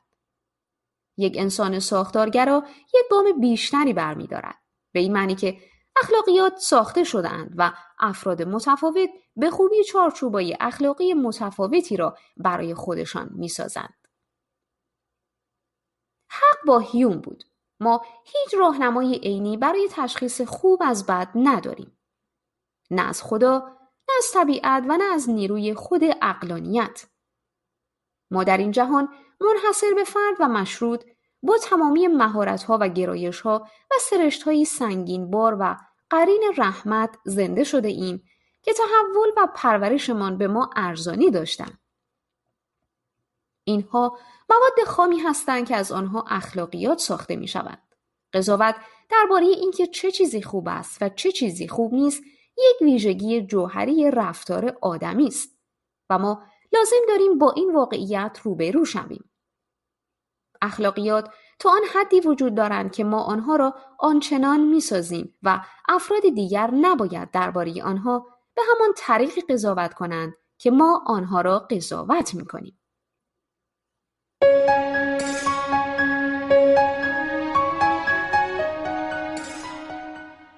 تصویر بزرگ. نویسنده شان کارول. انتشارات آوای بوف. avayaboof.com.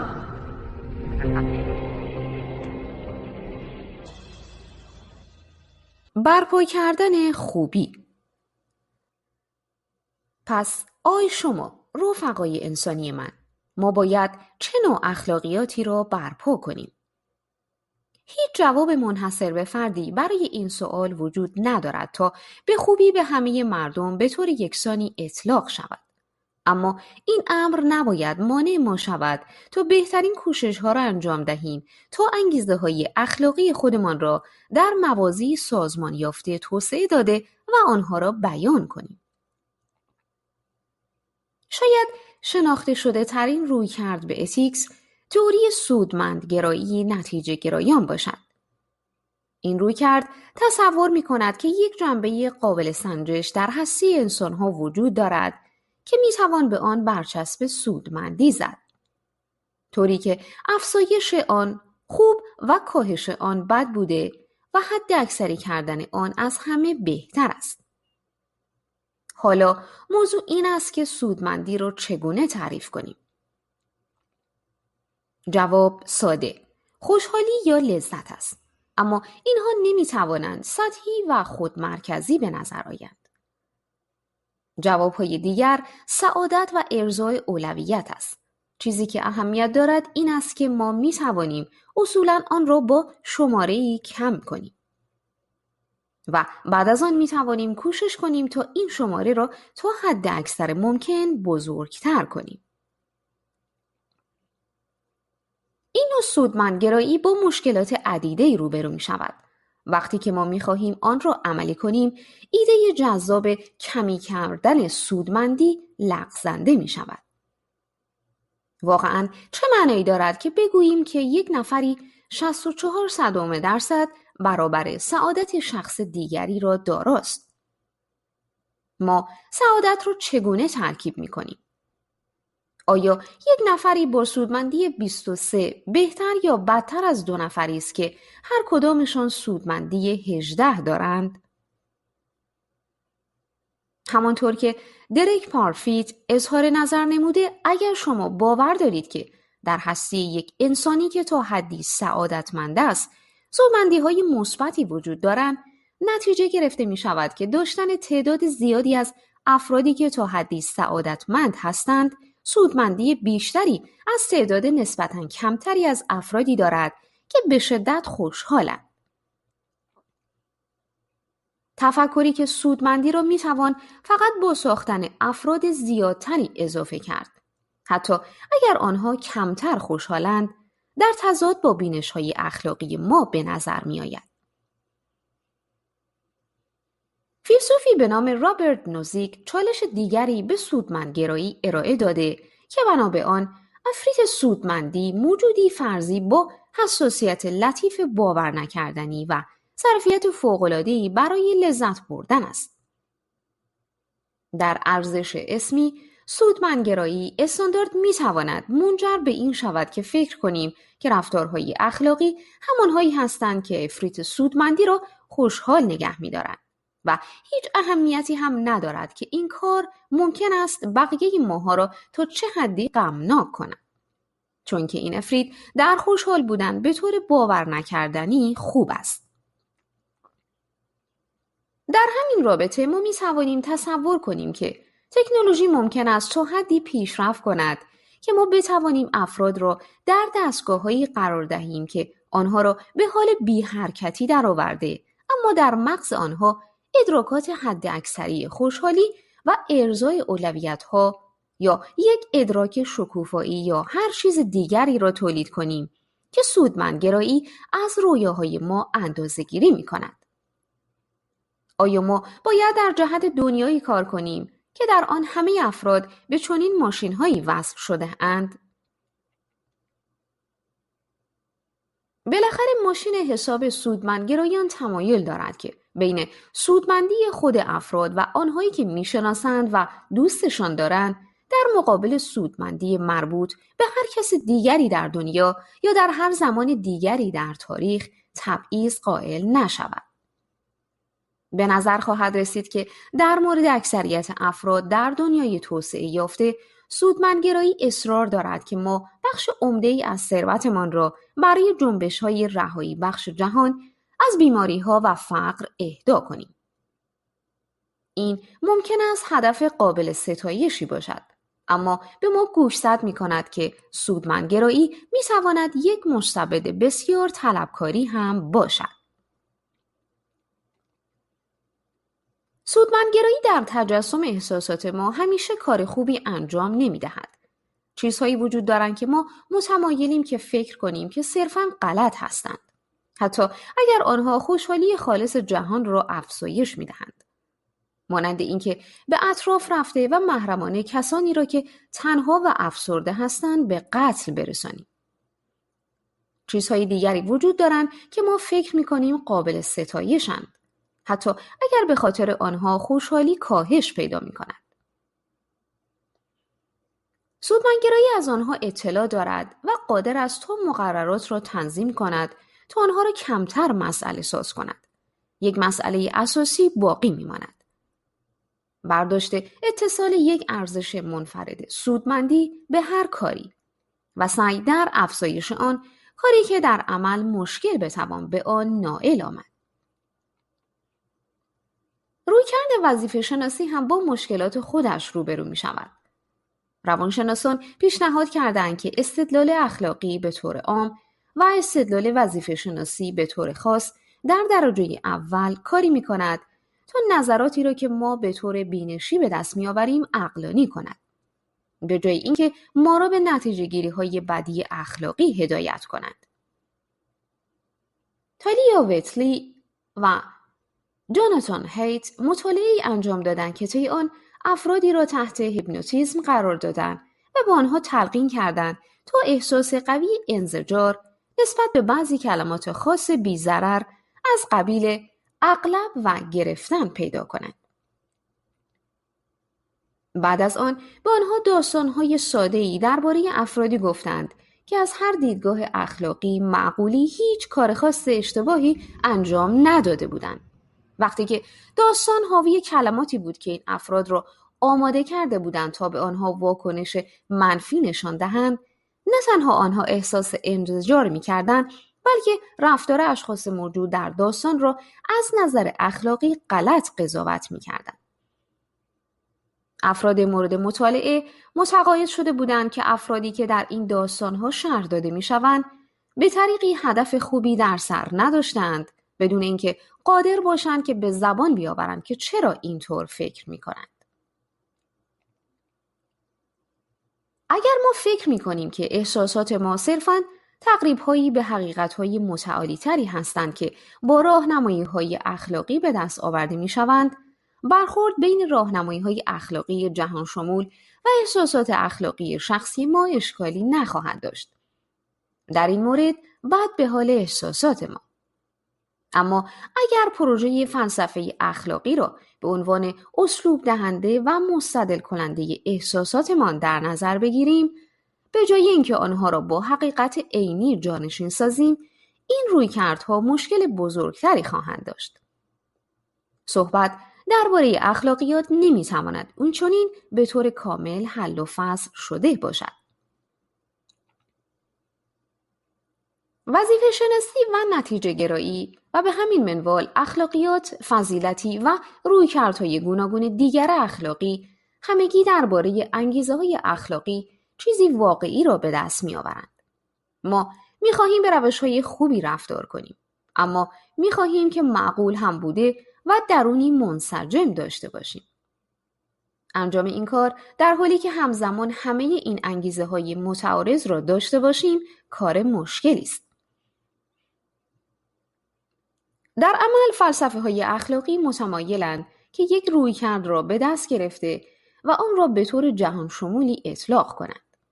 و در نتیجه این امر ما اغلب به نتایجی می‌رسیم که به آسانی با مفروضاتی همنشین نمی‌شوند که با آنها شروع کرده بودیم. ممکن است موضوع این باشد که دستورالعمل اخلاقی که به بهترین وجهی متناسب اکثر مردم است، بر تفسیر اکید هیچ کدام از رویکردها بنا نشده باشد، بلکه قطعاتی از همه آنها را برداشت کند.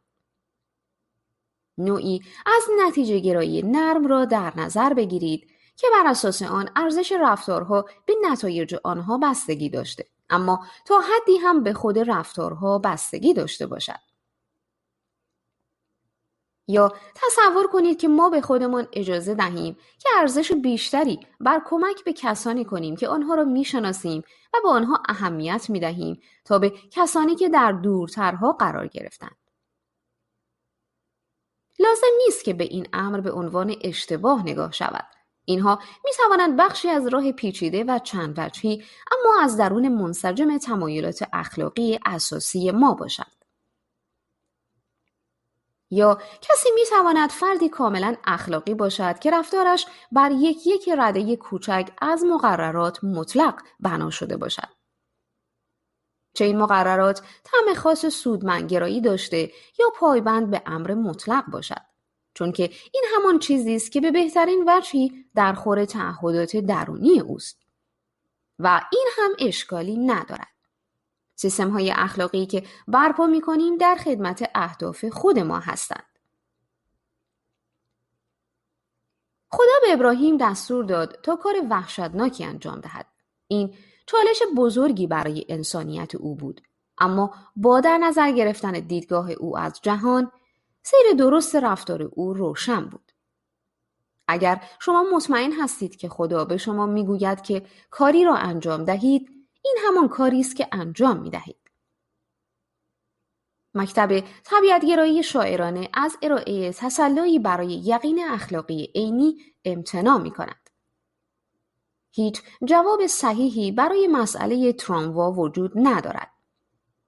چگونگی رفتار به این بستگی دارد که شما کیستید. مشکلی وجود دارد. ما می‌خواهیم که به همان مطمئنی قضیه‌هایی که در ریاضیات یا اکتشافات تجربی علمی وجود دارد، برای تنگناهای ما هم راه حل‌های عینی وجود داشته باشند. به مثابه بیضینی‌های خوب با آگاهی از تبعیضاتمان به طرف ادعاهایی که علاقه داریم که حقیقت داشته باشند، این تمایل باید ما را به خصوص نسبت به کوشش‌هایی دچار تردید کند که اخلاقیاتی عینی بر یک پایه طبیعی پیدا کنیم. اما به عنوان انسان این برپایی اغلب برای ما مقبول می‌افتد.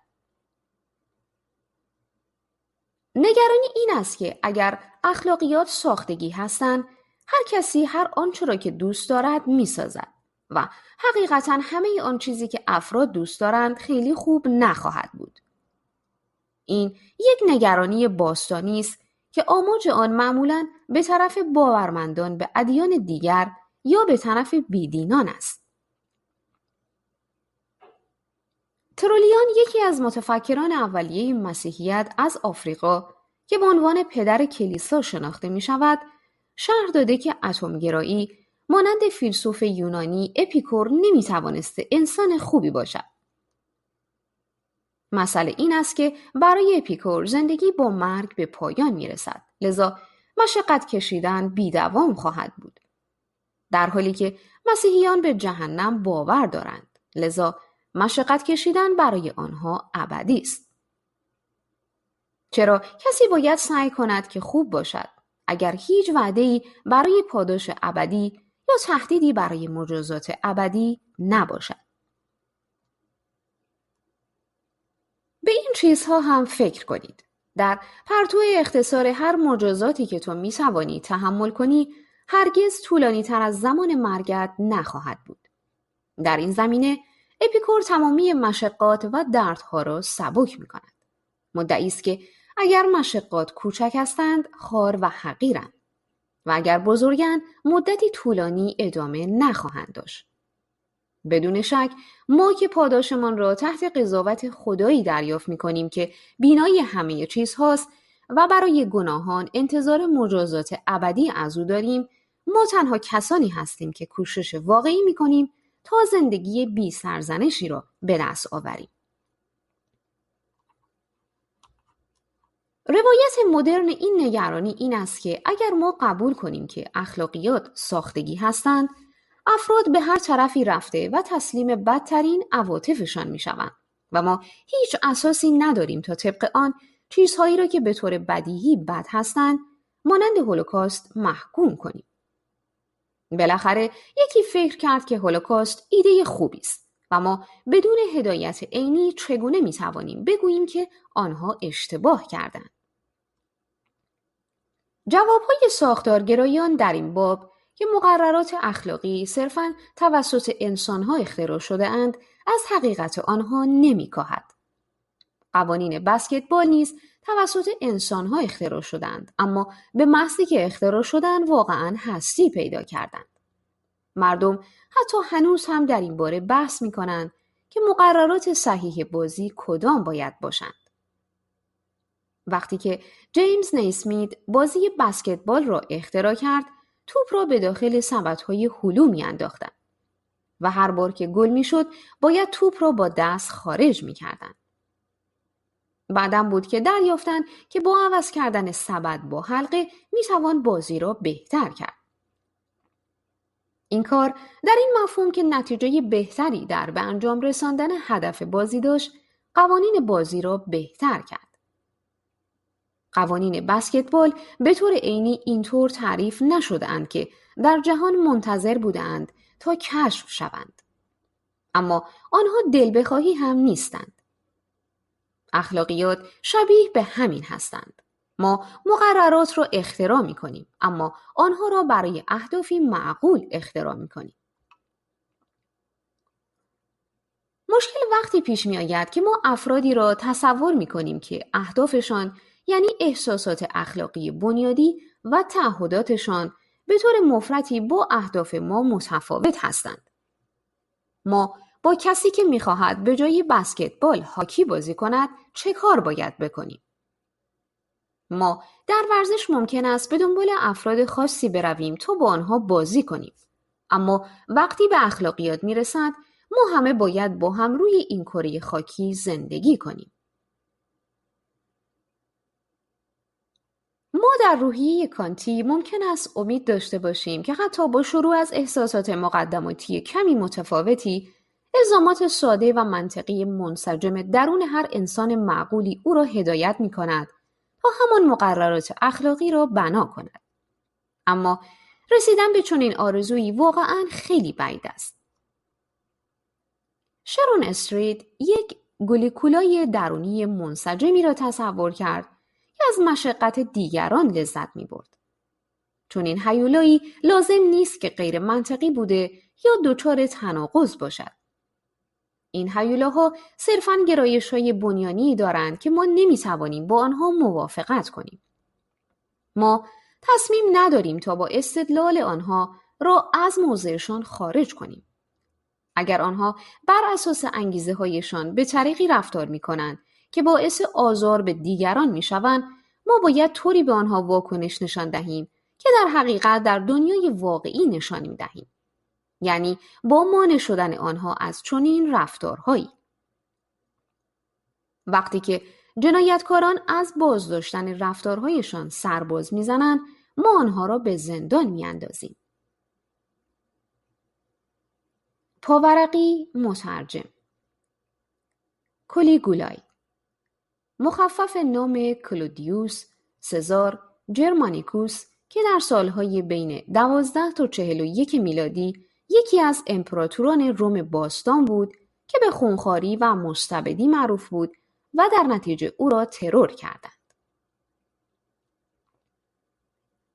نگرانی‌های مرتبط با ساختارگرایی به عنوان یک موضوع عملی تا اندازه‌ای بزرگ نمایی شدند. اکثر افراد در اکثریت موقعیت‌ها در نظر دارند تا به خودشان به صورت انجام دهندگان کار خوب فکر کنند تا مرتکبین شرارت. معلوم نیست که با استقرار اخلاقیات به مثابه یک رده عینی از حقایق چه نفعی عاید می شود.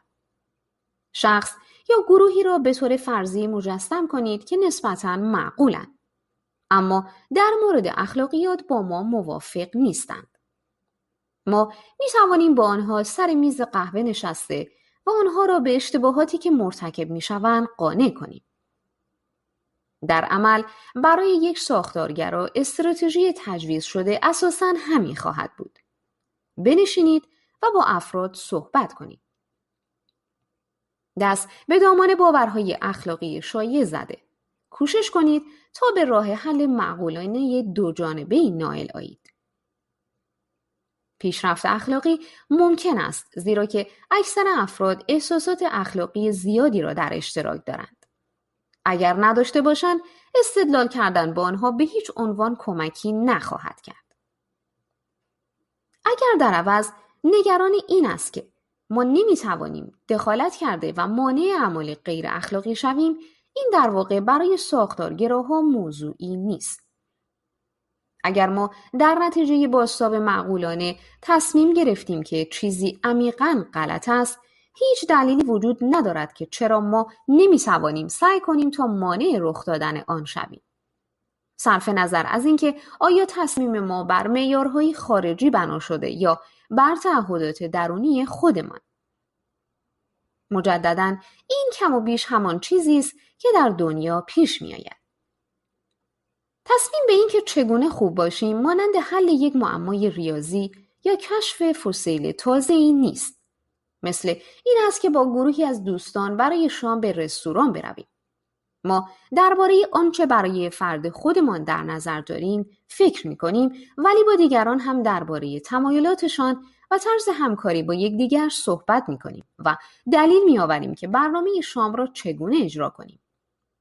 گروه دوستان ممکن است شامل گیاهخواران و همه چیز خواران باشد، اما هیچ دلیلی وجود ندارد که با کوشش همراه با حسن نیت همه را راضی نکنیم.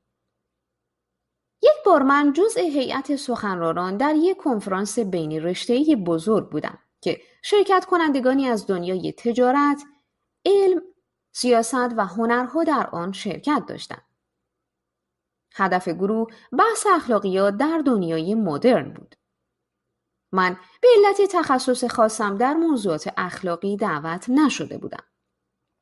اما کنفرانسی بود که در آن اکثر شرکت کنندگان تمایلات دینی داشتند و من به بیدینی شناخته شده بودم. وظیفه من این بود که در هیئت سخنرانان معرف یک آتئیست باشم. و وقتی که نوبت من برای صحبت رسید، تنها سوالی که از من شد این بود که تو فکر میکنی بهترین دلیل مخالف با آتئیسم تو چیست؟ از سوی دیگر به دیگران در هیئت سخنرانان فرصت دادند تا نکات مثبت و سازنده درباره مواضع اخلاقیشان بگویند. در نگرانی در زوایای ذهن طبیعت‌گرایان شاعرانه، سوءظنی نهایی برای کنجکاوی وجود دارد. اما وقتی که به صحبت کردن درباره ارزش‌ها می‌آید، نباید آنها را جدی گرفت. در اینجا در سالهای اولیه قرن 21 اکثر فیلسوفان و دانشمندان طبیعت‌گرا هستند. اما هیته عمومی حداقل در ایالات متحده درباره مسائل اخلاقی و معنی داشتن به دین باوران و معنویت گرایان مقام شامخی می‌دهد. ارزش‌های ما هنوز هم به بهترین هستی شناسی‌های ما نرسیدند. بهتر است که اینها شروع به دویدن کنند تا عقب نمانند. در روبرویی با دنیای جدید مملو از چالش‌ها و فرصت‌ها که هنوز هم واقعاً با آن تطابق پیدا نکرده ایم، وقتی که به تصمیم گیری درباره چگونگی زندگی کردن می‌رسیم، ما مثل اولین ماهی‌هایی هستیم که در خشکی بال می‌زنند. تکنولوژی به ما نیروی فوق‌العاده‌ای داده تا به دنیای خودمان به وضع بهتر یا بدتری شکل دهیم و با هر تخمین معقولی ما فقط در ابتدایی ترین گام‌های تغییرات مربوط به آن هستیم.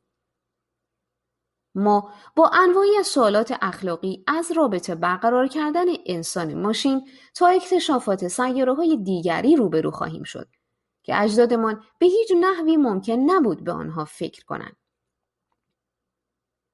مهندسانی که روی اتومبیل‌های خودکار کار می‌کنند تا حالا متوجه شدند که نرم افزارهای مورد نظرشان باید طوری برنامه‌ریزی شوند تا مسائل خاصی از قبیل مسئله تراموا را حل و فصل کنند. طبیعت‌گرایی شاعرانه به ما نمیگوید که چگونه رفتار کنیم، اما به ما اخطار می‌دهد تا از خودخوشنودی کاذب دوری کنیم که با تعهدی همراه است که اخلاقیات ما از نظر عینی بهترین اخلاقیات هستند. زندگی‌های ما به راه‌های غیر قابل پیش‌بینی تغییر پیدا می‌کنند. ما لازم داریم تا با چشمانی باز و تصویری دقیق از چگونگی کار دنیا قضاوت‌هایمان را انجام دهیم. ما محتاج یک مکان پابرجا و ساکنی نیستیم تا بر آن بایستیم. ما لازم داریم تا با جهانی صلح کنیم که هیچ اهمیتی به کارهای ما نمی‌دهد. ولی با این وجود به این امر افتخار کنیم که ما به هر حال اهمیت می‌دهیم. گوش کردن به جهان. ایده 10 فرمان ایده‌ای بسیار مجبور کننده است. 10 فرمان دو انگیزه‌ای را با هم ترکیب می‌کند که در ذات ما به عنوان انسان ریشه دواندند. یکی اینکه فهرستی از 10 موضوع را ساخته و دیگر اینکه به دیگران میگوید که چگونه رفتار کنند. معروفترین لیست های آن در کتاب مقدس عبری یافت میشوند.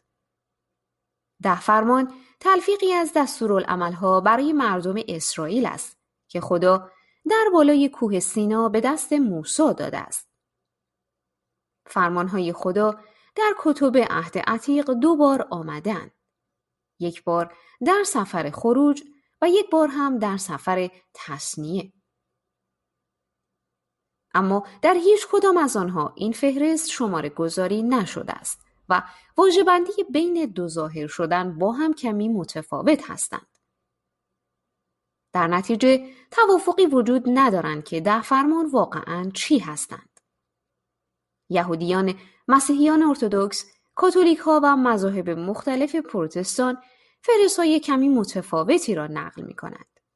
برای مثال، لوتران‌ها منبع عرفی بر علیه بت‌سازی از خدا را شامل نکرده و طمع داشتن به خانه همسایه را به یک فرمان فی نفسه جدایی تبدیل کردند، به جای اینکه آن را در گروه طمع داشتن به زن همسایه و خدمتکاران همسایه قرار دهند.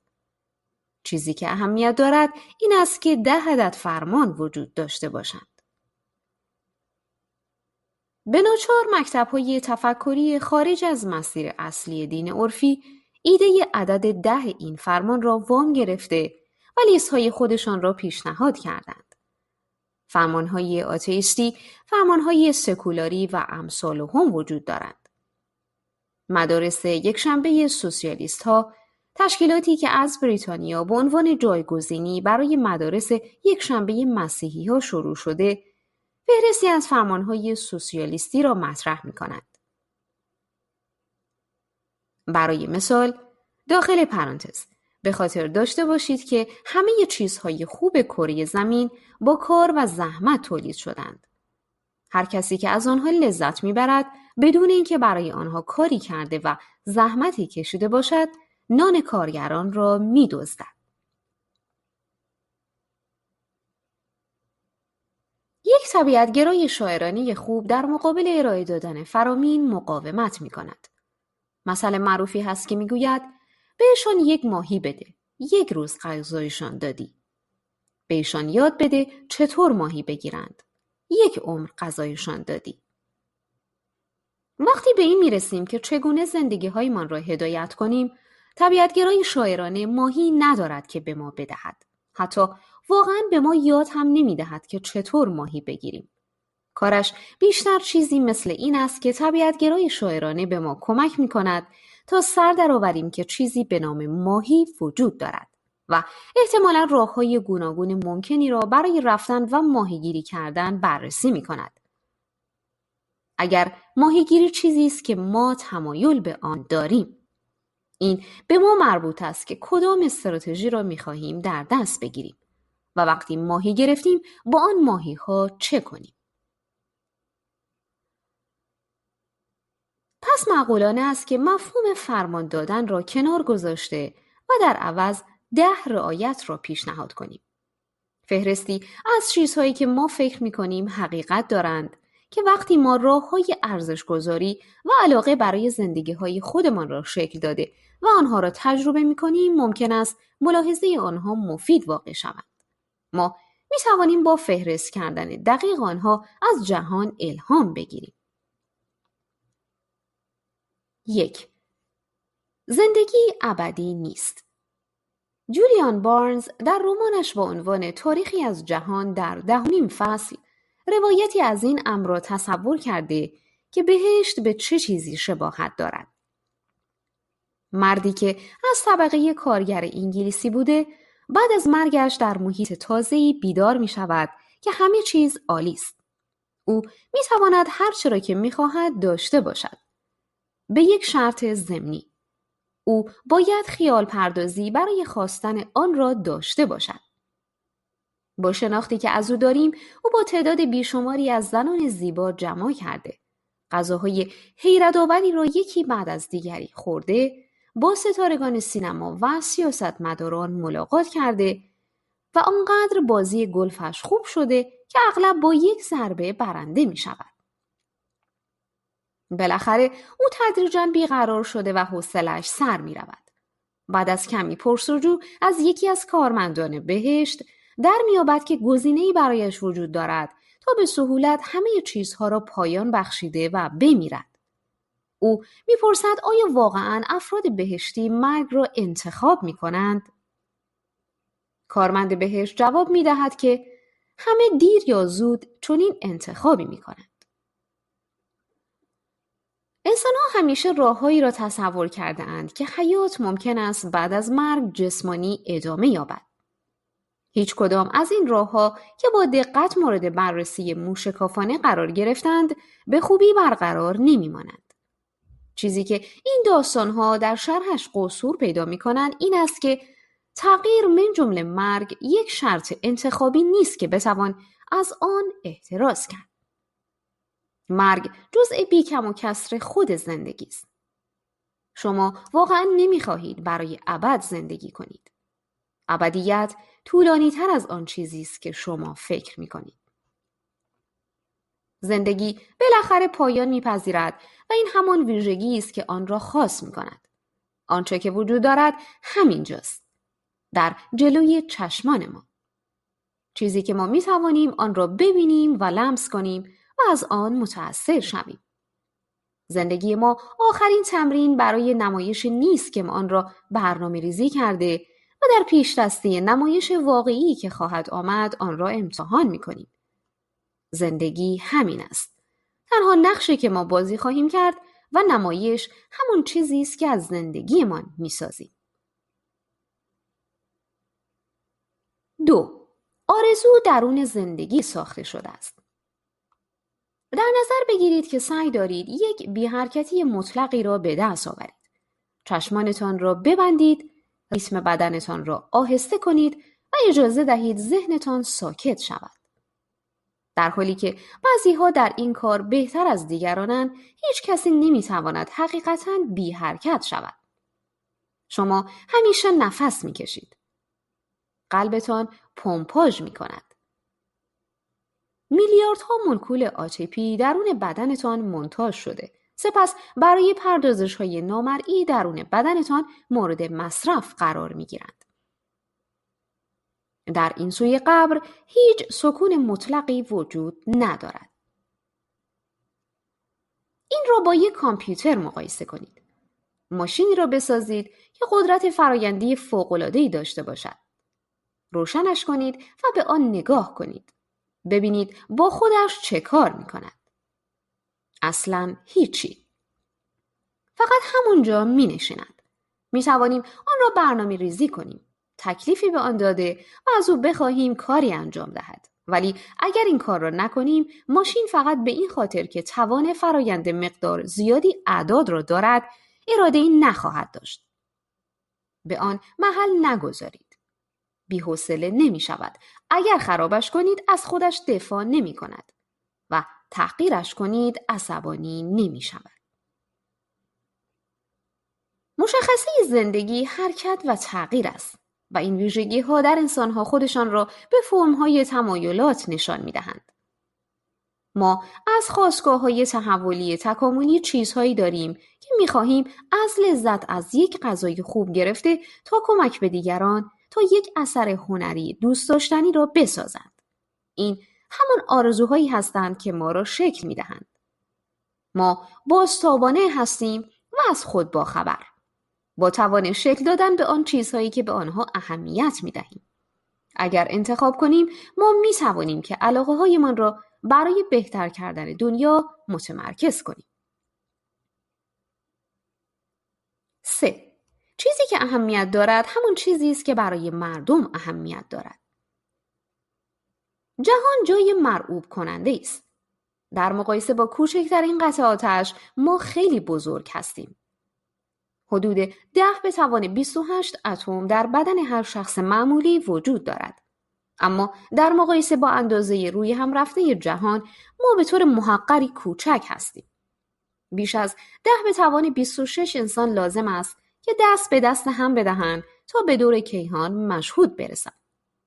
مدتها بعد از اینکه نژاد انسانی از هستی اطفا شود، جهان هنوز هم باقی خواهد ماند و غلطان غلطان در یک مصالحه متین با قوانین زیربنایی طبیعت پیش خواهد رفت.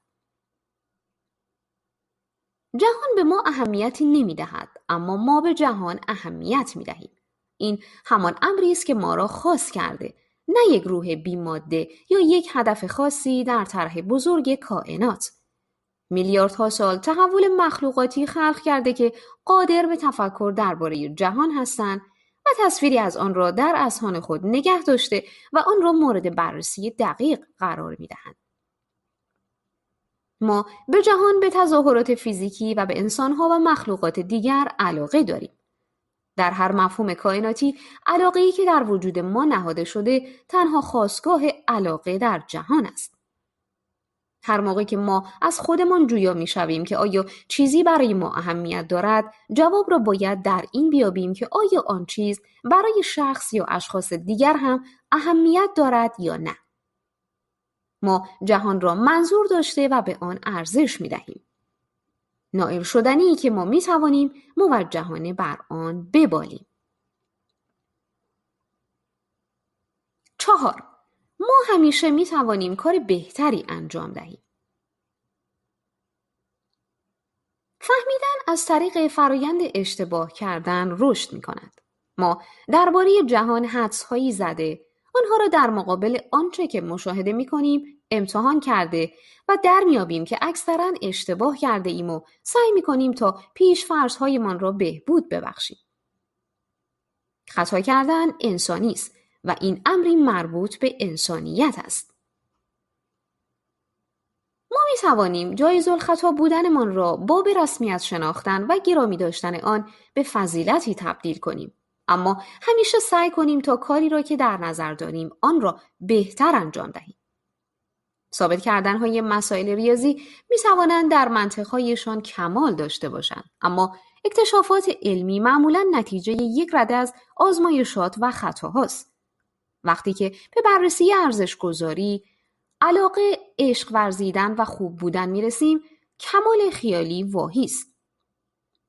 چون هیچ استاندارد عینی در مقابل آن وجود ندارد تا موفقیت‌هایمان را قضاوت کنیم. ما به هر حال پیشرفت حاصل می‌کنیم، هم در فهم جهان و هم در زندگی کردن در آن. حتی با وجود اینکه هیچ استاندارد عینی برای اخلاقیات وجود ندارد، ممکن است به نظر عجیب بیاید که ادعای پیشرفت اخلاقی کنیم. اما این دقیقاً همان چیزی است که ما در تاریخ بشریت پیدا می‌کنیم. پیشرفت در نتیجه کشف‌های تازه در علم تخیلی اخلاقیات نیست، بلکه از صادق‌تر بودن و سختگیری بیشتر بر خودمان در رفتار با دیگران به دست می‌آید. یعنی از پرده برداشتن از تطبیق رفتارمان با اصول اخلاقی و موجه کردن رفتاری که اگر اقرار کنیم از ابتدا سزاوار سرزنش بود. انسان بهتری شدن کار سنگینی است، اما با غربال کردن از درون تبعیضاتمان و استعداد قبول ایده‌های تازه، توانمان برای خوب بودن پیشرفت می‌کند. 5. گوش کردن با ارزش است. اگر اقرار کنیم که ما هر لحظه می‌توانیم خطا کنیم، معقولانه است تا به آنچه که دیگران برای گفتن دارند گوش کنیم. همه ماها تعصبات خودمان را دارا هستیم. لذا به دست آوردن کمی دیدگاه خارجی چیز بدی نیست. اگر هدف و اخلاقیات برای کشف کردن در جایی قرار ندارند، شاید که ما در جریان اختراع معنی داشتن از هم نوعانمان چیزهایی یاد بگیریم. این یادگیری شامل عقلانیت باستانی هم می شود. طی هزاران سال انسان‌ها به شدت با سؤالی دست و پنجه نرم کردند که چگونه می‌توان انسان خوبی بود. در اکثر تاریخ این کار درون سنت‌های دینی و معنوی به انجام رسیده است و هیچ دلیلی وجود ندارد که همه چیزهای مرتبط با متفکران بزرگ گذشته را دور بریزیم، چون که ما یک هستی شناسی بروزتر و دقیق‌تری داریم. هیچ دلیلی هم وجود ندارد که به فرمانهای اخلاقی بچسبیم که از موجه بودنهای اصلیشان جدا شدند. ما می توانیم بدون اینکه دست و بال خودمان را با آنها ببندیم از تعلیمات باستانی الهام بگیریم. ادبیات و هنرهای بزرگ که جای خود دارند. آگاهی به ما الگوی درونی از خودمان می دهد. به علاوه به ما اجازه می دهد که تا الگویی هم از افراد دیگر بسازیم تا در را بر روی همدلی و در نهایت برای عشق باز کنیم. نه تنها گوش فرا دادن به دیگران، بلکه خودمان را به جای آنها تصور کردن و ملاحظه اینکه آنها به چه چیزی اهمیت می دهند، محرک قدرتمندی برای پیشرفت اخلاقی است. وقتی که متوجه شویم که علاقه از درون افراد برمیخیزد، فهمیدن دیگران اهمیتی بیشتر از همیشه پیدا می کند.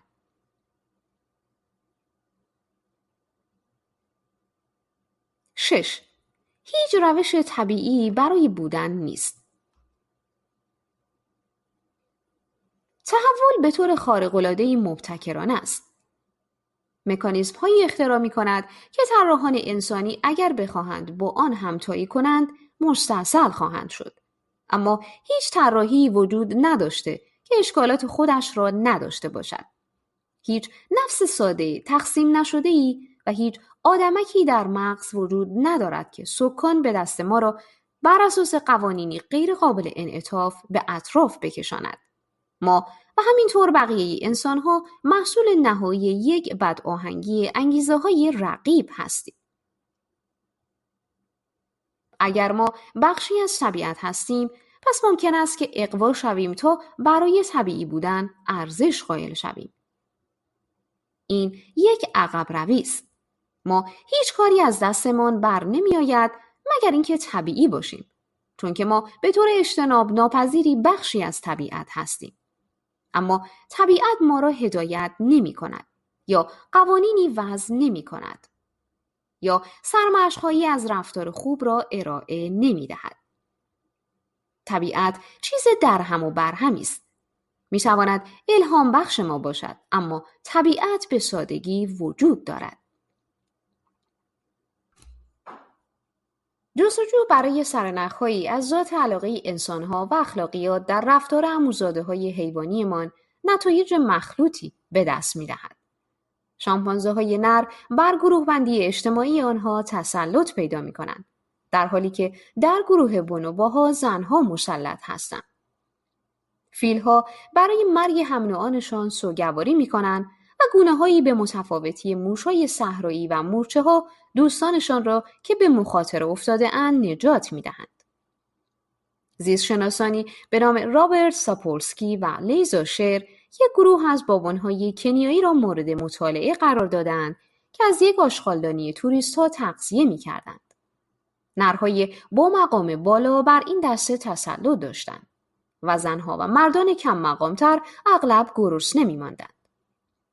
یک بار این دست از میمون‌ها یک گوشت عفونی شده را از سطل آشغال خوردند که منجر به مرگ اکثر مردان غالب شد. بعد از آن شخصیت بازمانده‌ها کاملاً تغییر پیدا کرد. افراد گروه کمتر حالت تهاجمی داشتند. بیشتر به تیمار یکدیگر می‌پرداختند و بیشتر مساوات را رعایت می‌کردند. این رفتار تا بیش از 10 سال که مطالعه طول کشید ادامه یافت. مقصود گرفتن این درس نیست که ما باید از بابون‌ها یاد بگیریم. داخل پرانتز، گرچه اگر آنها می‌توانند اسلوب زندگی‌هایشان را عوض کنند، ممکن است برای ما هم امیدی وجود داشته باشد. درس این است که ما ساده، یک دست و مخلوقات مقطوعی نیستیم. ما تمایلات و آمالی داریم که به صورت بخشی از مشرب سرشتی ما زاییده می شوند. اما ما به عنوان فرد و به عنوان اجتماع فرصت‌هایی برای تغییر داریم. 7. همه اموال لازم هستند. اگر که زندگی‌هایمان باید معنی و هدف داشته باشند، ما باید این خصیصه ها را خلق کنیم. از اونجا که انسان‌ها متفاوت هستند، لذا چیزهای متفاوتی خلق می‌کنند. این یک صفتی است که باید تجلیل شود، نه اینکه دردسری است که باید برطرف شود.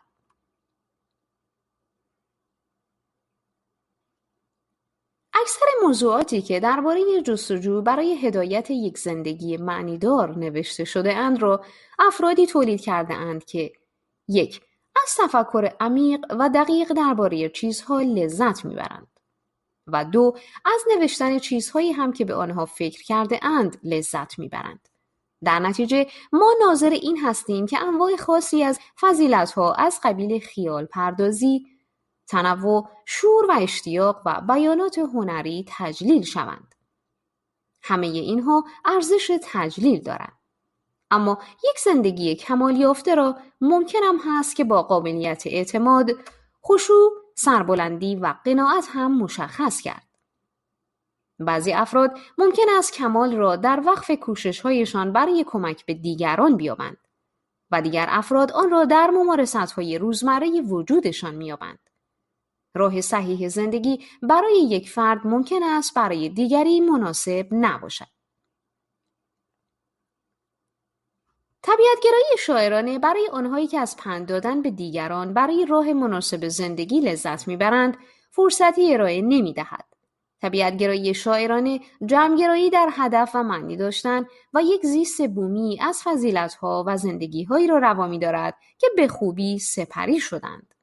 ما با یک فرصت و همچنین با یک چالش روبرو هستیم. هیچ راه واحد درستی نیست تا زندگی کنیم. هیچ بهترین زندگی عینی در هیچ کجا نیست تا با عقلانیت یا وحی کشف شود.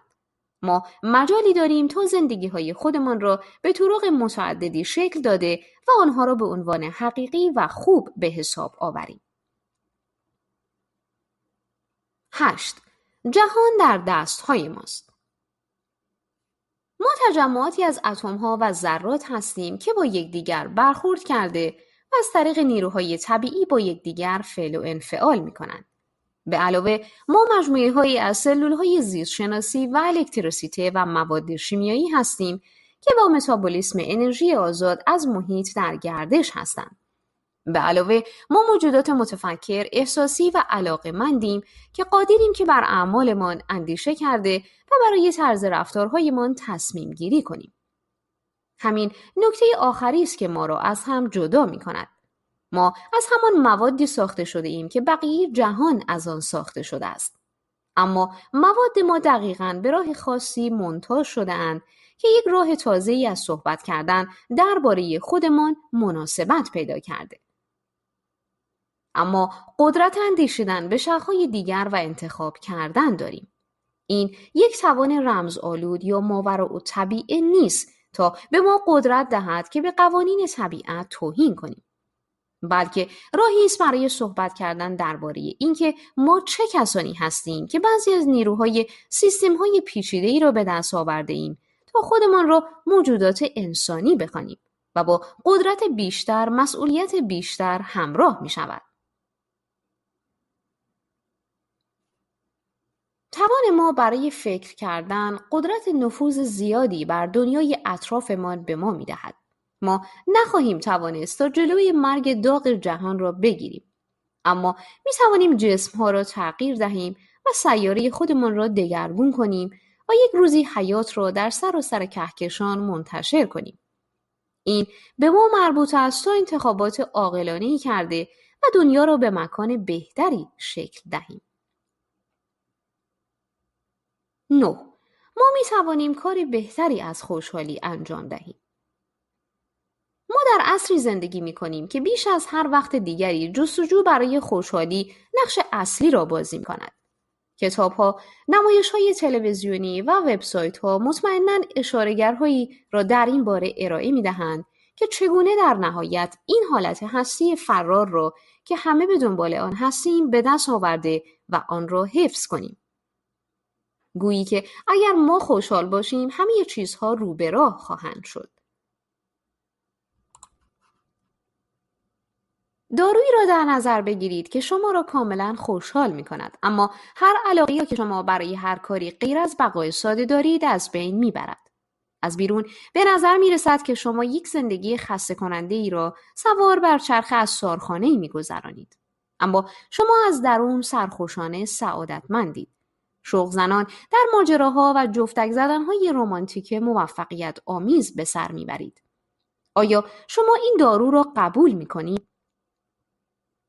به سقراط، عیسی، گاندی و نلسون ماندلا فکر کنید.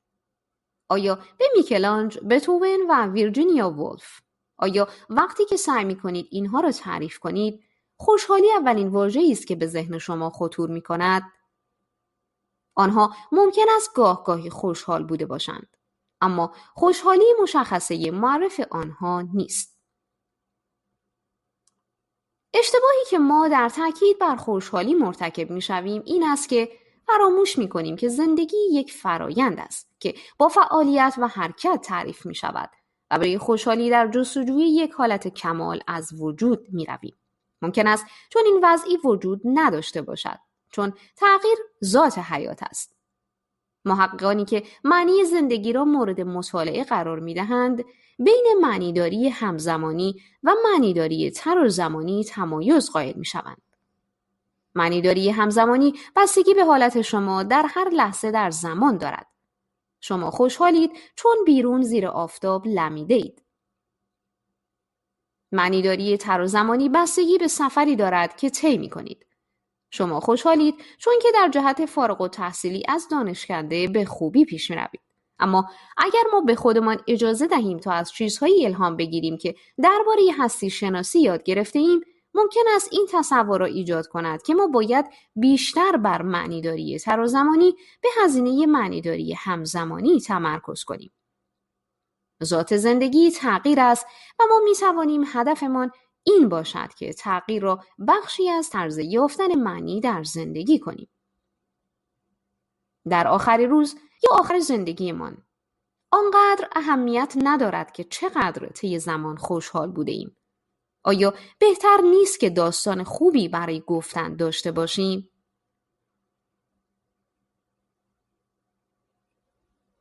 10. حقیقت ما را هدایت می کند. در سال 1988 روانشناسانی به نام شری تیلر و جاناتان براون واژه خیالات مثبت باطل را مصطلح کردند تا باورهای افرادی را شرح دهند که حقیقت ندارند. اما این افراد را خوشحال می کنند. انسان‌های متوسط فکر می کنند که بالاتر از متوسط هستند. ما تمایل داریم که درباره اتفاقات آینده خوشبین‌تر از آن چیزی باشیم که تجربه‌های گذشته ما حکم می‌کنند. این بخشی از مصمم‌های استاندارد تبعیضات شناختی یا معرفتی افراد است. این یک اثر حقیقی است. شک کمی در این حقیقت وجود دارد که بعضی خیالات باطل ما را خوشحال‌تر می‌کنند. ما حتی می توانیم برای این امر که چرا مقداری عزت نفس بیش از حد مشتاقانه برای بقای ما مفید واقع می شود، توضیحات روانشناسی تحولی ارائه دهیم. می توان برنامه‌ای را تصور کرد که طوری طرح‌ریزی شده باشد که مردم را از طریق دروغ هدفدار خوشحال‌تر کند. اما آیا این همان چیزی که ما می خواهیم؟ در حالی که داشتن چنین خیالات باطلی ممکن است ما را خوشحال‌تر کنند، تعداد بسیار معدودی از افراد آگاهانه در جستجوی یافتن باورهای غلط هستند. وقتی که ما فکر می‌کنیم که از متوسط بهتریم، به این خاطر نیست که به خودمان می‌گوییم که من تصمیم دارم تا خودم را بهتر از آنچه هستم در نظر بگیرم، چون که باعث می‌شود که به من احساس بهتری بدهد. علت این است که ما واقعاً چنین فکری می‌کنیم. نتیجه این است که روبه راه کردن کارها یعنی صادق بودن با خودمان و دیگران، روبرو شدن با جهان و خیره شدن به چشمانش به همین راحتی اتفاق نمی‌افتد. این امر محتاج کمی کوشش است. وقتی که ما می‌خواهیم چیزی حقیقت داشته باشد یا وقتی که باوری ما را خوشحال می‌کند، آن لحظه دقیقاً هنگامی است که ما باید از خودمان سوال کنیم. خیالات خام ممکن است لذت بخش باشند، اما حقیقت به مراتب پاداش بیشتری دارد. ما آرزوهایی داریم که به ورای خوشحالی میرسند. ما درباره وسعت و طرز کار جهان و درباره طرز زندگی با یکدیگر و طرز یافتن معنی و هدف در زندگی‌هایمان موضوعات زیادی یاد گرفته‌ایم. چون که در نهایت واقعاً علاقه نداریم که خیالات باطل آرام بخش را به عنوان جوابهای نهایی در اختیار بگیریم.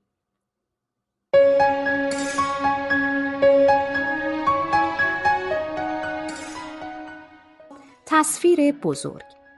نویسنده شان کارول. انتشارات آوای بوف. avayaboof.com.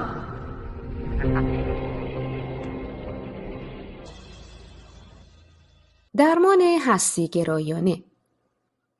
وقتی بزرگ می شدم، من و خانواده‌ام مرتب به کلیسا می رفتیم. احتمالاً تأثیر مادر بزرگم بود که انضباط هفتگی را به همه تحمیل می کرد. والدین او در بریتانیا متولد شده بودند و او به کلیسای اپیسکوپال وفادار مانده بود. ما در کلیسای بزرگ تسلیت، ترینیتی کاتدرال در شهر ترنتون در ایالت نیوجرسی در مراسم دینی شرکت می کردیم. در حالی که هیچ کسی این ایده را نداشت که این کلیسا سرمشقی راهبردی برای یک معماری مقدس باشد، اما پنجره‌های رنگی نوع گوتیک آن طوری به رخ کشیده می‌شدند که از منظر یک پسر نوجوان جالب به نظر می‌آمدند. من دوست داشتم به کلیسا بروم. اگر آن موقع از من می‌پرسیدید، احتمالاً بهترین بخش این مراسم این بود که بعد از آن ما برای خوردن کیک ماهی تابعی صبحانه به یک رستوران خوبی می‌رفتیم. اما من از ورد خواندن‌ها، از نیمکت‌های با ابهت چوبی، حتی از تشریفات اول صبح برای پوشیدن بهترین لباس‌هایم لذت می‌بردم. من بیش از هر چیز دیگری رمز و رموز و دکترین کلیسا را دوست داشتم. رفتن به مدرسه یکشنبه‌ها، خواندن انجیل و سعی در سر درآوردن اینکه نوشته‌ها چه معنی می‌دهند. جالب‌ترین بخش انجیل کتاب وحی‌ها بود. پیشبینی اتفاقاتی که خواهند آمد. وقتی که من در جایی خواندم که خوانندگان مدرن وحی‌ها را ناخوشایند و حتی خجالت آور می‌یابند، دچار سردرگمی می‌شدم. این داستان‌ها برای یک کودک جالبترین موضوعات کتاب بودند. فرشته‌ها، جانوران وحشی، نهنگ، شیپور یا سور، همه دوست داشتنی بودند. وقتی که مادر بزرگ فوت کرد و من 10 ساله بودم، ما دیگر به کلیسا نرفتیم. من از نوع باورمندان سرسری باقی ماندم که در تعداد زیادی از منازل آمریکایی پیدا می کنید. دگرگونی من به طبیعت‌گرایی دراماتیک یا لرزانداز بر زندگی من نبود. درست مثل اینکه آهسته بر من خزید. یک گذار مرحله‌ای بود، نه یک گذار ناگهانی.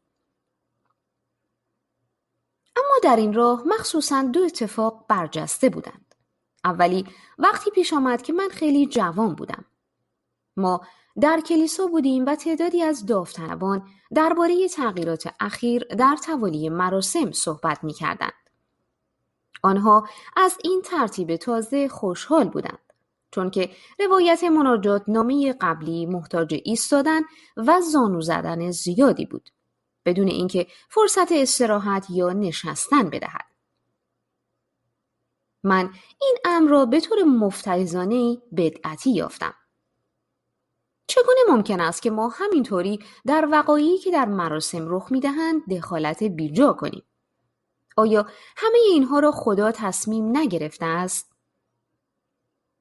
یعنی تو به من میگویی که مردم همینطوری با هوا و هوسشان میتوانند چیزها را تغییر دهند؟ من هنوز هم باورمند بودم، اما تخم شک و تردید در ذهنم کاشته شده بود. بالاخره من خودم را به عنوان یک دانشجوی کالج ستاره شناسی در یک دانشگاه کاتولیکی به نام ویلانووا درست بیرون شهر فیلادلفیا یافتم. در آن مرحله من به اندازه کافی فکر کرده بودم که جهان چگونه کار می کند تا بنا به هر تعریفی طبیعتگرا شوم. با این وجود من هنوز هم نه به خودم و نه به هیچ کس دیگری چون این چیزی را افشا نکرده بودم. ویلانووا یه رده از برنامه‌های سخت الزامی داشت، من جمله 3 ترم در فلسفه و الهیات. من شیفته اولی بودم و وقت خوشی هم در دومی داشتم. استادانم به طور باور نکردنی باهوش بودند و دوست داشتند تا ایده ها را به گفتگو بگذارند، بدون در نظر گرفتن اینکه خود من شخصاً به آنها باور داشتم یا نه. حادثه دوم وقتی پیش آمد که من آهنگ تنها راه از آلبوم تارکوس، امرسون، لیک و پالمر را شنیدم. داخل پرانتز، دپارتمان ستاره شناسی ویلانووا در آن موقع محل نوش و نمو شیفتگان موسیقی راک مترقی بود. علاوه بر کار جذاب ارگ لوله‌ای توسط کیت امرسون، آهنگ چیزی را برجسته می کرد که من هرگز نشنیده بودم. یعنی یک پیغام اشتباه نشدنی و بیرودرواسی آتئیستی. آهنگ به عنوان شعر خیلی خوب نیست. به عنوان یک برهان مدلل فلسفی هم به شدت قصور می کند. اما این آهنگ مسخره برای اولین بار مرا به فکر انداخت که اشکالی ندارد که باورمند نباشی. یعنی که باور نداشتن چیزی نیست که من باید از آن شرمنده باشم یا چیزی که باید آن را پنهان نگه دارم. برای یک کودک خجول در یک دانشگاه کاتولیک این امر مهمی بود. پرورش با یک دین سرکوب کننده تعدادی از آتئیست ها را به بی‌باوری می کشاند. من نه. تجربیات من نمی توانستند کمتر از آنچه بودند سرکوب کننده باشند. حداقل وقتی که مناجات ها طوری مقرر شدند که زانو زدن های زیادی لازم نداشتند. نوع اپیسکوپالیانیزم ما به حدی راحت بود که هیچ کلیسا رفتن دیگری نمی توانست به آن راحتی باشد و ویلانوا خارج از کلاس‌های الهیات اصلاً هیچ تقاضای دینی از دانشجویان نمی کرد. من همیشه درباره جهان کنجکاوی داشته و مجذوب علم هم بودم. ما گاهی درباره حیرت و اعجاب صحبت می‌کنیم. اما اینها دو واژه متفاوت هستند. من درباره جهان در حیرتم. درباره گستردگیش، پیچیدگیش، عمقش، ریزه‌کاری‌های موشکافانه‌اش. اما احساس اصیلم اعجاب است. حیرت معنای ضمنی تکریم و تقدیس دارد. این مرا مملو از حیرت می کند و من شایستگی آن را ندارم. اعجاب معنی ضمنی کنجکاوی می دهد. این امر مرا مملو از اعجاب می کند و من سعی می کنم از آن سر درآورم.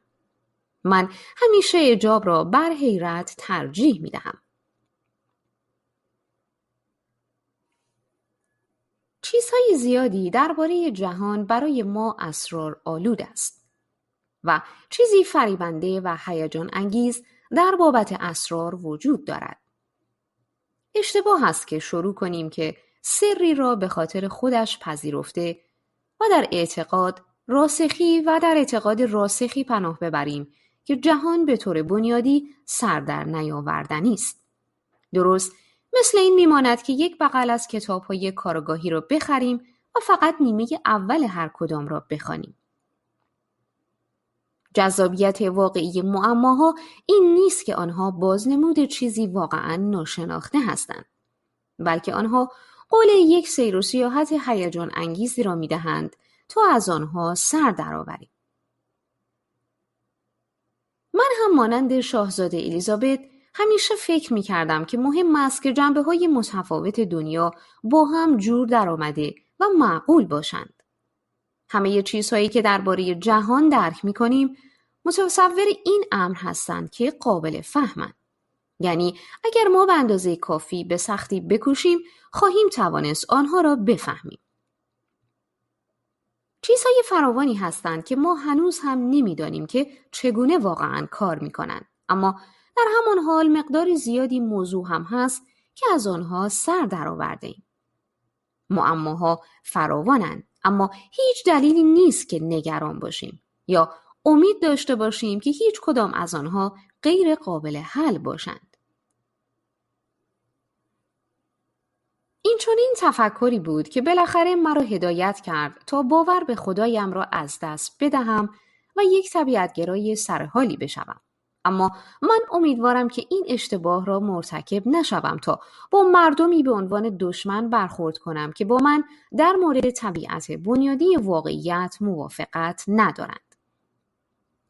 تمایز مهم بین تئیست‌ها و طبیعتگراها نیست، بلکه بین آنهایی است که آنقدر به جهان اهمیت می‌دهند که با کوشش حسن نیتانه‌ای می‌کوشند تا آن را بفهمند و آنهایی است که آن را مناسب یک جعبه از قبل تعیین شده‌ای کرده یا به سادگی آن را مسلم می‌پندارند. جهان به مراتب از من و شما بزرگتر است و تحقیق برای سر درآوردن از آن افرادی را با هم متحد می کند که دارای طیف‌های باوری متکی به خود هستند. این ماییم و در مقابله با اسرار جهان. اگر ما به فهمیدن اهمیت می دهیم، ما با یکدیگر همسوییم. این هم داستان دیگری است که می توان آن را تصور کرده و درباره طبیعت جهان سرایید. جهان یک معجزه است. جهان توسط خدا به عنوان یک رفتار عاشقانه ساخته شده است. شکوه کائنات که میلیاردها سال و با ستارگان بیشماری گستردگی دارد. در ظهور انسان یعنی مخلوقی آگاه و باخبر با اتحادی از روح و جسم و قادر به سپاسگزاری و برگرداندن عشق به خدا، در اینجا روی کره خاکی به اوج خود رسیده است.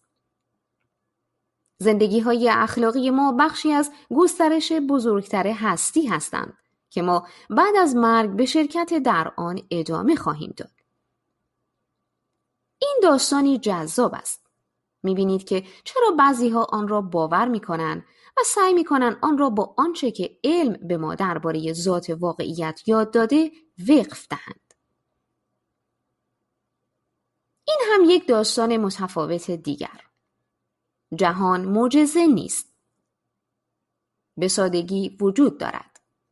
هدایت نشده و نگه نداشته شده که طرح‌های طبیعت را با نظم و ترتیبی وسواسی به نمایش می‌گذارد.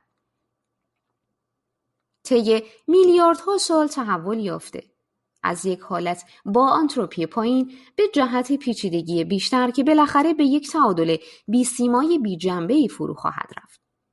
ما انسان‌ها همان معجزات هستیم. نه نوع معجزاتی که شکنندگان قوانین فیزیکی اند، بلکه به این علت معجزه آساییم که شگفت‌انگیز و تعجب آور است که چنین مخلوقاتی تا این اندازه پیچیده، باخبر، خلاق و دلسوز توانستند در مطابقتی دقیق با این قوانین سر برآورند. زندگی‌های ما محدود، غیر قابل پیشبینی و بی اندازه گرانبها هستند. ظهور ما معنی و اهمیت به جهان تزریق کرده است. این هم داستان بسیار خوبی است. در راه خودش سختگیر و ممکن هم هست که همه چیزهایی را که در نظر داریم به ما ارائه ندهد. اما به راحتی متناسب با آن چیزی است که علم درباره طبیعت به ما یاد داده است. به ما مسئولیت و فرصت تخصیص داده شده تا زندگی‌هایمان را همانطوری شکل دهیم که می‌خواهیم آنها را داشته باشیم. طبیعت‌گرایی شاعرانه راه غنی و پاداش دهنده‌ای برای درک جهان ارائه می‌دهد. اما فلسفه‌ای است که درخواست کمی شکیبایی و تمایلی از ما می‌کند که هرچه را که کار نمی‌کند کنار بگذاریم. در اشتیاق اولین اقرار خودم به آتئیسم تمایل داشتم تا ایده‌ای را قبول کنم که علم بالاخره همه مشکلات ما را حل خواهد کرد. من جمله سوالی را جواب خواهد داد که چرا ما اینجاییم و ما چگونه باید رفتار کنیم. هرچه که من بیشتر در این باره فکر کردم، از خوشخیالیم درباره این امکان کاسته شد. علم جهان را شرح می‌دهد، اما آنچه که ما باید با این دانش به انجام رسانیم موضوع دیگری است. مقابله با واقعیت می‌تواند ما را مجبور کند تا احتیاج برای درمانی هستی‌گرایانه را درک کنیم. ما در یک کائنات بی هدفی معلق هستیم. روبرو با مرگی غیر قابل اجتناب و متعجب از اینکه هر کدام از اینها چه معنی دارند. اما اگر انتخاب کنیم که صرفاً وجود داشته باشیم، سرگردان خواهیم شد. انسانیت در حال رسیدن تدریجی به دوران بلوغش است. آداب و رسوم فارغ البال دوران کودکیش را پشت سر گذاشته و مجبور شده از خودش دفاع کند. این کاری تهدیدآمیز و طاقت فرساست. اما پیروزی بر آن به شدت شیرین است. آلبرت کامو، رمان‌نویس و فیلسوف اگزیستانسیالیستی فرانسوی، بعضی از رویکردهای خودش به زندگی را در مقاله اسطوره سیسیفوس ذکر کرده است. عنوان این مقاله اشاره به افسانه یونانی دارد که مردی را شرح می‌دهد که توسط زئوس نفرین شده بود که تا ابدیت یک تخت سنگ را به قله یک کوه بالا ببرد و به محض رسیدن به بالای کوه سنگ به پایین بیفتد و او مجبور باشد تا سنگ را دوباره به بالای کوه ببرد.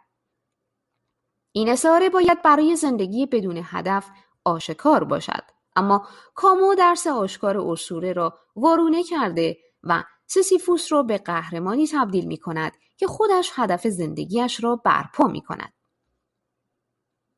من سیسیفوس را در دامنه کوه رها می کنم. شخص همیشه بار مسئولیت‌های خودش را دوباره پیدا می کند. اما سیسیفوس متعالی ترین صداقتی را تعلیم می دهد که خدایان را نفی کرده و سنگ را بالا می برد. او هم نتیجه می گیرد که همه چیز رو به راه است. از این به بعد این جهان بدون ارباب به نظر او نه عقیم است و نه بارور. هر اتم آن تخت سنگ، هر پوسته معدنی آن کوه پر شده از تاریکی شب فی نفس دنیایی را شکل می دهند. تلاش به طرف ارتفاعات خودش برای پر کردن قلب یک مرد کفایت می کند. باید فرض گرفت که سیسیفوس خوشحال است. من مطمئن نیستم که سیسیفوس واقعاً خوشحال بود، اما فرض می گیرم که او معنی در تکلیفش پیدا کرده بود و احتمالاً به بالا بردن سنگ بهتر از هر کس دیگری افتخار می کرد. ما با آنچه که زندگی به ما داده کار می کنیم. در اوایل این مقاله کامو جهان را به صورت قامز وصف می کند. اما حقیقت برعکس آن است. حقیقتی که جهان چنین شکوهمندانه قابل شناختن است. احتمالاً جالبترین صفت آن است. این یکی از جنبه‌های واقعیتی است که کمک می کند تا تقلای سیسیفوس خودمان را به این غایت پاداش دهنده کنیم. وقتی که مشغول نوشتن این فصل آخری کتاب بودم و درباره مادر بزرگ فوت شدم و رفتن به کلیسا و خوردن کیک ماهی تابعی صبحانه فکر می کردم، احساس گرسنگی پیدا کردم. من احتیاج پیدا کردم تا ذخیره انرژی آزاد بدنم را دوباره پر کنم. کیک ماهی تابعی در دست نبود و مطمئناً شربت توت فرنگی هم نبود. پس من از آنجا برخاستم و یکی از صبحانه‌های مورد علاقه مادر بزرگم به نام لانه پرنده را درست کردم. نتوانستم تصور یک غذای ساده‌ای را داشته باشم. لیوان کوچک مشروب خوری را استفاده کنید. داخل پرانتز، همیشه یکی از آنها در منزل مادر بزرگ آماده بود. لیوان کوچک مشروب خوری را استفاده کنید تا سوراخ دایره شکلی را در وسط یک قطعه نان ببرید. بقیه نان را در ماهیتابه سرخ کرده و به آن یک تخم مرغ اضافه کنید، طوری که ذره تخم مرغ در سوراخ نان قرار گیرد. نمک، فلفل کره و همین. خوشمزه. من عاشق غذاهای خوب هستم، ولی این خیلی عالی نبود، اما به هدف نائل آمد. خاطره ای عزیز. مزه ها و بوهای ساده ای که یک احتیاج اساسی را اقناع می کند. لذت ساده آشپزی برای خودمان. این همان زندگی است. یک ذره درخشنده از تجربه ملموس و واقعی از جهان. دلم برای مادر بزرگ تنگ شده، اما لازم ندارم که فکر کنم که او در یک جایی هنوز زنده است. او در خاطره ها زندگی می کند، اما خاطره ها هم بالاخره خواهند مرد. تغییر و گذار اجزای زندگی هستند.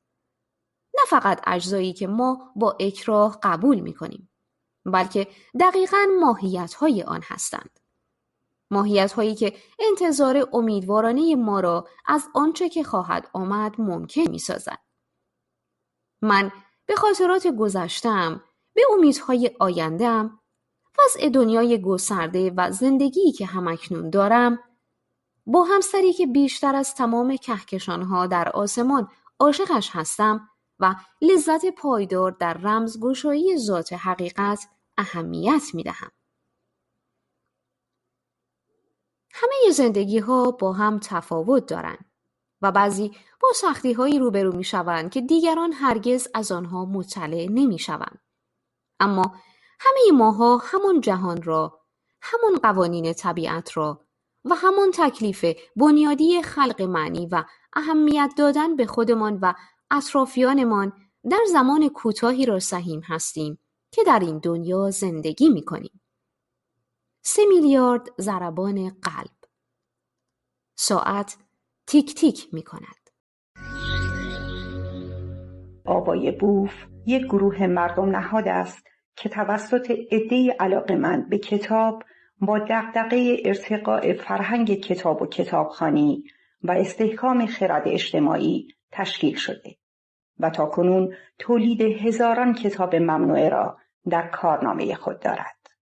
با توجه به اینکه این گروه وابسته به هیچ سازمان و ارگانی نیست و تمام فعالیت‌ها به صورت رایگان انجام می‌شود، لطفاً اگر در این رابطه احساس مسئولیت دارید در معرفی ما به دیگران سهیم باشید. avogabooth.com